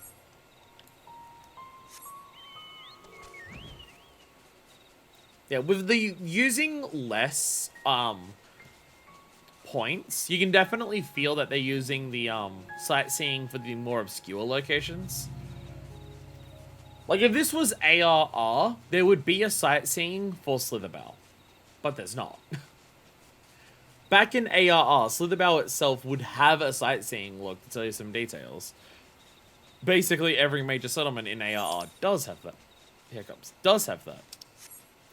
But also, ARR has nearly double the amount of sightseeing logs compared to Shadowbringers, so... Instead of just being like, you got the lore of Slitherbow throughout the story. They told you about it a lot. Fuck it. You didn't get that much about Fort Gondo other than a fire happened one day. Which, to be fair, the description that we got in the sightseeing log was not much more than a fire broke out one day. But you know what I mean. It's in the book. I forget if they bring it up in game at some point. Oh, the fall of the Ronkan Empire, do you mean? I say so many things and then eventually notice that chat said something and chat's responding to a thing and I'm just like, I've said about 6 things since then. I'm trying to, and I gotta like mentally work out which one do you mean. See, Fanau has one. Fanau has one, but not Slitherbow. Actually, this was Shadowbringers, so maybe, like they were clearly going to add more here because of the achievement name. So maybe they were going to add more, to describe Slitherbow. But then that one ended up being one of the ones that they didn't get included, but Fanau still remained it. Could be that. Could be that. Fanau. Unfailingly loyal to the last known commands of the Ronkan Empire, the V's of this village have protected the ruins of the Raktika for countless generations. With many of its sister settlements destroyed by the Flood of Light, however, Fanau faces an uncertain fate in its isolation. It's almost like the Flood of Light fucked up a lot of shit. God, Shadowbringers MSQ is so good. God, Shadowbringers MSQ is so fucking good. I mean, the whole pretending to be, like, the descendants of the Ronkan Empire to trick the people who live here into helping us is a bit weird. That's still a weird part of the MSQ here, but, like, going around so much of the places and just learning how the Flood of Light has affected everything and the world's building because of all that. The Morning Stars. These pyramids were built to venerate the 4 chief deities of the Ronkan religion. Oxgotol, keeper of flame, Oxchal, keeper of the winds, Yix-Lokwa, bringer of rain, and Yix-Ampa, bringer of the harvest. For the inhabitants of Fanau, guardians of Ronka's heritage, there are few sites more sacred. And that is Raktika. That is Raktika. Time to head to Yulmore. Yulmore, where's... Trying to look at what I'm trying to open.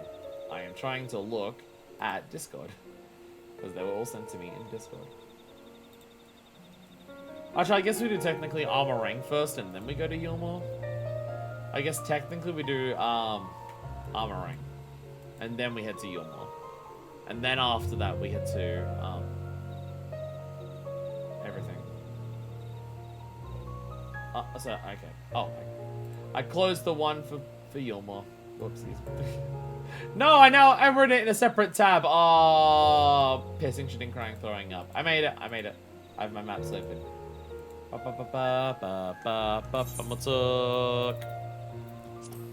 Would you like some Maud, Sook? Please, sir. Can't I have some Maud? Maud? You would like Maud? Sook. I'm getting tired. I didn't think going bowling would tire me out mentally and physically so much. I'm getting old / unfit / dying. I'm so glad that I can predict where Sightseeing are because it's just like go up high and you'll probably find it. Yay! Maud Sook. The Maud have long dwelled in Armorang, and this souk, or city, serves as a marketplace to display the curious wares they gather from every corner of the Badlands. Merchants and collectors from across Norvrans can be seen here purchasing ores, oddities, and the relics of Navartharang. So it's literally just called City of Mauds. No extra fancy name, just it's a city, a bunch of Mauds hang out there. So we're gonna call it Maud City. You know, you're like the main people who live here. You don't have to go for the Chinatown naming convention of it's in another country that isn't China, but a lot of, like, Chinese immigrants have opened up businesses there. And, like, make it, like, a small place, like, dedicated to that in another country. You're like the people who live here. You don't have to go for the same naming structure. The Red Sarai. The Samara of Rus was established by Crusairian merchants plying their trade in armoring. Tucked within the foreboding walls of Kasir Shal, the waypoint and stockpile goods are well protected from both predators and windblown sands. All of the lore of the Red Sarai is based on what it's currently used for, what it was like back before the fall of Nabatharang. We're not sure. We don't need that lore. Every Maud city is called Maudsuk. Maybe smaller ones are called, like, the equivalent word for, like, village or town. That one's just city, because it's the biggest one for the Mauds. So other ones could be Maud City. Maud Village. Maud Chill Hangout Spot. Maud Markets.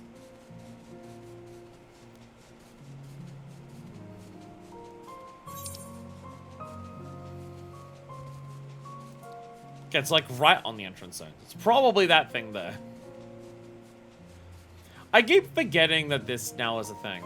In case you don't have fly, I keep forgetting that you can like... Actually, how do you do this? Do you have to... Is that up top? No. I thought there was someone who could take you down there from here. Or does he not do that anymore because I have flight? Because it says there's an arrow to go down here. I thought there was someone who could, like, take you down there. But there's now not. I now actually... What is this arrow for?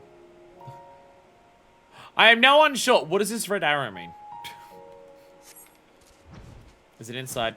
No, it's outside. I thought the... Again, I thought we established that. Like, the red arrow was... There's a person there who can transport you down to Nabatharang. Again, maybe with flight he disappeared, or maybe it was added to the map and they were going to do that, and then that character never got added and they just never removed the red arrow.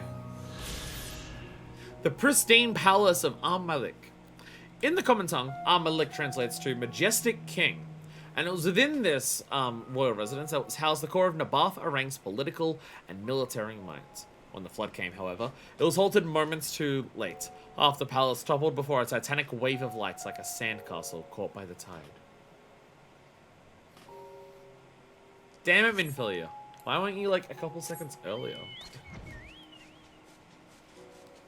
I mean, like, how much the land is fucked here, and seeing, like, the flood of light take buildings with it.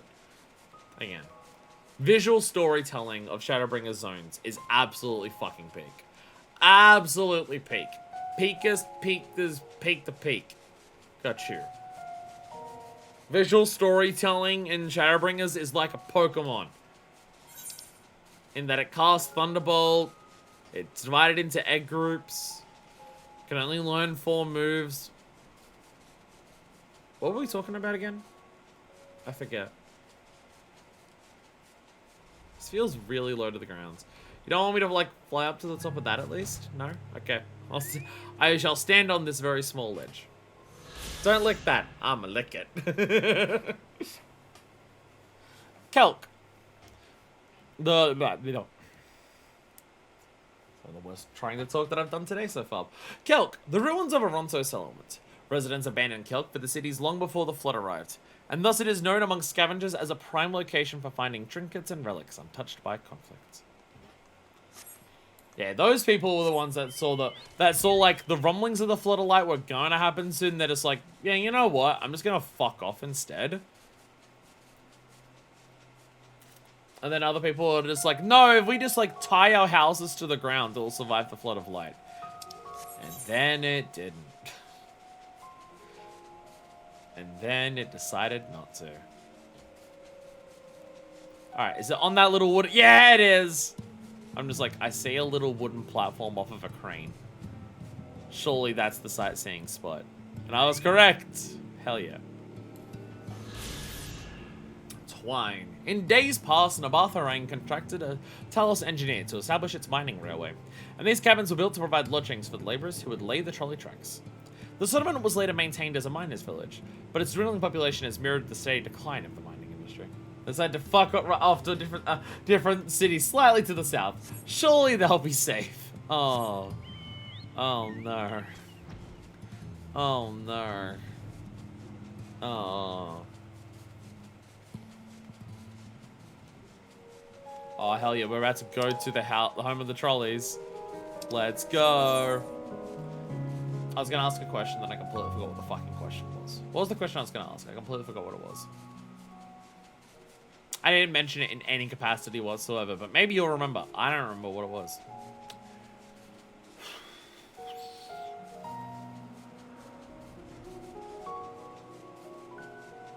Bet it was a really good one too. Oh, okay. We're just on one of the trains for this one. Just on one of the giant barrels. Mount Biran mines. The shafts carved into the side of Mount Biran were the center of a large-scale mining operation, which employed the relentless strength of an army of Talos. As is the case with Garrick, Kelk, and many other places in this region, Biran was a name taken from a Ronso of historical note. They're all like the names of the places. A lot of places in Shadowbringers named after a really powerful big person. That also very much sounds like Australia. Australia's done a lot of that. Anyway, now we go to Yulmore. I try to go to Yulmore, but I accidentally clicked the wrong button. Yulmore! Yulmore. There it is. It was in the same tab, but it's in the first. Why did I change it? Now, looking at this, I have a slight issue. What layers are they on? Oh, okay, it actually separates layers. Okay, the canopy has none. What about the understory? No, sorry, the buttress. But the buttress has none either. What about the understory? Are they all in the understory?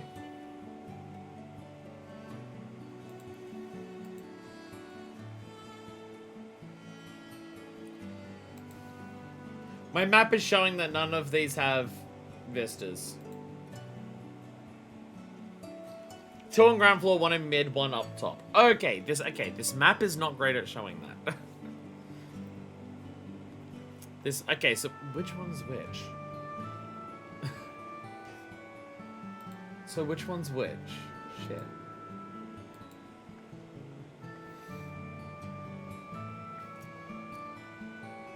Yeah, specifically for Yulmore, this map system works very poorly. For specifically Yulmore, top floor is Beehive. Okay. Beehive's over this. Beehive's over there.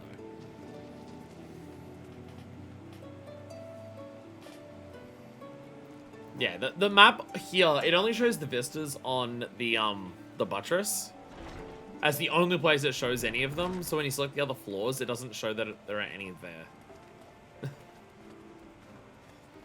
We gotta see the sexy dancing girls, most important vista in the game. The Beehive. The Beehive is a place of noise and excitement. A little sting to invigorate the safe, pampered lives of Yulmore's free citizens. Regardless of gender, this establishment's bonded workers are often called honeybees, while the owner reigns over them as queen.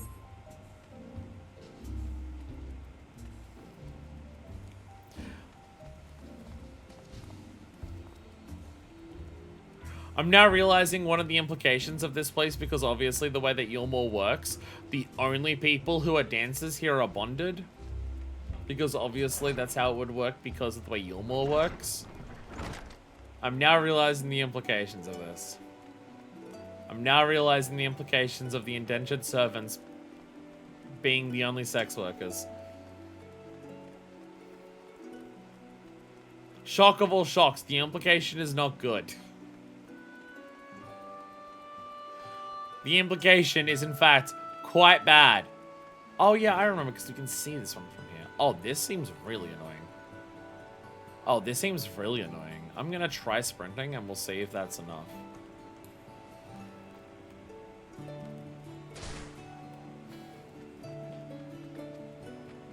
Grumble. Grumble! Lots of grumbling. This one was, in fact, real annoying. I am not surprised by this fact.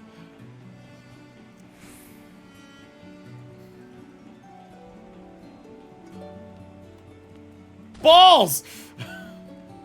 Okay, I don't have to go up as high, at least for that one. I at least don't have to go up all the way to get to it, but like, still, though. I'm assuming everything around the Nutsy board here is, like, not close enough. It might be. Actually, no. From there, you probably don't have enough height. Probably not quite enough height. Jump from a little further back. Yay! There we go. Yulmoran Army Headquarters. The officers of the vaunted Yulmoran military, though once ensconced in the canopy above, the change in policy which accompanied Lord Vorthfri's investiture as ruler saw the army fall in prominence, its officers relegated to the mid-layer chambers which once served as the city's jail. Okay, I have to ask something about Yulmor. I appreciate that, like, your secondary cities in this game are gonna frequently be the main endgame hubs. Endgame cities are like the script collectors, script vendors, everything like that. Especially with like the increase in crafting from Shadowbringers onwards, because like crafting relics become a thing and everything like that. Though that one of them is in firmament for this, but like the resplendent stuff is here. Your trade-ins for like tomes and everything like that until Sundry Splendors appear once it's an old expansion. Like your endgame hub ends up becoming the primary hub that you'll use once you're like caught up on endgame and you're focusing on doing endgame tasks. So I appreciate putting the hunt marks also there. Because like you can't go to Rolga's Reach to get hunt marks, you have to go to Kagane. You can't go to Idleshire while you're getting like your Chloe Wondrous Tales to get your hunt marks, you have to go to Ishgard. I appreciate this. Why the fuck is the hunt board here, though? I get it's close to an Aetheryte, but everything else is on the top floor. Why the fuck is it here? Everything else in Yulmor that is like part of Endgame Loop is on the top floor. Why is the hunt board down here? Again, I know it's just an Aetheryte transport. I know that.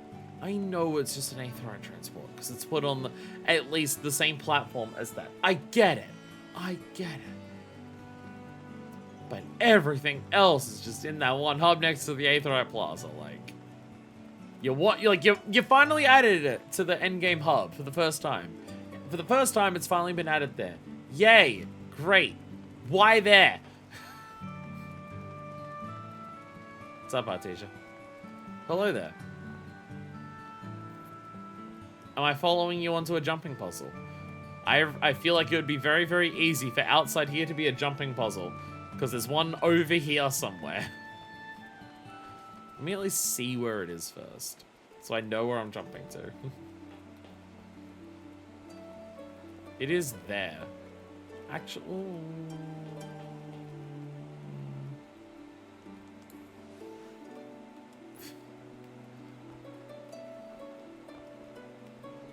Oh, hello there. Take that, you bastard, Neil! Hell yeah. I appreciate this guy. And now I'm sad, because I'm... wait, no. I gotta go up that side instead. Balls! Foul, sweaty testicles. They're back. Jumping puzzles are finally back. The jumping puzzles have finally returned. Oh, that's a much easier jump. Never mind. No, it's not. It's actually just as hard. Fuck me. Oh, I can't go up that way. Oh, I gotta walk around so much.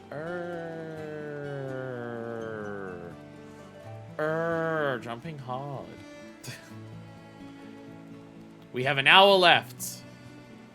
And even that is like really pushing it. There we go.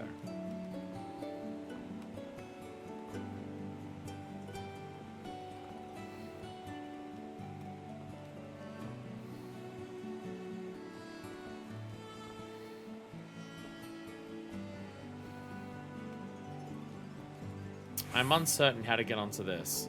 Because it feels like I should be able to jump here, but I can't.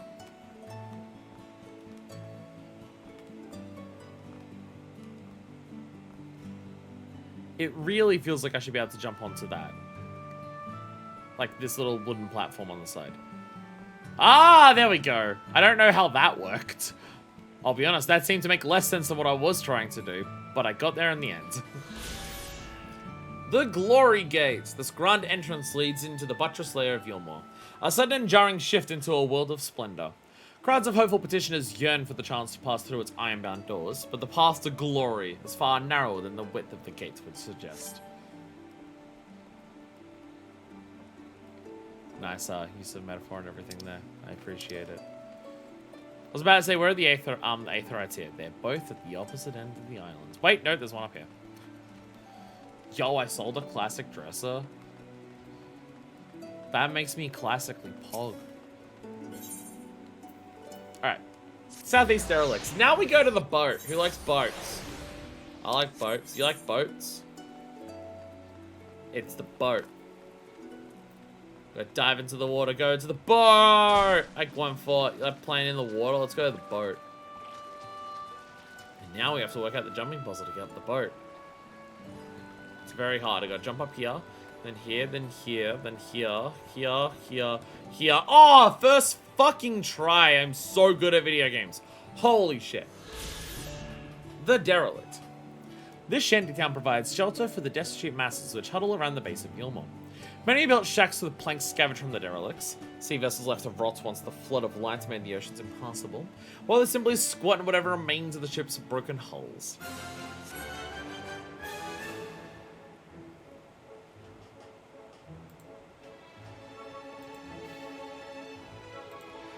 That stark change in tone feels inappropriate for where I'm currently standing. It feels slightly out of place. I'm not gonna lie. Don't mind me, I'm looking at times of maps and everything like that.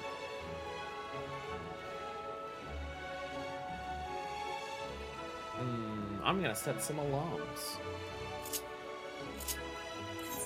I'm going to set some alarms. One for 12.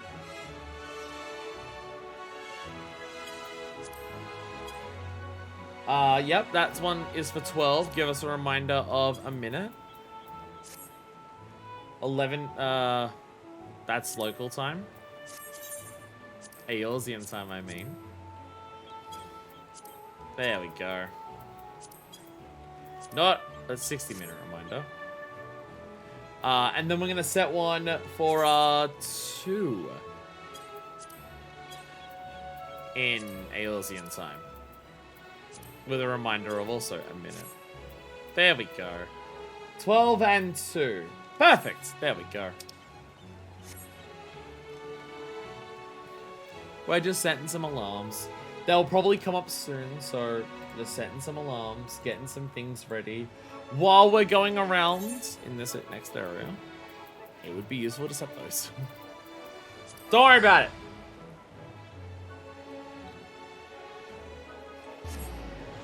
These ships are broken. Do they count enough as, like, pictures of ships for Minifest to use as, like, paintings in our house? That's the real shit that we're doing as a result of this.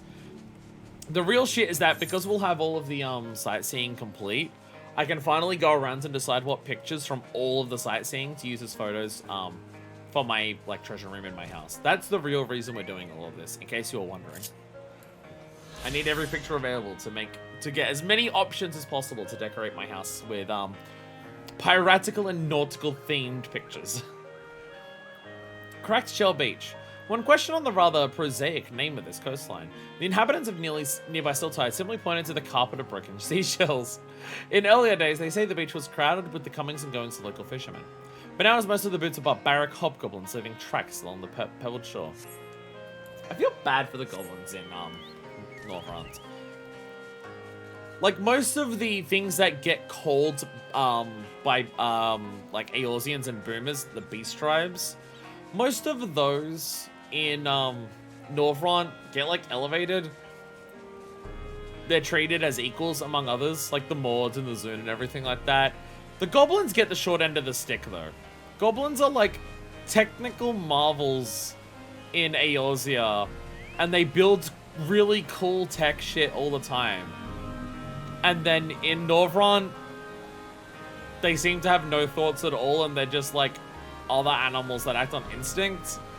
And it's like, oh, poor goblins. I feel bad for them. Where are the smart goblins in Norvrant? White Oil Falls. This waterfall marks the midpoint of Watts River. The sluggish current sends water over the cliff with little force, the cascade cleaving closely to the rock as it plunges down from an impressive height. Upon observing this almost viscous flow, a renowned poet is said to have likened the falls to an enormous trickle of oil. But eventually erode the mountain. Well, not eventually. Relatively quickly, I imagine. It would erode the mountain. I would assume that, like, the mountain would, like, wear away quickly because of that.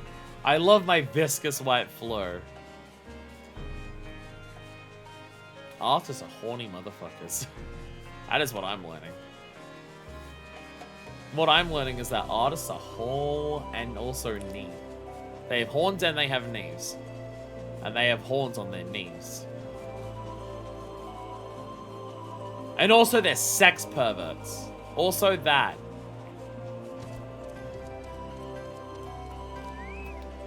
And the town of White. Sorry, right. There's an R in there. And a chair as well. A farming village in the southern reaches of Kalusha. The residents of Wright have refused the largesse of Yulmore, preferring to instead subsist upon barley, vegetables, and other crops cultivated through time-honored methods. Their independence cost them dearly, however, when the appearance of a stray sin eater ended in unspeakable slaughter. Hey, look! It's also a thing that's mentioned in role quests. The lore of the world is interconnected. You learn about details that happen to areas and people and everything like that. And then you'll speak to people, and they'll talk about the events that you learned in the lore, and you'll see people dealing with the actual ramifications of the stuff that has happened to them. You know what? I could fly, but I want you to waste all your Talos power on sending me up in person. I don't think I've actually taken the ladder since this got built. Take me up, Motwig. Head up to the top rung. Unfortunately, we don't get to watch the cutscene again of going up. You have to go up the ladder, but it has to be in real time of having the Talos rotate you the entire way. Aw, it's not there. There's a sightseeing, like, right here. There it is. There it is. Is this for the ladder as a whole? Fuck yeah, it is. The ladder. This enormous mechanism facilitates travel between Kalusha's lowlands and highlands. Its gears once driven by the tireless Talos of Daedalus Stoneworks, the apparatus fell into disrepair after said company retired its operations in the region. A development which all but halted trade with the Highland Dwarves. Yo! Sun's out, buns out! I was gonna make a joke, but then the fog went out. Were you gonna look out into the fog and talk about how in your dreams you see that place? That's the type of joke that I would make. God, that's so cool. Look at that shit! Look at that! Remember how cool that moment was in the story? As I said, visual storytelling. Shadowbringers does it better than any other expansion. But I think that's the big thing, is that, like, you can have a lot of visual storytelling in areas, but I can definitely see some things possibly running the risk of visual storytelling at the cost of making a place feel, like, real and people live there. Everything comes down to visual storytelling, and then the practicality of the place of, like, how people live there can be shunned. Whereas I feel Shadowbringers, the places still feel very real. Like, where people would make their food, the things that people would hunt are still around. The location of, like, why people live where they do. All of that is still very real. Like, and you could understand, like, these settlements appearing where they do. But also, visual storytelling gets across the idea of the flood and the impact that it's had on people. Tomra. One of the dwarven settlements which dot the slopes of Mount Golg, Tomra is home to a sizable branch of the Thol family. Every building is constructed on a scale to cater to the diminutive inhabitants, giving taller races the impression of a village built in miniature. And you literally can't enter some of it if you are a taller race. Lalafell only zones left. Where the fuck are the Femro only zones, huh? What? The lesbian themed bars and like nightclubs that only allow in Femros? I mean, sure, yeah, but like the devs didn't make those places. Unless secretly some of the sex dungeon housing in this game is built by the devs, because they're aware that if you make sex dungeon housing, people will stay subbed for longer, so therefore they buy some of their houses and make the sex dungeons to ensure that people keep up their subs, and it's all a clever ruse. But it's still not part of the MSQ then. Where is my Femro only sex dungeon that comes up as part of the MSQ? Where is it, Yoshi P? How have you not already done this? The dance ball wasn't made by the community, just saying. This is true. This is true. Neither were the Highlander underwear. Neither were the Exarchic bottoms for women. Neither were the 2B thigh highs. Though to be fair, that wasn't made by CBU3 either. That was made by Yoshi P. Oh, no, not Yoshi P, Yoko Taro. Though it was the community that asked them to not nerf the ass on that outfit. They were gonna nerf the ass on the 2B thigh highs. And then the community said, no, don't though. Let the ass clip through the clothing, we don't care. It's a cooperative joint effort. The Dwarga's Tiel. The far end of the Dwarven Hollows open up into a great crater-like expanse. Geysers here spew volcanically heated water high into the air, spraying the uncaring dwarves as they mine deposits of sulfur and other valuable minerals. And that is all of the ones that we have in Kalusha. We now have one zone left.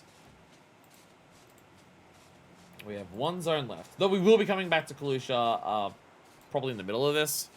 Unless we get them done really quickly and then we can like wait in Kalusha to do other things. I'm getting times ready for the things that we could possibly be doing.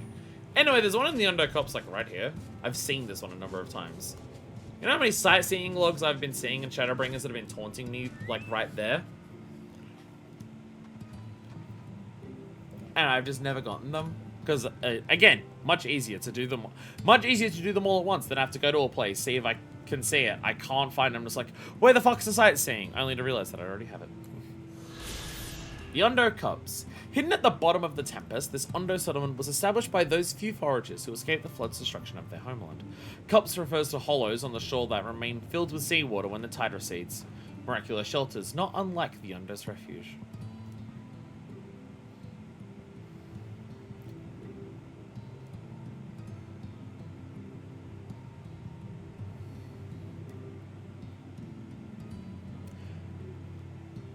Me and Em will go about sightseeing logs and hating it.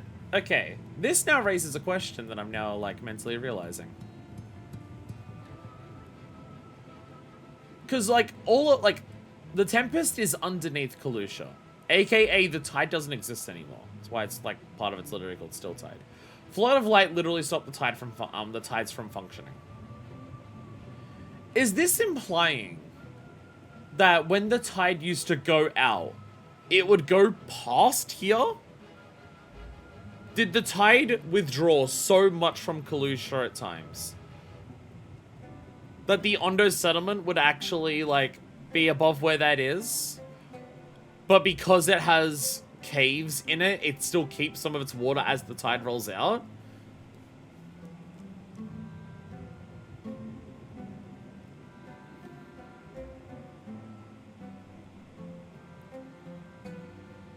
Is that what this is implying? Because this feels really far down for the tide to come out this far. This feels like it should be, like, next to the fucking shoreline to do that.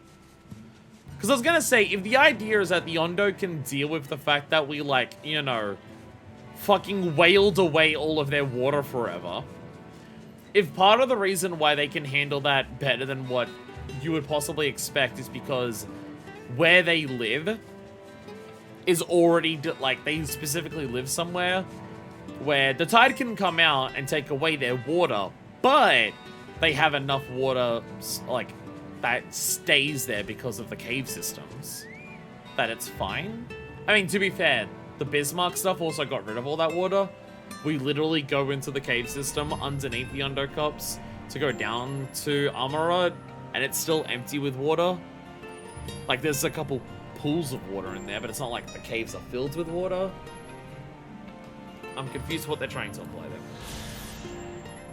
Where the dry return. When the Undo beheld the coral within this cavern, its crimson branches put them in mind of land dwellers' veins. Thus began the legend that it was a resting place for finless ones who had perished at sea. It was not until recently, however, that folk from the surface learned the reason behind the rather ominous-sounding name.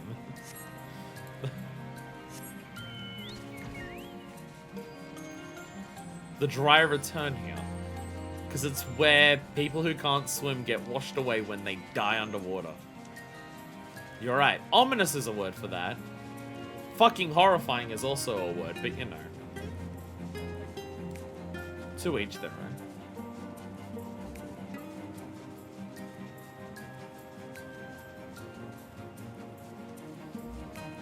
I was gonna fly down there thinking that's that. No, we're going to this one.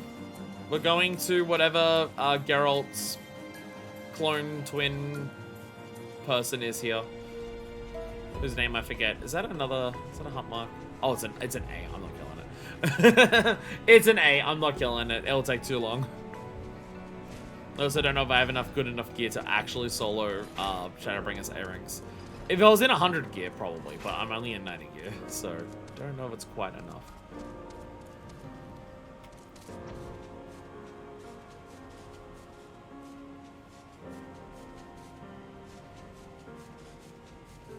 Is it in here? There it is. There it is. I found it. The workbench. This facility was built by a Crystarium native, a genius artisan seeking to escape the distractions of the outside world. Although he simply calls the place his workbench, the mundane naming is at odds with the fantastical concept of a forge constructed miles beneath the ocean. How did he... Did we ever get an explanation of how the fuck he did this? Is there any explanation as to how the fuck he did this? Like, I know you can see that. Like, I know you can see this, elevator that goes up there. Like, I get it, but still, how the fuck? Or is the idea just, that's why he's a genius artisan? Because he was able to do that. Is that the explanation?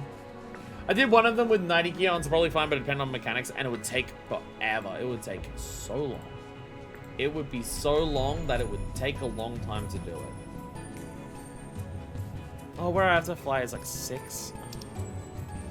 I gotta go down here for one of the sightseeing, but if I went here at 6 o'clock, it'd be so much better. Granat held his breath real good. I didn't realize that Granat was friends with the Kojin. I was not actually.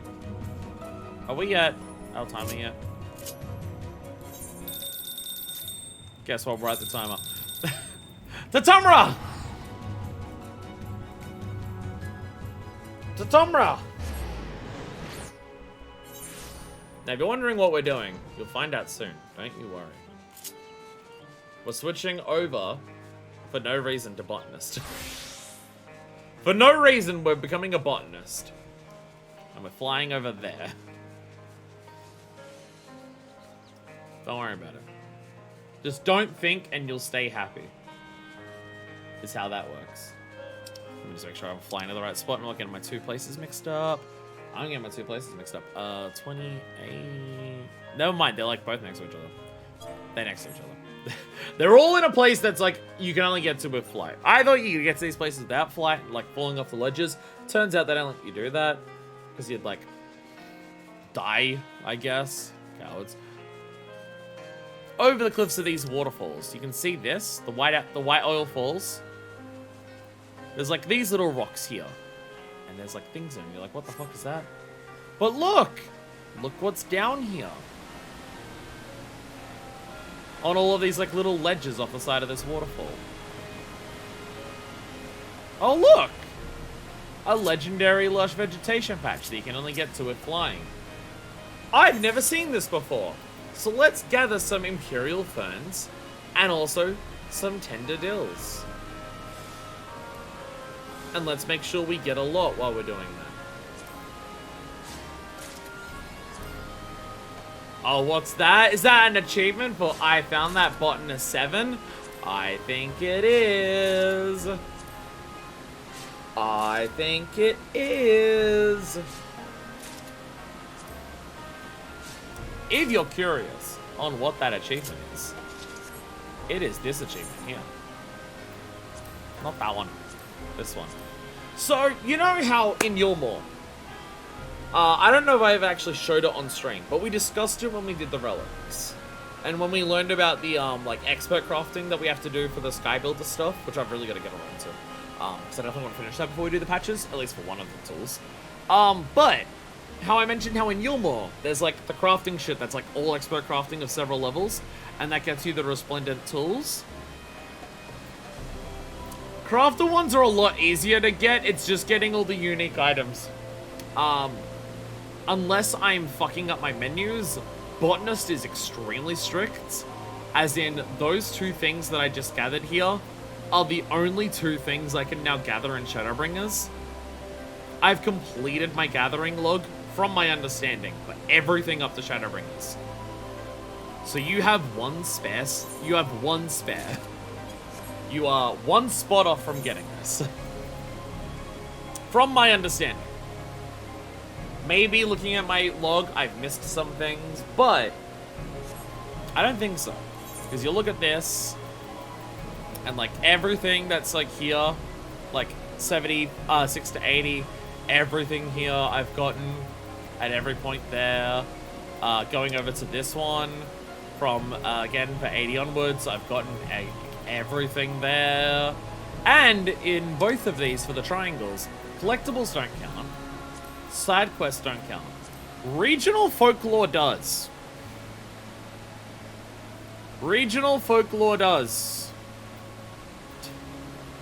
They tick as well. Even if they're a collectible. Even if they're a collectible, they count. And like you go over to this one for like regional folklore. And like some of them are the ethereal stuff. They still count. Ethereal stuff, it counts. Like, collectible shit, it counts. So, again, from my understanding, unless I've somehow missed some somewhere, because, again, collectibles don't count. These ones don't count. I've gathered these before, they don't count. I don't know why they don't. It's a little odd that these ones don't count. Like, just get them, and, like, these ones aren't even timed. But it's still just like, no. But again, I don't know why those don't count. Collectibles don't count. But, again, from my understanding, you have to get everything except one for Shadowbringers, which feels really strict. It's not that strict for mining. You have I have 5 more things to gather for mining. So you have 4 leeway, whereas you have 1. So this is resplendent tools. Like luminary tools, you wear them on your back. You wear them on your back, and they're very shiny.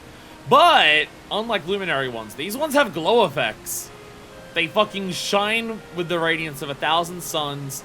They look like they're made out of crystal at the end of it with, like, the refractive thing they have on the edge of the tool. And they have a glowing ring around them. So they're a little fancy. I've been meaning to try and get these on stream for a really long time now. I've been trying to do this for, like, ages. I've just never had a moment where I can, like, go, oh, let me just quickly duck off while I'm in the middle of doing something to get them. I keep forgetting to do that. But, considering we had sightseeing stream and we were literally going around all these places anyways, I figured now would be a good time to get the resplendent tools. I've had these ready to get for months. I have specifically waited on getting these last couple items to make sure I got the resplendent crafting tools on stream. Note, I am nowhere fucking close to getting the resplendent fishing rod. I am nowhere close. That's gonna be a little harder. So don't expect resplendent fishing rod to be anytime soon. I like fishing in this game a lot. I have a lot of fun with it. I'm very happy with what it is. I get super invested in it, and I really like fishing in this game.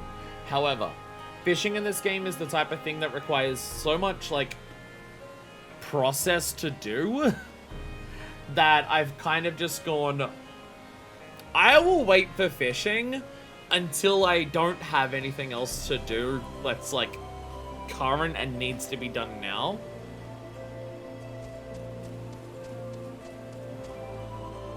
It's 2. There it is. Oh, I'm in the wrong spot for this one. Where the fuck is this one? Oh, this one is off this cliff. That's why I was getting confused.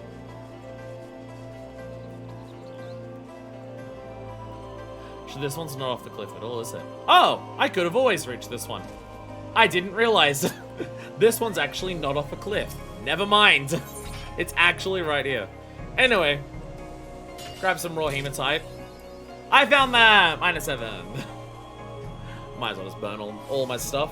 I don't know how good raw hematite sells for or what it's useful for, but I might as well grab as much of it as I can while I'm here. I might as well try to get a shitload of it. Gathering yields +3 on every hit just for having enough there. That's pretty good. And we got the Gatherer's Boon chance. We got a lot off that. I could have gotten more and I still got 48. So anyway, there's the mining version. And there's the mining version. So you have a look at this. There's 220. It's also, you need to get way more. Like, there's 220 things to mine up to Shadowbringers. There's 340 botanist things to gather up to there. So it's like 50% more shit to grab. I didn't realize botanist had that many more, like, until I was, like, working on trying to complete the gathering log. I didn't realize how much more shit botanist had to grab than miner. Like, different crafters have wildly different amounts of stuff to collect. Stuff like, I think, goldsmithing. Goldsmithing has a couple hundred extra things to craft compared to... Ow. Compared to some of the other crafters. But, like, there's 8 crafters, so there being a lot of variance I wasn't surprised by. There's, like, 2 gatherers that don't gather fish. So the fact that those 2 are so different to each other, I was quite surprised by. Anyway, there's our pickaxe. And there's our pickaxe as it's shiny. As it's shiny and glittery. So there's also that. Anyways, just as one of the extra things that I wanted to do today. As one of the extra things I wanted to do today while we were here. There's that. Actually, wait. Oh, no, that's right. That's right. I was gonna teleport to somewhere else, and then I realized actually where the other spot I teleport to is close to that, one, but we're saving that one for last. We're definitely saving that one for last, so never mind. Never mind. We will get the other one first. Should be 2 things left to sightsee. Nope, there's 3. We've missed one. Where the fuck have I missed one? God damn it. We missed one in Kalusha? Where the fuck did I miss one in Kalusha? God damn it! We were just there! What did I miss? I missed 18.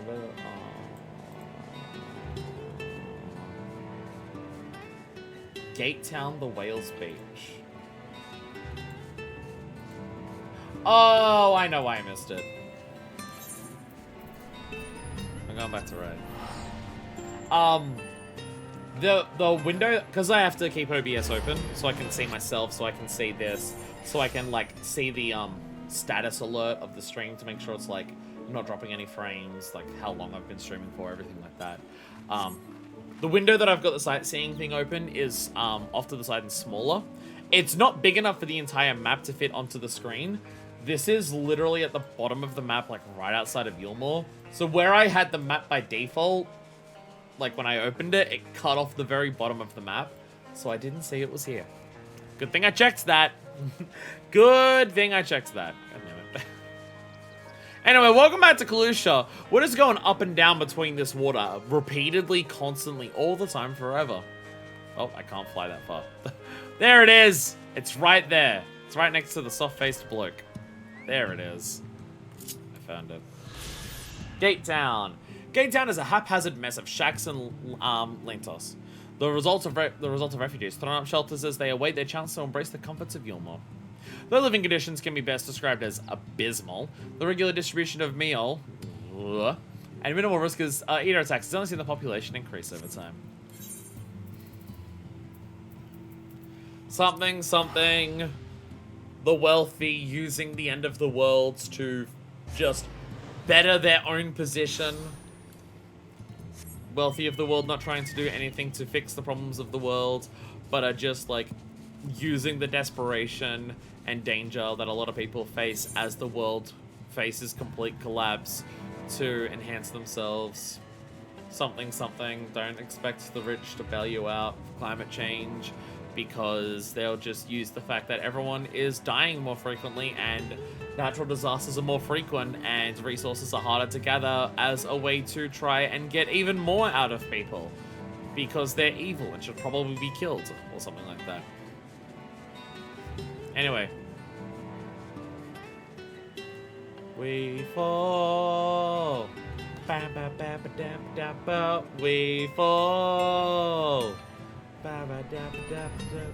We fall unto the end. Yep, still going. Still going. We made it! Yay. Pure, you're annoying to get to.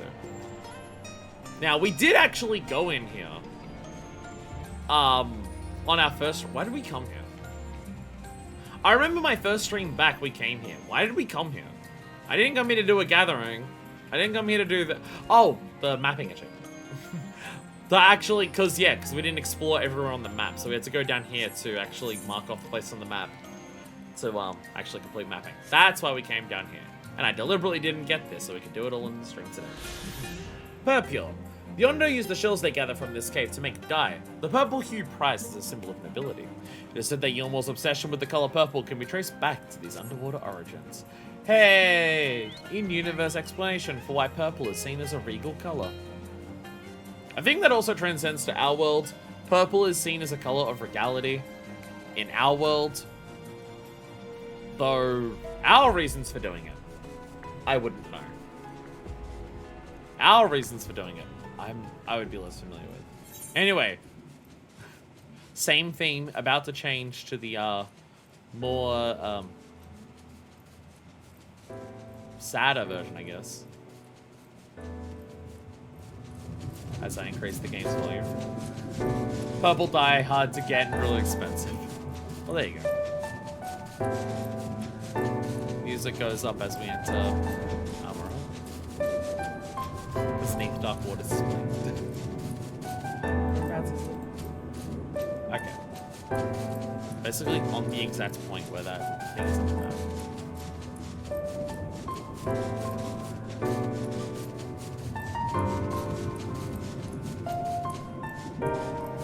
My brain is so fucking obsessed with this place. Absolutely brain rotted. Like, not necessarily like, oh, what would it be like to live here? Or anything like that. Like, it's not necessarily, oh, I love the, like, I mean, don't get me wrong, like, aesthetically, I do like Emerald a lot. Aesthetically, I think it's really cool. And everything like that. Everything like that, but it's just like absolutely brain rotted about like how this place is used thematically in the story. Like it's not like I'm brain rotted about this because I'm just like, God, I wish I could live in Omaha. It's not that. It's like my brain rot for this place comes down to primarily, like obviously I love the music here. I like, again, aesthetically, I like the place. I like the idea, again, from what we know about Amara, it's another place like the Crystarium, where the focus is very much on community, helping other people out, like lifting everyone up together and everything like that. There's obviously all of that. But it's like what this place is used thematically in the story of Shadowbringers is what I'm completely and utterly obsessed with because it's done so fucking well.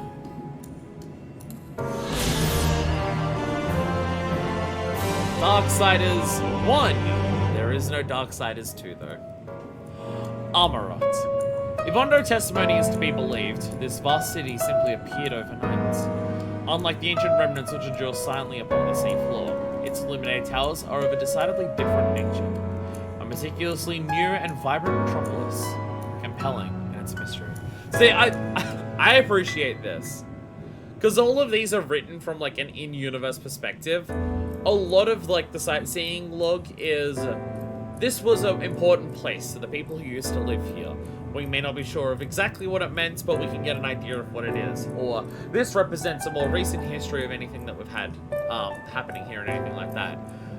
But because of how Amara appears in the MSQ, the entire sightseeing log description for it is... This shit just fucking appeared. What?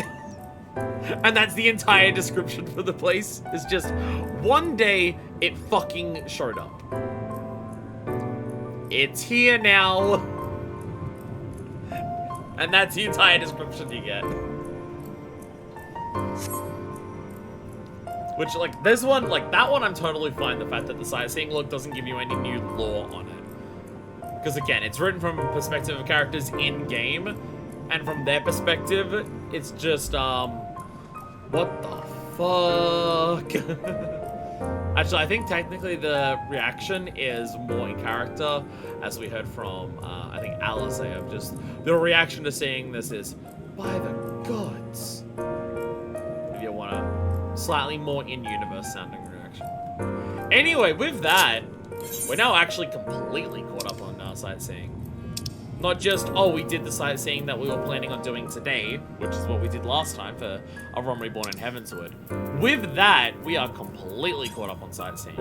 Every bit of sightseeing up to where we are so far in the game, we have done. So the plan will be that we do have sightseeing streams in the future. Per expansion. I don't know what the best way to do that is. Because, like, today's stream, holy shit, it's been 5 hours. Let's quickly go to Kagane for reasons. Really go to Kagane. I'm not gonna teleport to Enclave to save money. I'm going to spend the money on Blizzard. And I'm on a time reach. But yeah. What was I saying? Yeah, well, I want to do sightseeing logs for the future, but I don't know how I want to do it. Because part of my thought process is, because it's like we're focusing on lore, does it make sense to try and combine sightseeing with, like, Lodestone stories? Do we want to have a stream at, like... Because also Lodestone stories, from my understanding, get updated as the expansion goes.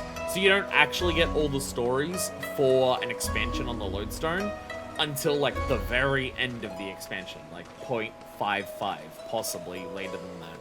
Or possibly as far as that or anything like that. So I'm just like, because it's lore, do we want to combine Lodestone stories with sightseeing in the future? And, like, one expansion of sightseeing, one expansion of side stories, and that could be, like, the length of a stream, and that's, like, our cap-off of that? I don't know. They added some more during Rising. Oh, Rising, was it just the... I know they, for the 10-year Rising, I heard that happens, but it's spoilers, and I can't do those ones. But, like, is it Rising every year, do you mean? Or just specifically the 10-year anniversary for Rising? Because, like, especially now, because they're not adding new sightseeing logs. Sightseeing logs is a base expansion thing, whereas Lodestone's stuff can happen throughout an entire expansion's lifetime. So I don't know if those are things that make sense to combine together, but also, when do we do the sightseeing, if not then? I don't know. Like, do we, like, and, like, if we're only doing, if we do a stream that's of just, like, one expansions of Lodestone story, every year, 10th anniversary, add even more special ones. Oh, okay. Okay. Yeah, again, like, there's gonna be aspects of ones where, like, more current, or just because we want to practice on how to space things out post 6.0 Endwalker. Because we're not caught up and we're going through so much of the game, we have so much backlog to get through in this game that a lot of our streams end up being, like, sufficient 14 stream length, which is 6 to 8 hours that I try to aim for each one. Just by pure virtue of just how much shit there is to do. But once we're caught up, like, when a patch comes out, obviously we can have a stream that's for the MSQ. That's how we've done MSQ patches since Heavenswood. We tried to combine ARR ones with, like, raids and shit, and looking back on it, we should have also separated those. Like, there are some streams for ARR patches that are like, here's a patch, but also the entirety of, like, the Crystal Tower in one stream. And that gets to, like, 10 hours long. And in hindsight, we probably should have separated those anyways. But since Heavensward, MSQ gets its own patch, that's fine. But, like, okay, so MSQ comes out, and in that same patch, as in the point, like, XO patch, you get, like, a raid or an alliance raid. But you only get one tier of it. So I'm just like, 4 raids as like one tier of an 8-man raid. That's like not enough for a stream. So then my thought process is, do we wait for like the .x5 patch? So then we do like the raid tier and like, for example, stuff like Hildebrand alongside that, or any new additions. Like, it's gonna end up getting a little bit weird once we're more current in terms of how much do I do. Do I stream 14 for like a couple hours at a time while a patch is coming out, and then after it's all come out, combine it into one big-ass YouTube video? I don't know. This is part of why I want to do this for Endwalker. Part of why I want to make sure we do stuff in patch order for Endwalker is to get a feel for how we want to do it. How do we want to, like, because obviously, like, I could either, like, do everything when it comes out, once we're current, and some of the episodes end up being like 2 to 3 hours and that's it.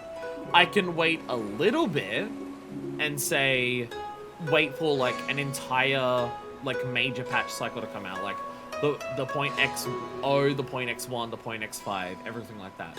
Wait for all of that to come out, and then do a number of streams that just overall cover all of that, or like wait for a full fucking expansion to come out so we can pace it out the way that we've done it up to that point.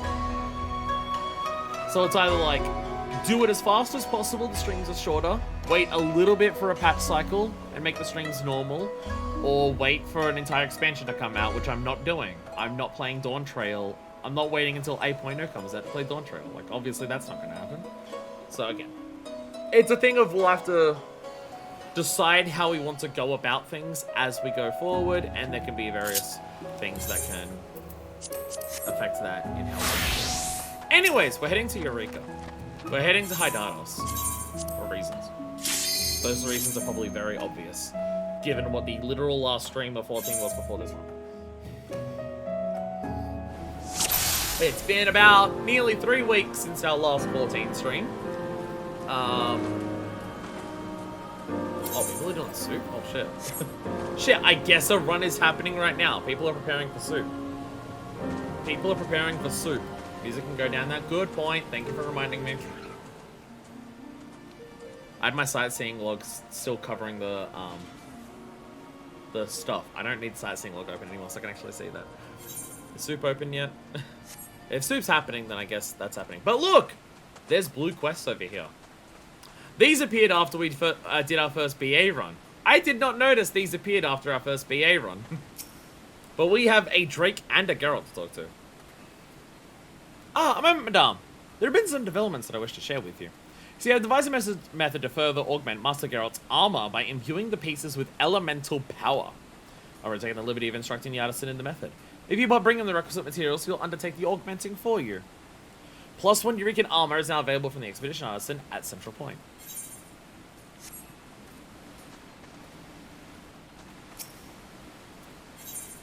No, not +1.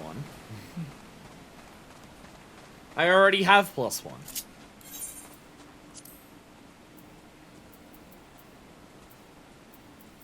I already have +1. Augmenting armor with elemental power. Just a normal Tuesday for Drake. I already have +1. Oh, you mean augment the +1 armor itself. Okay. Not augment it to +1, but augment the +1 armor. Yes, we can now do this. Guess what? It requires BA fragments. This is not surprising. Eureka fragments. Eureka fragments can be used to upgrade your elemental +1 armor, which makes it elemental +2 armor. The reason that you do this, elemental bonus. Yes, if you want your armor to actually give you a buff, in Eureka itself, this is what you do. You get your elemental armor in Pyros by getting a bunch of Pyros crystals. You upgrade your elemental armor to +1 in Hydatos with a bunch of Hydatos crystals, and then you upgrade it to +2 by using Eureka fragments. And then you can finally get an elemental bonus on your armor in Eureka. And we can finally start up. Oh, I don't have my Eureka fragments. They are all. I have to leave Hydatos. Wait, actually, do I? No, they're already in my inventory. Never mind. I didn't have to leave shit.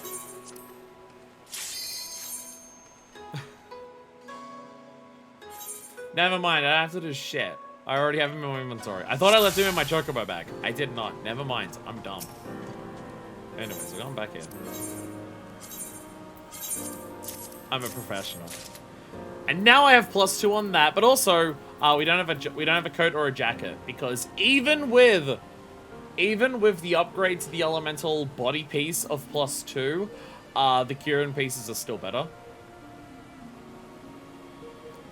The Kieran pieces that you get with like the seals and the cloths that you get for clearing BA, or you can buy on the market board, those are still better than the armor piece upgraded to +2. So you don't need to do that. But I've got my gauntlets here. I have my trousers. And I have my shoes. Da-da-da-da! I have +2 elemental armor.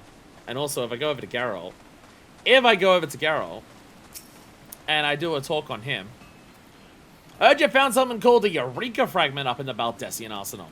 That's potent stuff, that is. With it, I can imbue your weapon with elemental power. Can't have too much of that here.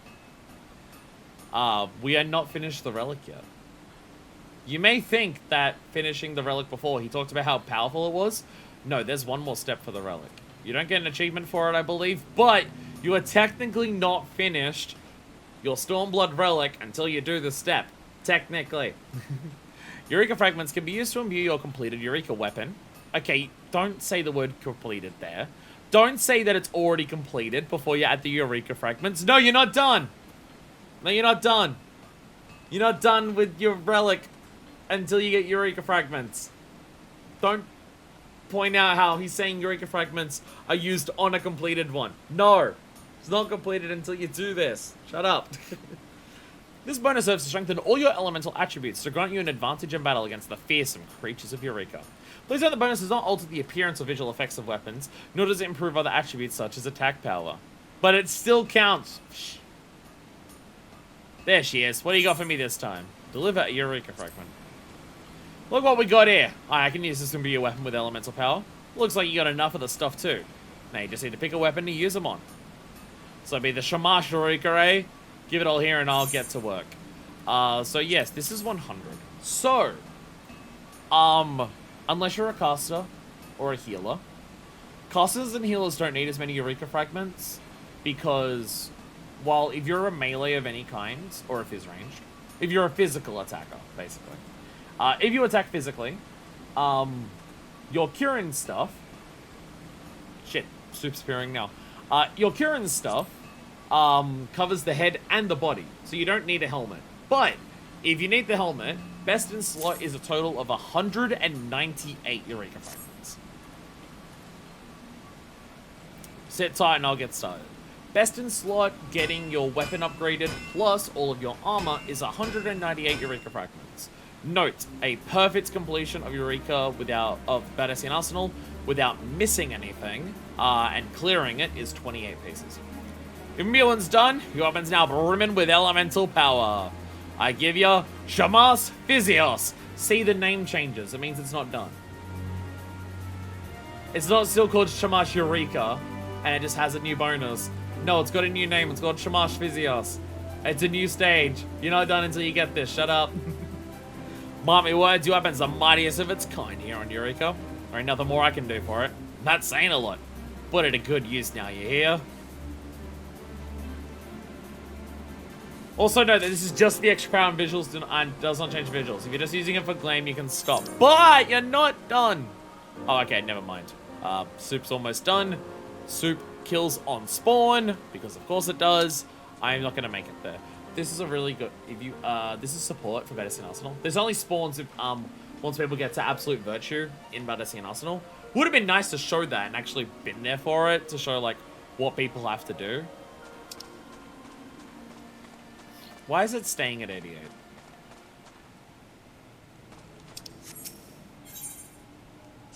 Why is it staying at 88? I'm gonna run over to it. People might be holding off to people to join. One of my headphones died. God damn it. But yeah, killing this is 30 Hydados crystals. So you'll if you kill this also if you kill this, you get the buff to enter Battersea Arsenal. That's what we were waiting for Soup last time.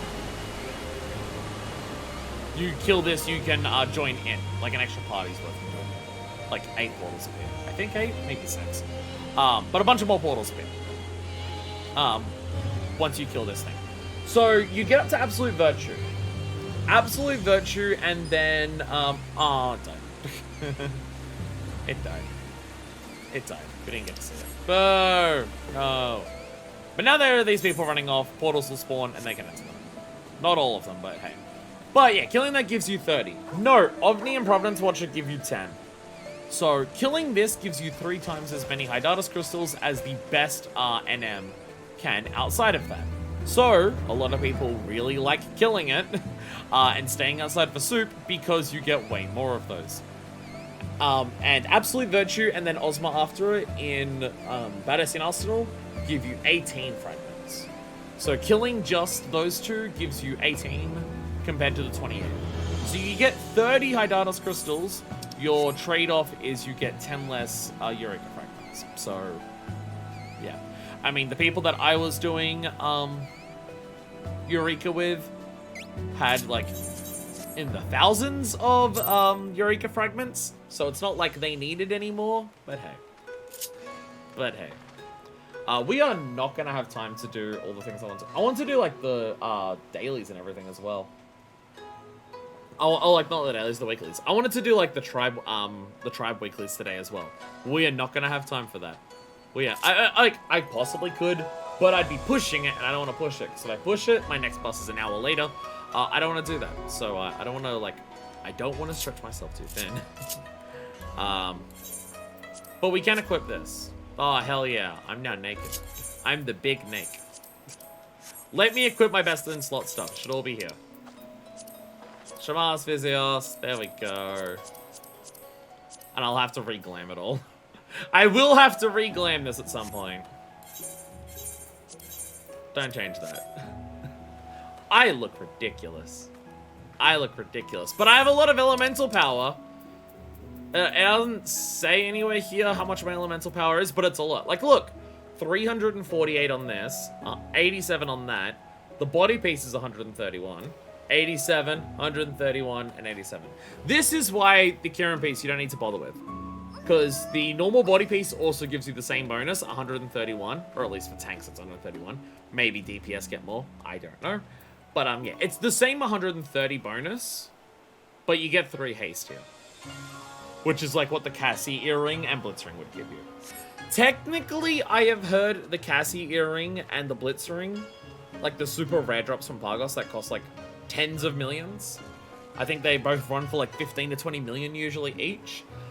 From what I have heard, technically those aren't best in slot for Eureka. From what I've heard technically, because of their substats. The way their substats scale down in Eureka, there's like certain accessories you can wear that you'll technically get more substats from those accessories than the Cassie earring and Blitzring. So you technically get like more powerful wearing something else.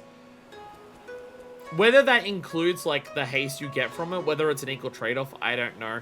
But if you want full haste in Eureka, and just to be extra speedy and zoomy because fuck it, why not? Then you could get those.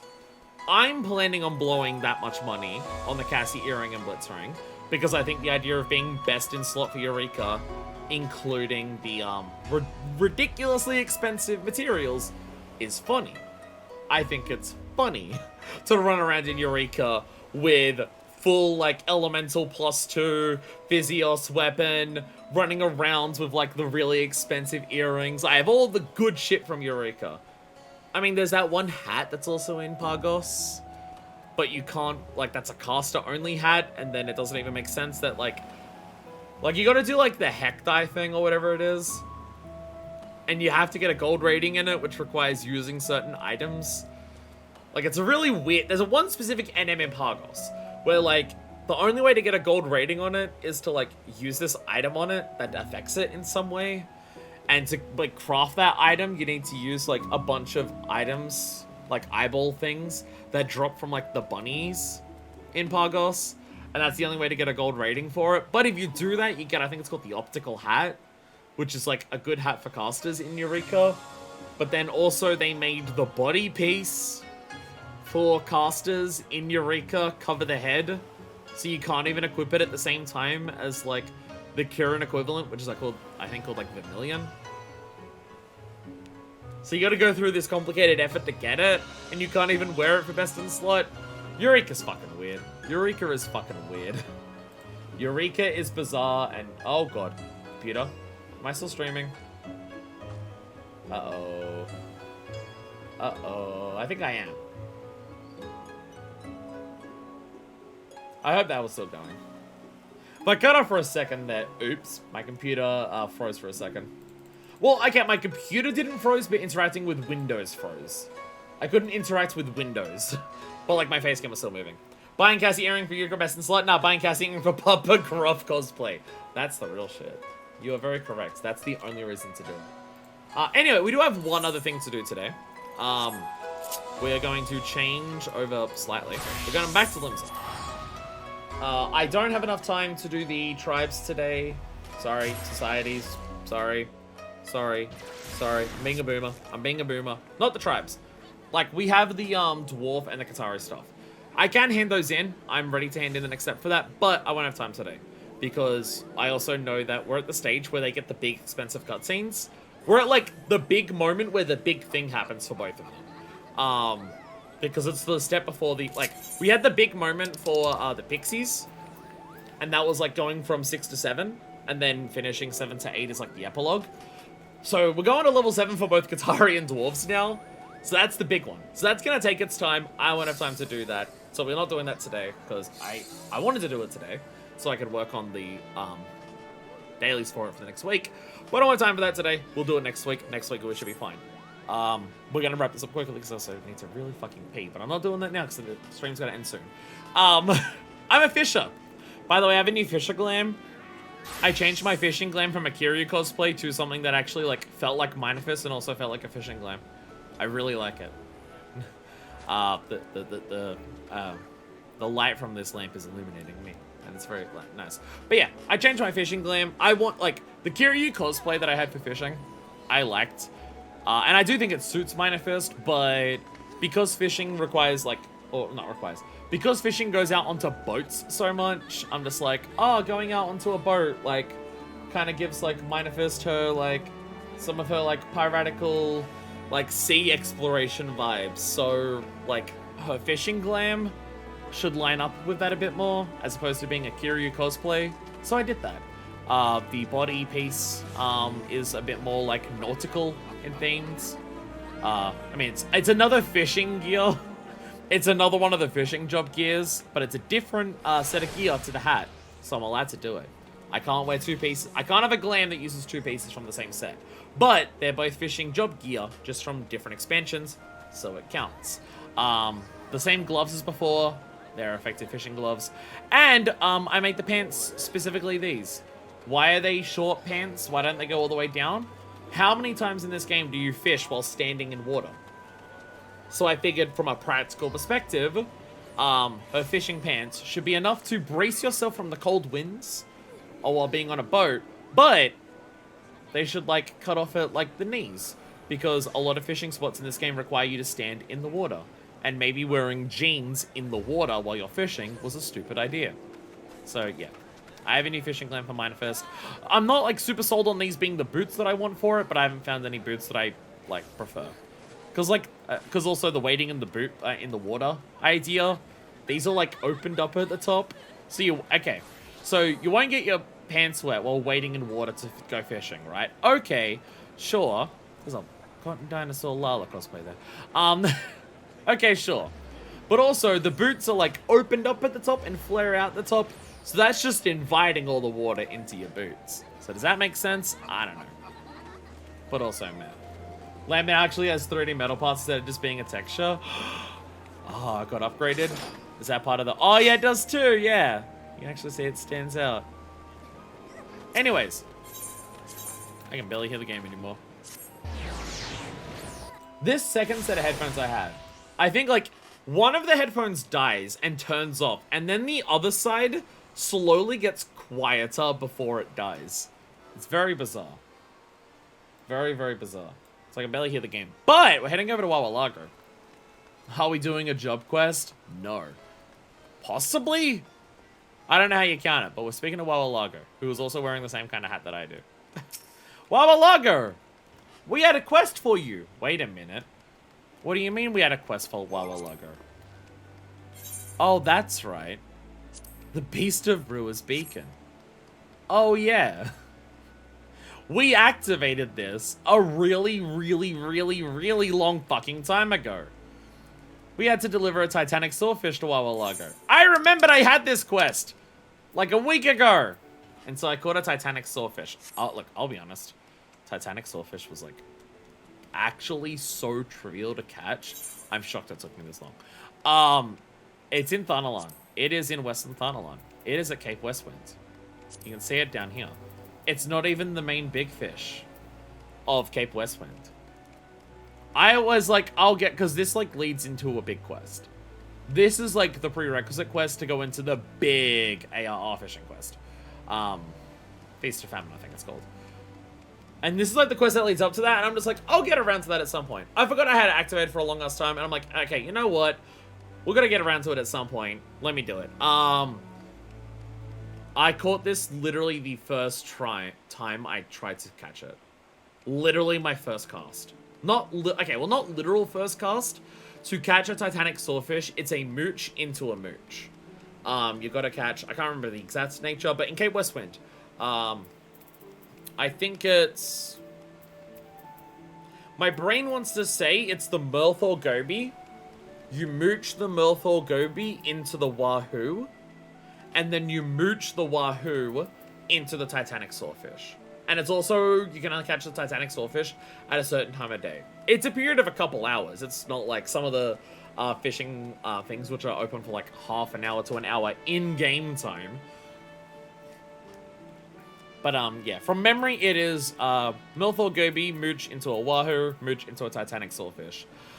When the time came open, I went over to there. I was getting ready to try it for the first time, being like, I wonder if this will be like the Mongolian deathworm, where I gotta try it over and over and over again, and then I accidentally catch it while doing job quests on stream, which is really funny. My first cast into Cape Westwind, I caught the large Merthor Goby. I put on Patience 2. To make sure I'd get larges. Sue me. That skill wasn't available in ARR. I know. Sue me. But I used Patience 2. I caught my Merthor Goby. It was a large. I mooched it. I caught the Wahoo. It was large. I mooched it, and I reeled in the Titanic Swordfish. Literally my first attempt at, like, the first time that I was there for the time it was open, and I got the Titanic Swordfish. It was concerningly easy, and I feel stupid for putting it off for so long. Is the deed done, or is the dream dead? It's only been, like, a year and a half since we activated this quest. Why are you so worried that I forgot that it happened? Did you catch a Titanic Swordfish? Yes, I did. Legends say that this gargantuan saltwater fish once ripped a 100-man galleon in two with its saw-like head. Also, you can buy the Titanic Swordfish on the market board if you want to cheat, but I just caught it. I should have tried to catch a second one and sold it, honestly. I probably should have done that. I think specifically the fish you need for the Feast of Famine one, I think specifically those are untradeable, from memory. It's like how the Mongolian deathworm is untradeable, because it's required for the Lucius tool. A Titanic Swordfish by the belly bursting with bream. Valiant adventurer, find fisher. Now the news. It was but once that I caught an old one. 10 years younger I was. Bloody and bruised were my hands afterward, sliced like sirloin steaks by the rotten line. Was I afraid? Never. Fishing is a fever that burns too fierce for fear. The old one you seek is known as the Navigator's Brand, and she wallows in the waters off the Brewer's Beacon. So the base of Brewer's Beacon we have finally activated. The Titanic Swordfish wasn't even that. May I help you, Hera? Listen, alas, Western Ocean lacks the proper propinquity. I used the Yumizuno, if I remember, and I do very vividly, as we do vanished valuables. A clear day it was too, the sun high in the sky. Oh, you're actually getting like clues on how to actually get this one. The hour, I know it not, nor need to know, for I used fish eyes to ignore the time. The old one needs all your knowledge and skill to catch, valiant venturer. And exceptional equipment is an excellent means to an end, to be sure. Go fish, Urson Blightwind, the second best fisher in Eorzea. Go fish! Like, I think rating a 290 or higher. AR quest is required to successfully catch an old one. The fish will escape otherwise, so equip yourself accordingly before performing this task. Let me open up. Not that it's going to be available now. It's like the sun's high in the sky. It is currently nighttime. We don't have time to wait. But I am curious. Let me open up Carbuncle. Let me open up Carbuncle tracker. Where is my Carbuncle tracker? Where the fuck's my Carbuncle tracker? Surely I have it saved to my favorites. How do I not have Carbuncle plushie saved to my favorites? What the fuck? What am I doing with my life? Literally, why do I not have Carbuncle plushie saved to my favorites? This is so stupid.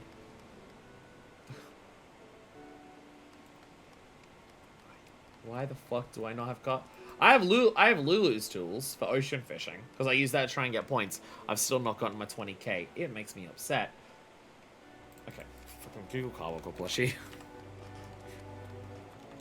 Carbuncle plushie, the absolute god tier savior of the 14 fishing community. I learned lore the other day actually, looking up Carbuncle plushie. So Carbuncle, if you're not familiar, I can bring this up on screen. This is the fish tracker that we all use to make sure we know when our fish are. You can search for fish and you can pin them to the top so you can always see the time they're available.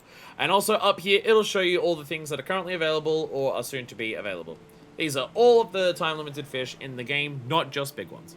All the fucking fish. Every fucking fish. And it tells you how long it will be until it's next available in your local time, how frequently it's available. It tells you also the time after the next one, which I'm very, very thankful for. You know, you can't make it for this one, well, what about the one after that? And then you have a look. So here's the thing. There is a character in the game called Carbuncle plushie. Carbuncle plushie. They're on Balmung, right? So there's a character. This is their lodestone page for Carbuncle plushie.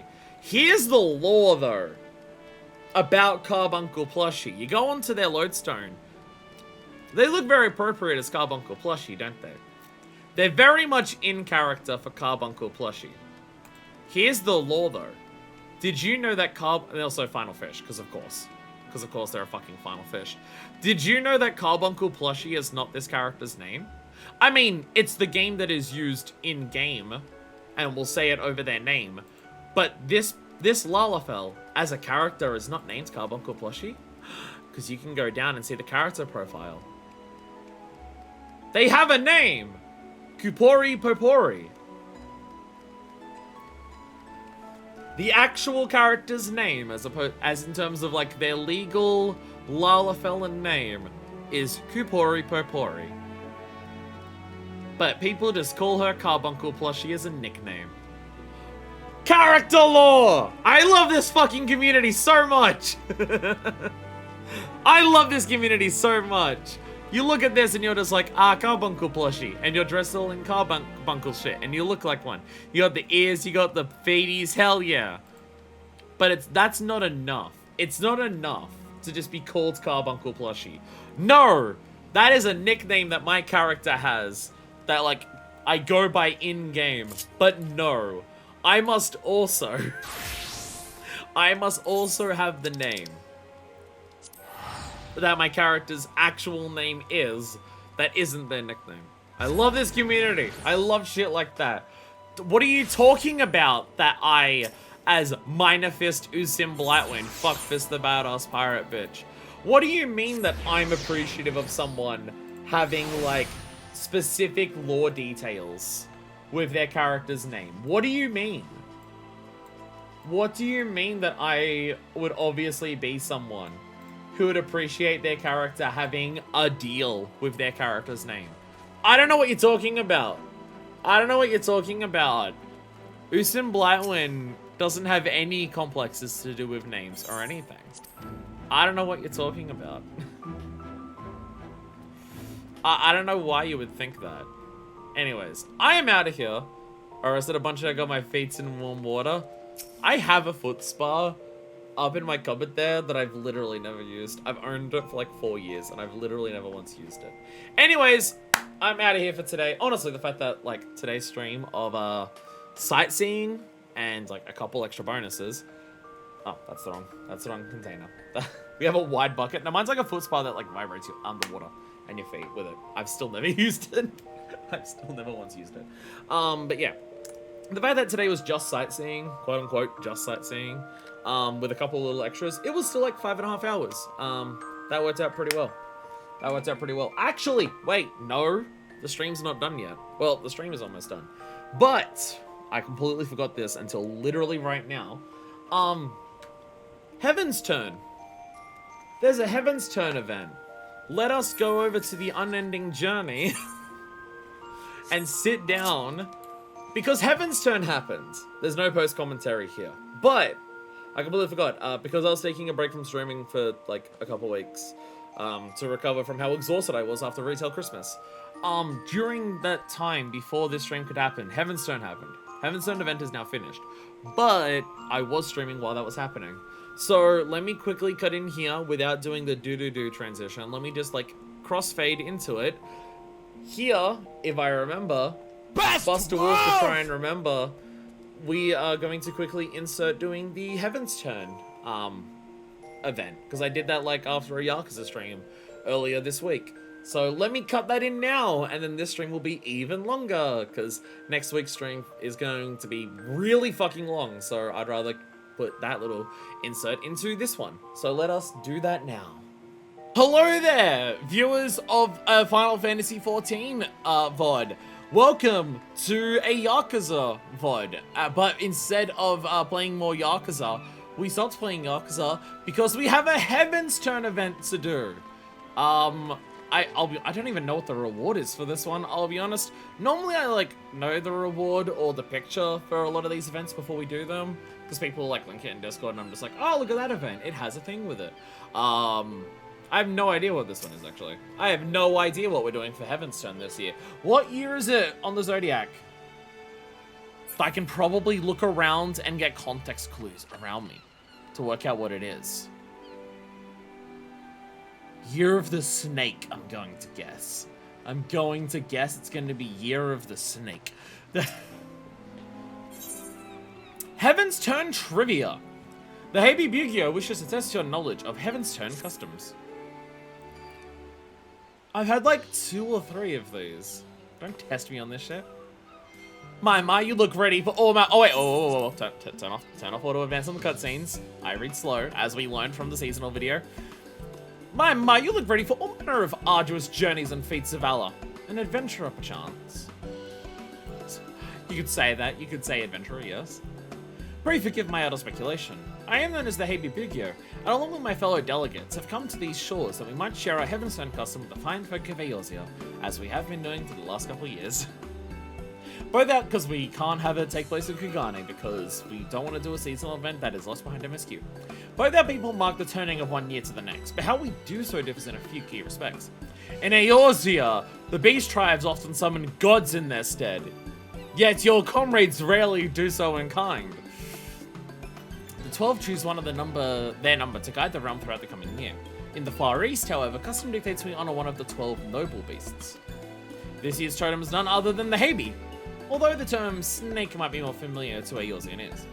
Where I hail from, this oft-reviled creature represents longevity and regeneration, owing to the miraculous manner in which the Heibi emerges anew, time and time again after shedding its skin. It's like the snake that we did in the forest. That many and more may benefit from the noble beast's blessings. My fellow delegates and I have devised what we hope will be an entertaining little event.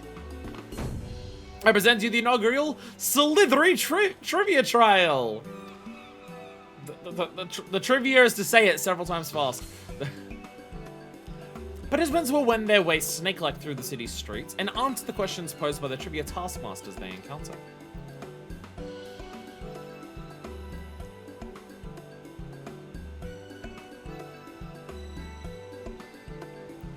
I'm bad at trivia. I bid my sisters, the three Heibi Yoriki, await their charges at certain locations throughout Limbs and Limitza. This one's asleep on the job! This one's bored! Maybe you should give them different tasks if the people running it are falling asleep and being bored doing it. As for you, adventurer, I urge you to seek them out and put your knowledge of virus and customs to the test. I'm assured that an auspicious prize is yours for the taking should you succeed. Oh god, you only get the seasonal reward if you don't fuck up the question. If not, wait a year and paying cash up, bitch. Consider it a means of stocking up on good fortune before your next foray out into the world. How about it? Have I bequired your interest?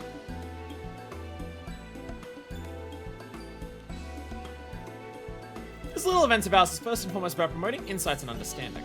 To that end, should you find yourself stumped during the quiz, simply say so. My sisters will provide a helpful hint.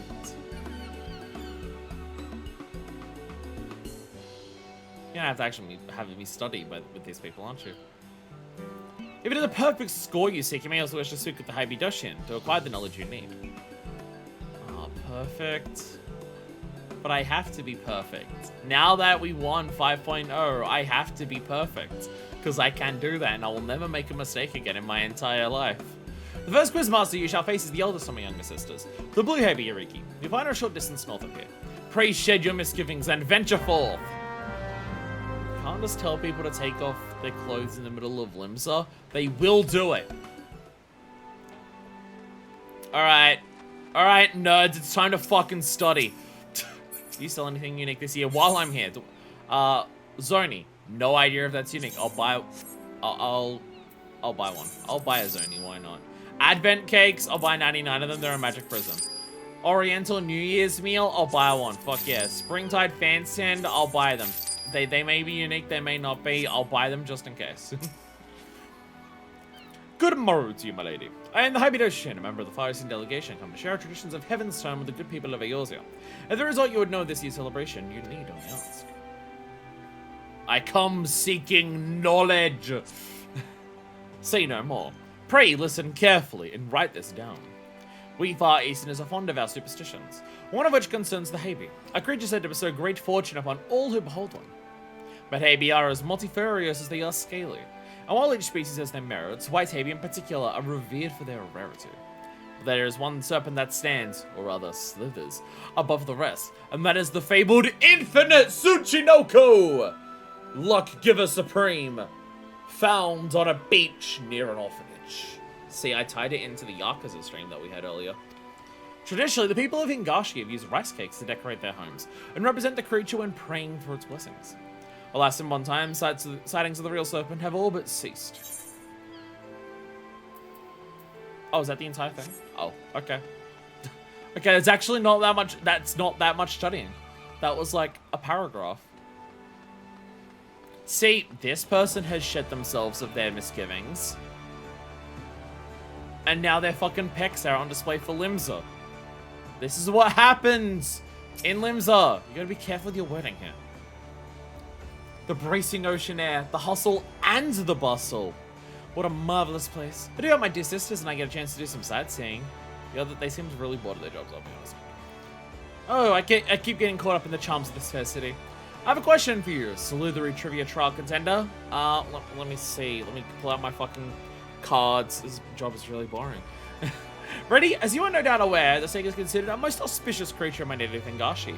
But what blessing can one hope to receive from the humble Heibi? If I have good fortune in renting fulfillment, I could do with some help. I'll get back to you later. Fair fortune, I believe they said. I believe the words were fair fortune.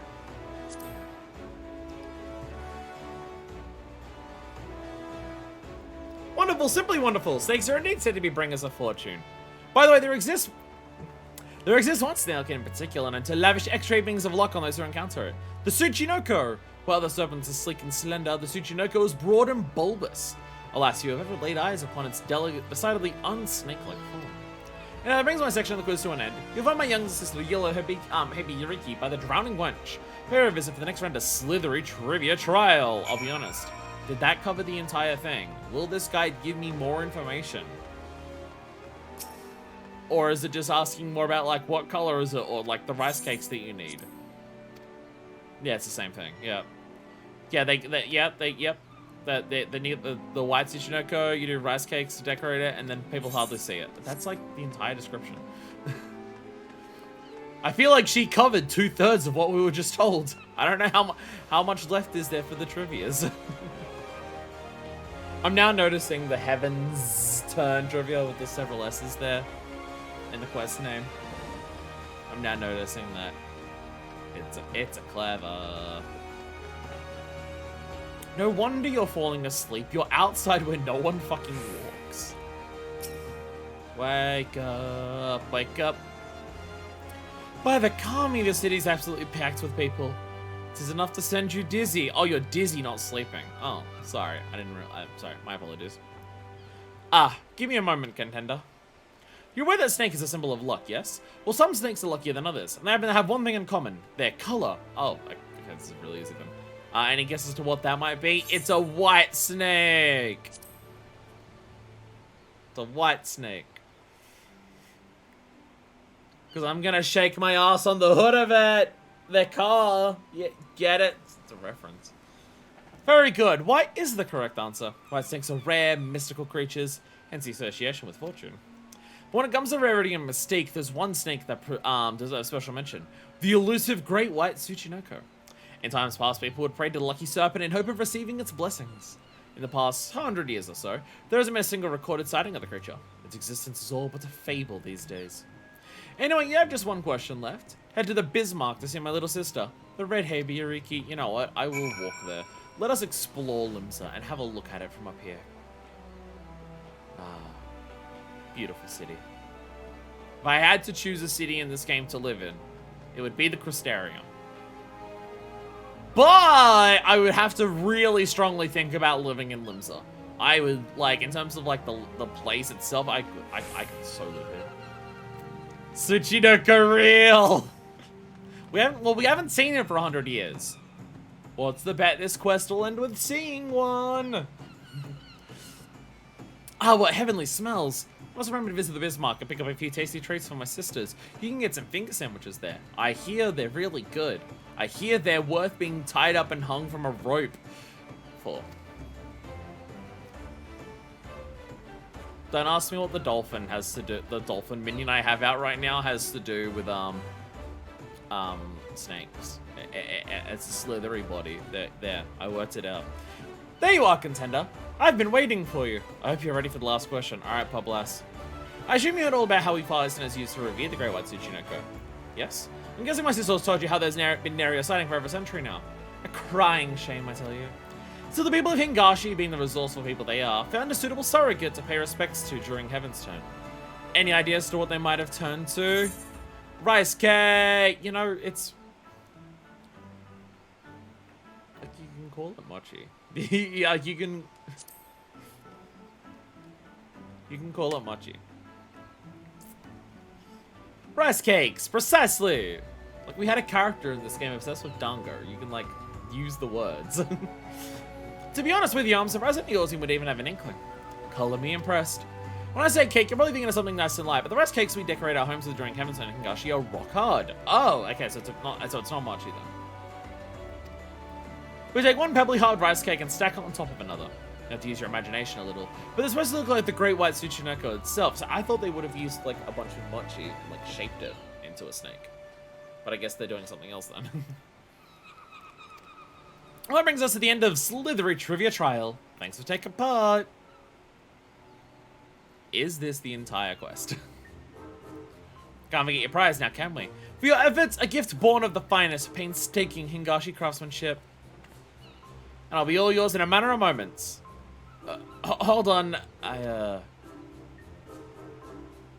oh no. lost! I could have sworn we had plenty left. You said you were surprised that we were getting the question. I was getting the questions right.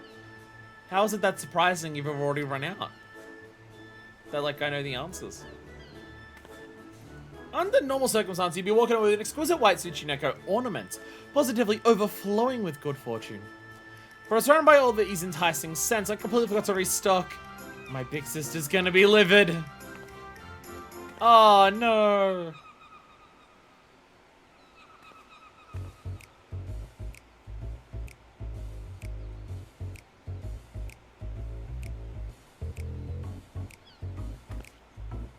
Oh, seems there was one left after all. Phew. Sorry about all that. Anyway, it's all yours. Oh, and it's pertinent to even ask, I know, but could I trouble you to tell my sister, the baby Bigio, I mean, that I've run out of prizes? I'd happily fetch more myself, but I would just say just in case another trivia challenger shows up. So can I count on you? Much obliged. May the Kami guide you. Is it moving? I mean, even if it isn't, I'm very confused. Okay, especially there.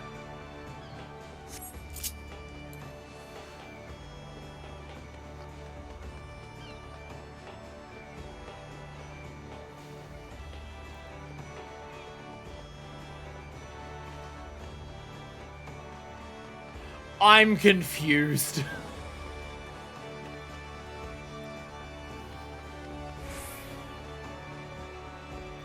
This doesn't make sense. Like at all. Yeah, silly whateverness, but like what? What do you mean?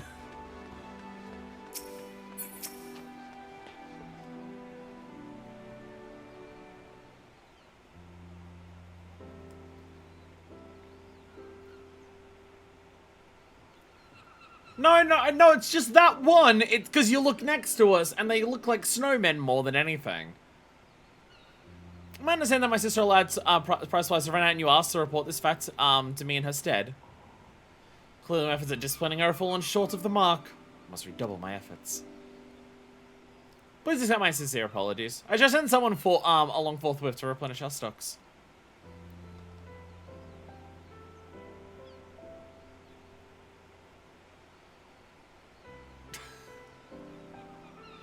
What have we here? Did you perhaps drop your prize? Okay, no, it is alive. I get it's a silly bit, but the lore implications are confusing. Muchy.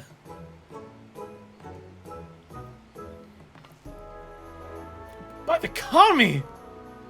Prizes may be exquisitely crafted, but they are mere ornaments! They do not possess the faculty for speech or locomotion, I can assure you. Which leads me to think, could this be the fabled Great White Tsuchinoko of yore? Unseen and unheard of for generations? To think I'd live to see the day! What a wonderfully auspicious occasion this is! But I must say, it is passing strange that the Great Tsuchinoko should be appearing at yours here, of all places. You're damn fucking right it is! Perhaps it found its way on board our delegation's vessel before we set sail. Yeah, that's why it's weird. That's why it's weird.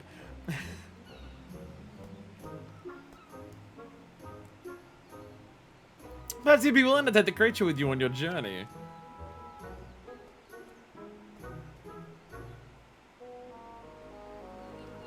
I'm very confused. Of course, for our delegation, the Sacred Serpent's coming is an event of great historical importance. Nevertheless, we cannot discount the notion that the Great White Tsuchinoko chose to appear before you in particular, that you might benefit from its blessings. Besides, it appears quite taken with you. Machi!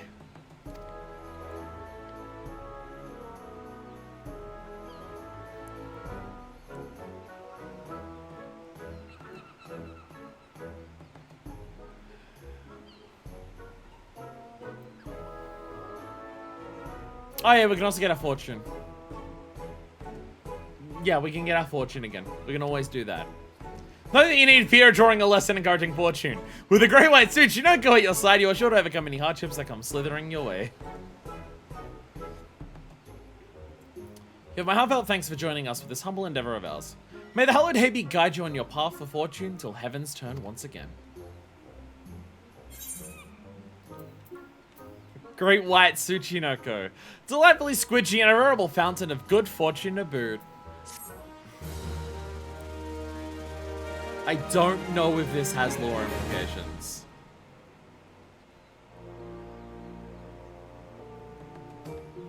I don't know if this is meant to have lore implications. Great white serpent of squidge.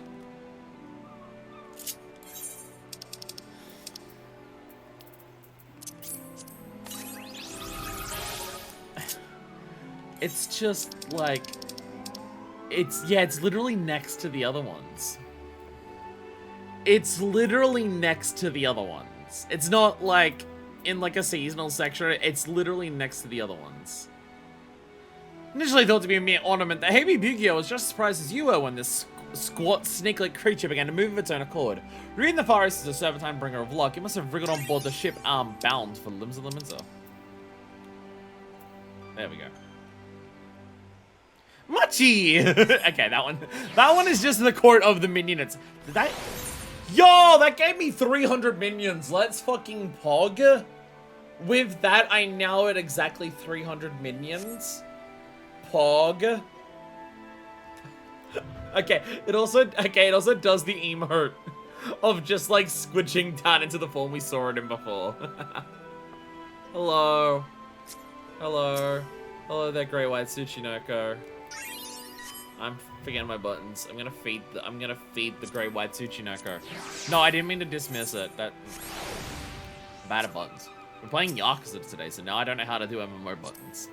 Where is the feed emote? Even also called the feed emote. I don't know if I've shown this on streams. I learned this like while I couldn't do things. The hand over emote, if you do that to like animal minions, it says you feed them.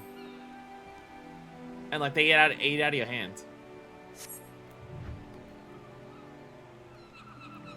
Let me turn on my like if I turn on messages and then I do the handover, look. You feed the Great White Tsuchinoko. And like they come over to you and eat. Handover is a secret feed emote for some minions. So now I can feed the Great White Tsuchinoko. Again, don't know if this is meant to have lore implications, but it's Final Fantasy XIV. Everything has lore implications.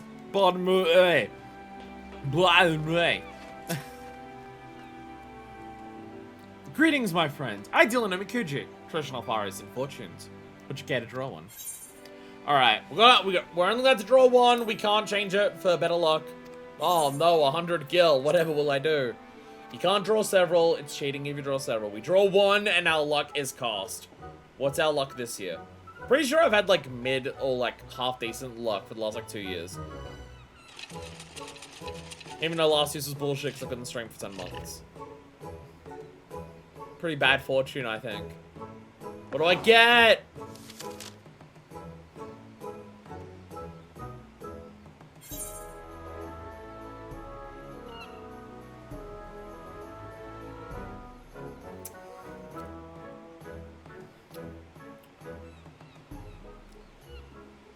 So is it like tarot where death doesn't mean you're gonna die? Does this mean like gravely good misfortune? Is that what that means? Is this good? Thou shalt experience considerable misfortune. Heed these words of guidance and thy luck may change. Adventure, be alert lest a celebration pass thee by. And the nearest celebration is one I'm actively not going to do anything for because it's a colonialist holiday in this country. Relationships, resign thyself not to disharmony. Dialogue fosters understanding. You have not seen my customers at work then. Prosperity, now is not the time to collect tomestones. You are correct on that. I literally have bought everything I need to with tomestones. And until I work on Endwalker relics, which won't be for a very long time, I literally don't need tomestones. I am running out of like shit to sell off from buying that. That's correct. Conflict. Cast aside idle thoughts and focus wholly on that which requireth thine attention. Okay, no need to call me out like that. Fucking Christ. Favor. Should thou abide in duplicity like unto the traders, thou shalt be lost to trust. So don't be a dick, I guess. Alright.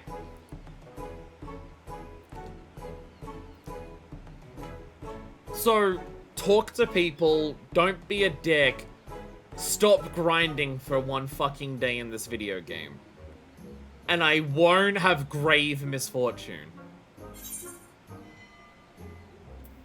I think I can handle it. I think I can handle it. But we still might have grave misfortune anyways.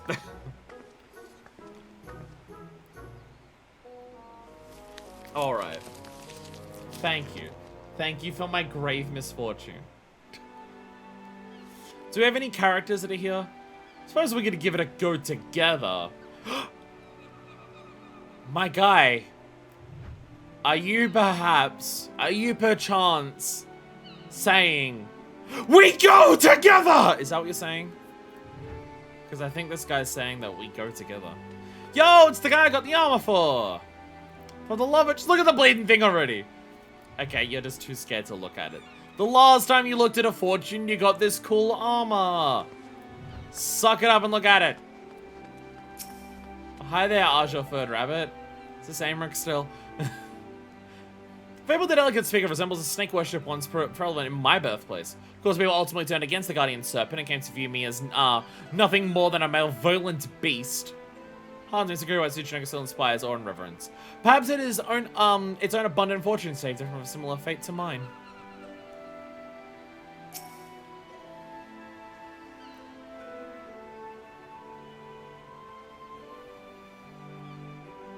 Is this actually the Four Lords guy? Is this actually meant to be the Four Lords snake?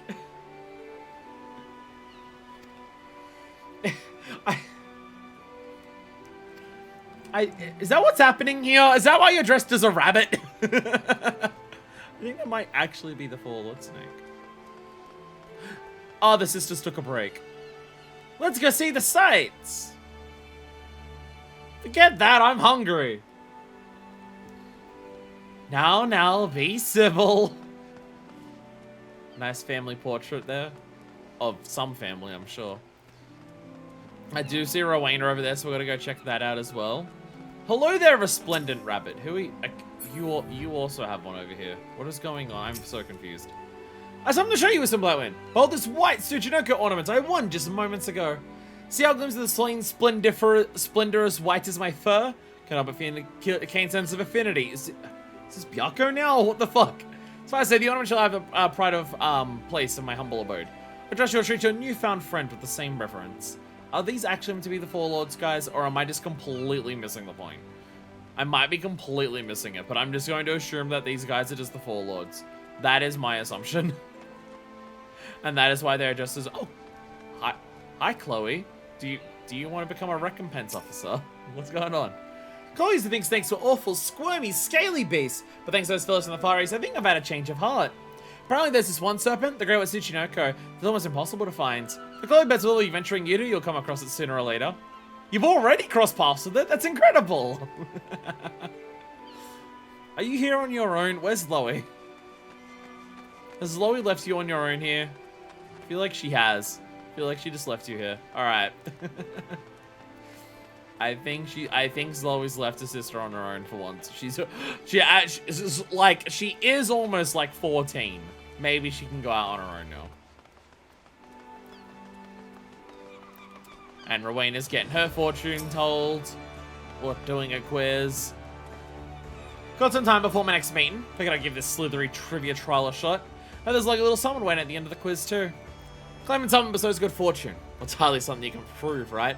But folks have been lining up to get their hands on a prize, which got me thinking. Oh god, she's gonna... Oh my god, she's a scalper. Of course she fucking is. Clearly there's a demand for the lucky bits and bobs. If I get the word out that my goods magically help with money woes or something to that effect, people will happily hand over an extra skill or two. I'll be raking it in. Alright, Rowena. You have fun standing there for the first time, like, not behind a counter in this dress that, like, goes right up the top of your legs. Have fun with that. Have fun with that. And see, now that she's there, I have to go check out all of them now. Because now there might be people at literally all of them. So all of them have to be investigated. Well, there's some people here. Okay, never mind. The girl, you're new. But you're just a cat girl. You're not like a character that I know. You might be a stand-in for a character that I don't know, because I'm not caught up to him in the story. That's like this. That's like one of the things that me not being caught up does mean. It does mean that there's stuff like that where I don't get to see all of the references in the seasonal events, because characters that I've not met yet could be showing up. Like, I don't know who are you? Supplies are running low again. Yeah, so you're just refilling. I don't know if, like, maybe there's a reference there of, like, if I had a character, like, if I had gotten enough far into the game to see a character, maybe there would be. Because there's, like, some of the ones that I've seen, the places that are around the event are completely filled with characters. Some of them have, like, 5 or 6 that I can talk to. Or, like, see them have dialogue about what's going on and everything like that. And then sometimes I do an event and there's, like, 1 or 2.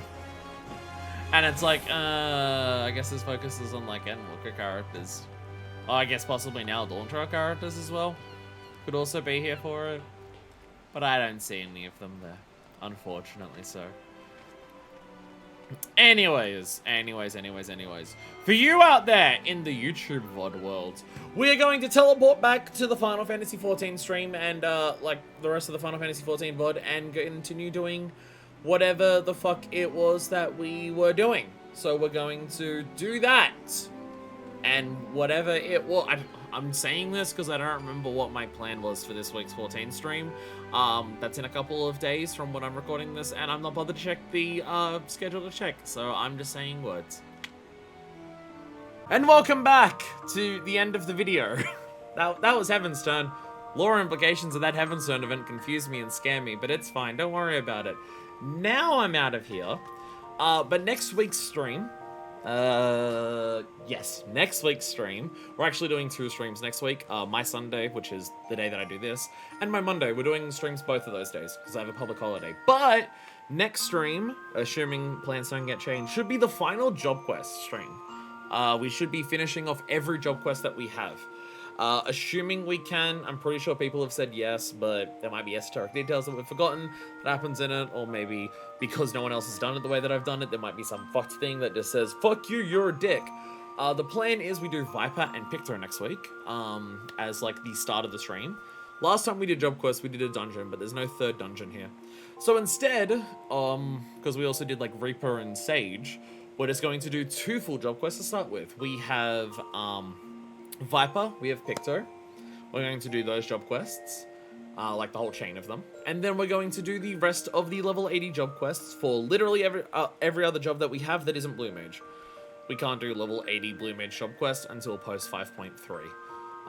For some reason, they always like locking off Blue Mage job quests until the 0.3s of an expansion for their equivalent level. I don't know why they do that. They did that in Stormblood as well. I don't know why. But,